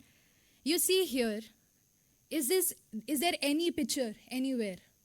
This is what we are getting online. This is so easy. With the click of one hand, we can actually order. Another thing, this is Instamart, Swiggy Instamart that we all use. Cigarette lighters are available. They are not selling cigarettes, they are selling cigarette lighters. This is how easy things are for us. And there is obviously no restriction. I am less than 21, but I can easily order anytime at just one click. This is how easily available things are. And if you see, if you go to any small theka, any chai shop, now they are naming chai shops like Chai Tapri and Sutta. Like that. They name the shop that way. So even if you're not smoking, you go there, you're inhaling. That is the second-hand smoking that we were referring to before. Chai Sutta shop. That's how things are being available. So if I'm a student, I'm going out from my school, my classmates tell me, let's just go and have chai and come. I go there, I see youngsters, because see, now I'm in college, now I understand college is not as fun as I used to think in school. So, yeah, I mean, there are deadlines, there are everything in college. But in school, we used to glorify. Because in our media, in movies, we see that college people, student of the year, yeah. So college people are really cool. So we go and we see, that is the media that is available to us when we were kids. So we go and see college people smoking, college-going students smoking, even if they are 18, 19, doesn't matter for a child. So you are just seeing, we just went for chai, and then we see, we idolize them. That's how easy things are. Next thing that they said is prohibition of tobacco sale within 100 yards of educational institutes. This is black and white. This is exactly in black and white. No one is going, no one is asking for license. No one is asking for identity. So even pubs in Kor Mangla ask for ID. They don't check your birth date. They just see the ID, they're like, okay, go. I can carry anyone's ID I want. They don't see the birth date. I can get inside. I have been inside. They don't see the ID. That's how they are doing their regulation at their level. You can go anywhere. Just for the name's sake, they are doing things. Okay, so talking about a shop, have anyone here gone to a shop which has license clearly written, clearly mentioned here? You must have seen shops this big selling cigarettes and also for no reason biscuits. Why? They are supposed to sell only tobacco. There is no regulation at all, anywhere. So if, again, if I'm a child, I go and I feel I'm hungry, I go and buy a biscuit. I'm doing second-hand smoking at their place. And okay, another thing that is important that I observed is, cigarettes are sold loose. So they are saying they are putting everything on the package. Even the helpline number is on the package, right? But people are not able to see it because I won't be buying an entire packet. I'll just buy 2 and I'll go. I didn't see the packet, I didn't see the warning, nothing. For advertisement also, in movies you must have seen, we have Mukesh. We have Mukesh, we have a jar full of tar, we have everything. But then in the movie, you see actors smoking. It's written there, really small, it's written, in smoking is injurious to health. But what are you showing? That's how you have to, it's not about ensuring, see, my topic was tobacco licensing for vendors, but I feel it is much more beyond than the vendors. Vendors, I feel vendors are coming from marginalized society. Even if they are smoking, it's not their fault solely. I feel it's the fault of the entire society in general. You see movies, you see all, recent movie, KGF. You see the smoking there. Yeah. In the aircraft also, the guy was smoking. It's not allowed. That's how people see things. They try to become that. That's how idolizing things happen in our country. So what I feel is tobacco licensing is a really, really, really narrow topic to look forward to. It's licensing should be made at every step. Like for movies, delete the scenes. You don't have to show it. You don't. You can always opt out of it and alter the story. Obviously, the information that is being given to us is not solely correct. So just alter the story. Remove the smoking part. And so a lot of benefits, obviously. Health would improve. Students' lifestyle would improve. And I feel there should be specific training for the students at the school level itself. So if they are exposed to the dangers of smoking, like take them for picnic, people go for different places, like for a park, anywhere. Go to places where cancer patients are there, who have smoked a cigarette, and they are just sitting there. You can go there as a picnic, obviously, go for field work, and at the student level, if people are scared, if they see them, they'll be scared for life. They won't touch a cigarette. That's what I feel. And another thing is for community. So if we decrease the density, by increasing the strictness in licensing, we can actually decrease youth initiation and use, especially around school zones and neighborhoods, agar target karte hai to. That's what I feel. And the important thing with this thing is when we look forward towards it, at the level of college, at the level of hospitals, they say that tobacco control officers are less. So they can always tell us that officers for regulation are really less and the areas given to them is huge. What we can do is, I am a student, my teachers have been student, and some of them are PGs. So we can be made tobacco control officers. I feel we can collaborate with IT industry, make up an app, connect with the tobacco officers, and whenever we see any violation happening, we can click a photo and send it directly. Send the shop number, send the place and the entire address. That's how easy it could be. And I feel the fine that should be levied on them should be lakhs for 1 or 2 times. I mean, it could be around 150, but after that it should be a spike, 5,000. So they'll be actually scared of violating the laws. And another thing is, so the licensing procedure should also be expensive. So since it's really easy to get a license also, there are loads of shops in the market. So there are shops without licensing, there are shops with licensing. And even shops with licensings are huge in number. So how we can limit that is increase the cost of licensing in India. In that way, a person would find it difficult to pay for the license.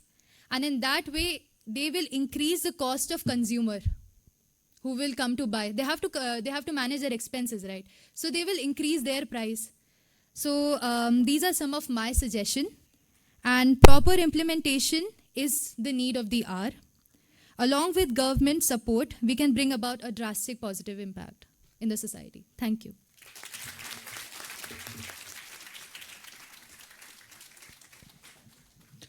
Thank you, Susan. That was really wonderful points, whatever you mentioned, and implementable too. It's a commendable job what you have done. Okay, now all the panelists have spoken. Now we go for question and answer session. Before we go that, I just had a comment. Tobacco is like what I consider it's a multi-headed demon.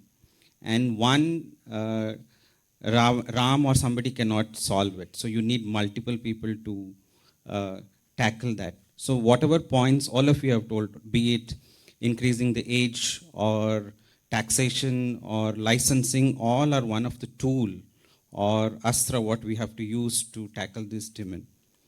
But as a public health person, I would ask one of you, which point should I prioritize to focus on? All of you have told wonderful points. Which is the topmost point we have to focus? Suppose if we have to go to the government, we had a legislature and we are talking to the MPs and all, which would be the most important point would you talk about? I know all of you have spoke about.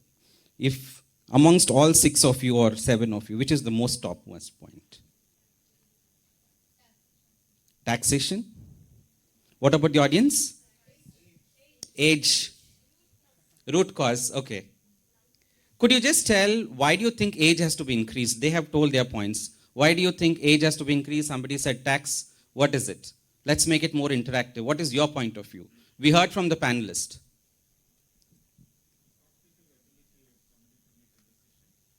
Could somebody pass on the mic so that... Cognitive ability of somebody to make a decision.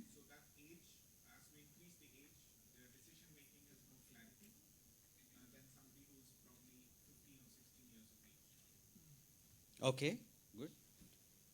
Anybody else? Any other points? Apart from this, if you have anything where we can tackle this situation, this problem.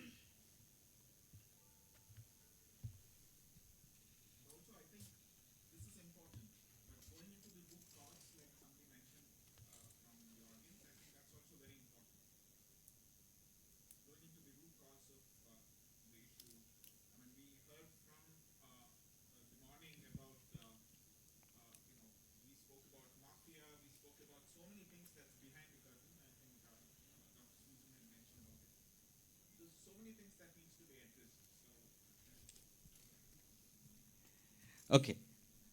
What else? What else do you think? Taxation is one. Then, how much? See, whenever we talk about taxation, how much is the taxation we need to talk about? That also needs to be. Because the government, you heard in the morning that that's one of the revenue. 75% WHO recommendation she mentioned. Yeah. 75% taxation. You have any comments? Apart from whatever they mentioned, we were talking about the tobacco sales in school. And if you see where the sales is highest, is where the companies are there. If you see companies, let me give an example, IT companies, that's what we are talking about, stress and all.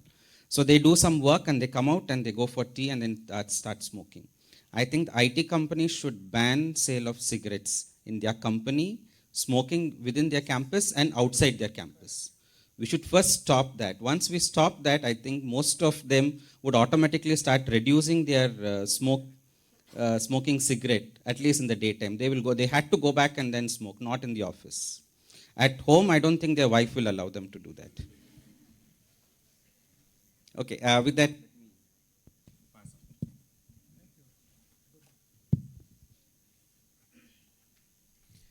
I appreciate the views of all the panelists. So if you look at all the 6 topics, because all the topics are given to you and you have deliberated, these topics surround around Kotpa. So we are only thinking to strengthen the law. And we should accept that tobacco is a legal product. It's going to be here. No way we can get away from tobacco because it is going to be a political decision. It's going to be there. So is there any other way we can think to control tobacco other than legal? Because as health professionals, we have a larger role. Finally, we are going to bear the burden in our system by increasing number of patients who come to us with these problems. So we'll leave it to the policymakers to strengthen the law. What can we do as health professionals to see that the tobacco menace is controlled?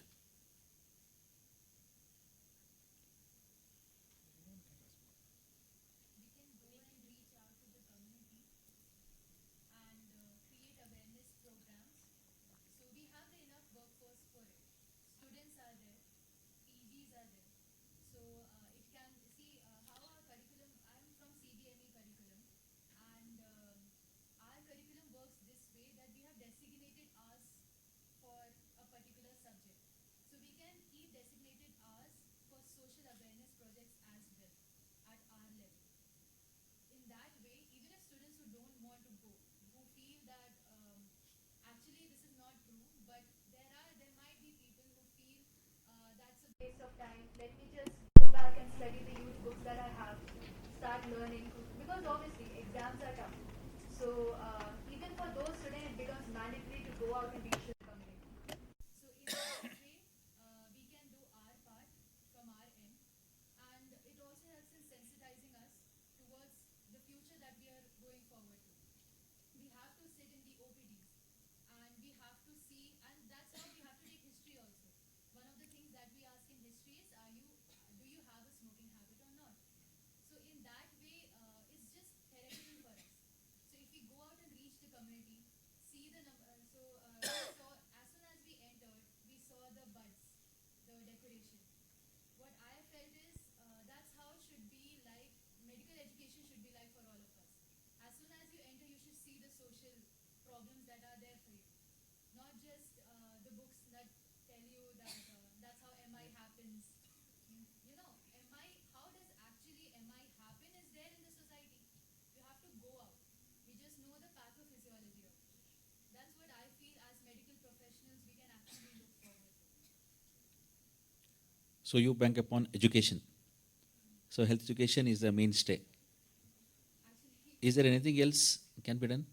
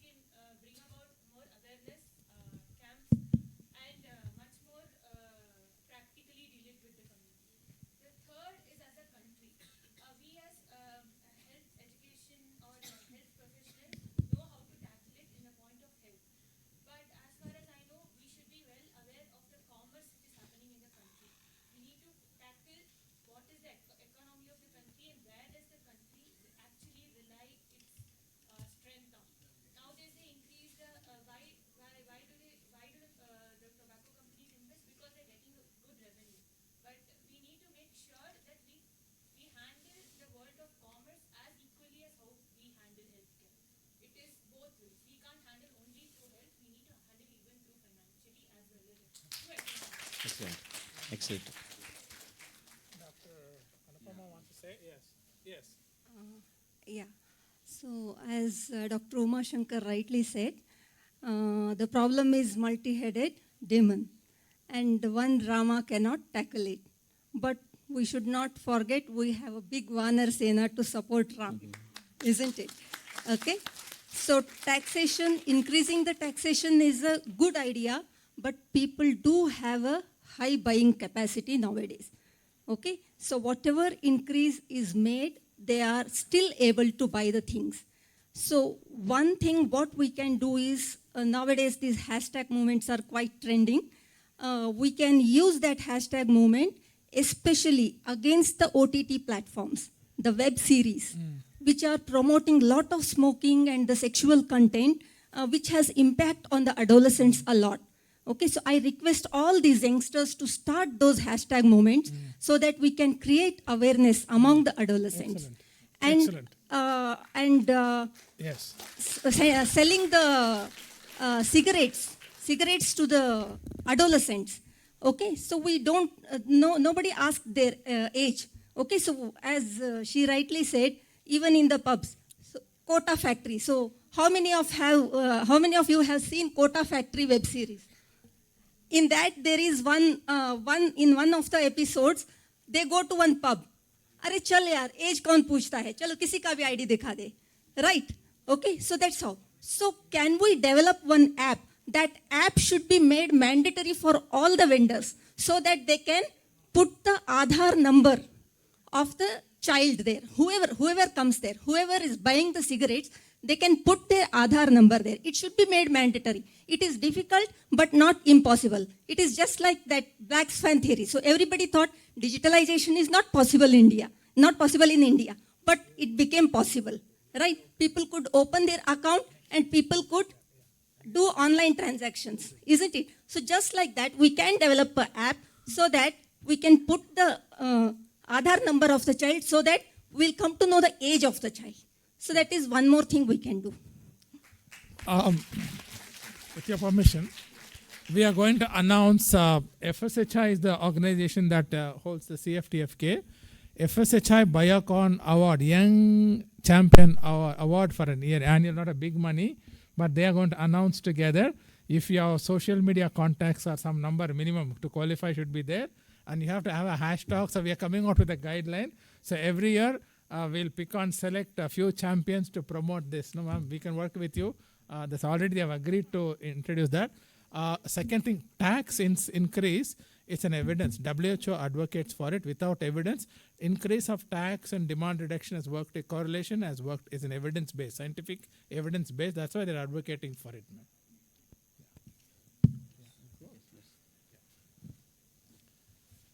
Okay, thank you so much for your patient listening so long. We can continue.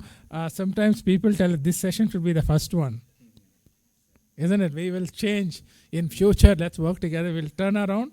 All the others can speak last. We'll put the young, because if you want the future tobacco-free generation, this might be the first. Isn't it? We will do that. Just before closing, I just like to comment. We have a bright future for tobacco, no tobacco, because all the panelists over here have done a very good job, and I'm sure they're going to continue that.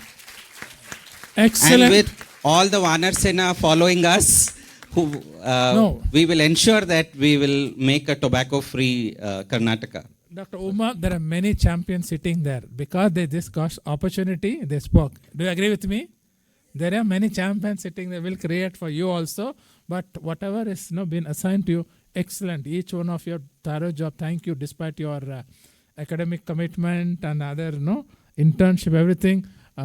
Did justice to your subject. Did very well. It's gone on recording, video recording. We are going to edit and use them in capsules. We need it to take it to other young people. So very valuable hard work. It will go a long way. Congratulations to each one of you. Continue to be a champion. Do you want to? Continue to be a champion at your own pace and at your own time and convenience. We are not going to be asking, often leave everything. No. When we will appeal to you whenever we'll work together, mutually agreeable time, space, so that we can put you to the public domain to reach out to other young people. Can we request some people, volunteers, to come and give a bouquet to them, each one of them? Please, can. And then, please, somebody can, volunteers come.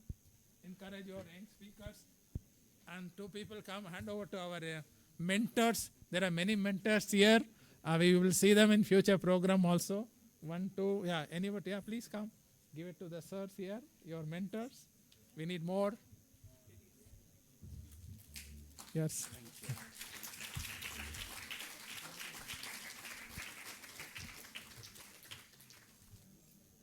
Give it to them. Yes, sir, and give it to our young voices. Go to one by one. Give it to them one by one. Pick up more. Yeah. Enough. Go, give.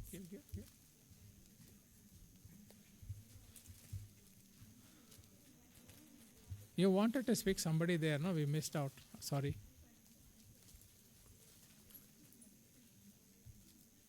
Thank you so much. Thank you. Thank you so much. Thank you. We appreciate all those who have come forward to give and then receive. We are going to close now. Does anyone want to say anything? It's wonderful. The journey has been wonderful. 2 months journey. We are meeting as a culmination. We met on streets, many of us, isn't it? So it's wonderful. Need to keep the campaign going. The group, we may have to change the name, something you suggest in the name. The Swachha Bangalore group is there. We will add on, you all you people are not there. We will add many more. We'll keep the group going, isn't it? So that we can, in our own convenient time and place, do something about it. Before we wind up, anyone want to say anything? Any feedback? Anything else? Sorry, my sincere apologies for extending it an hour.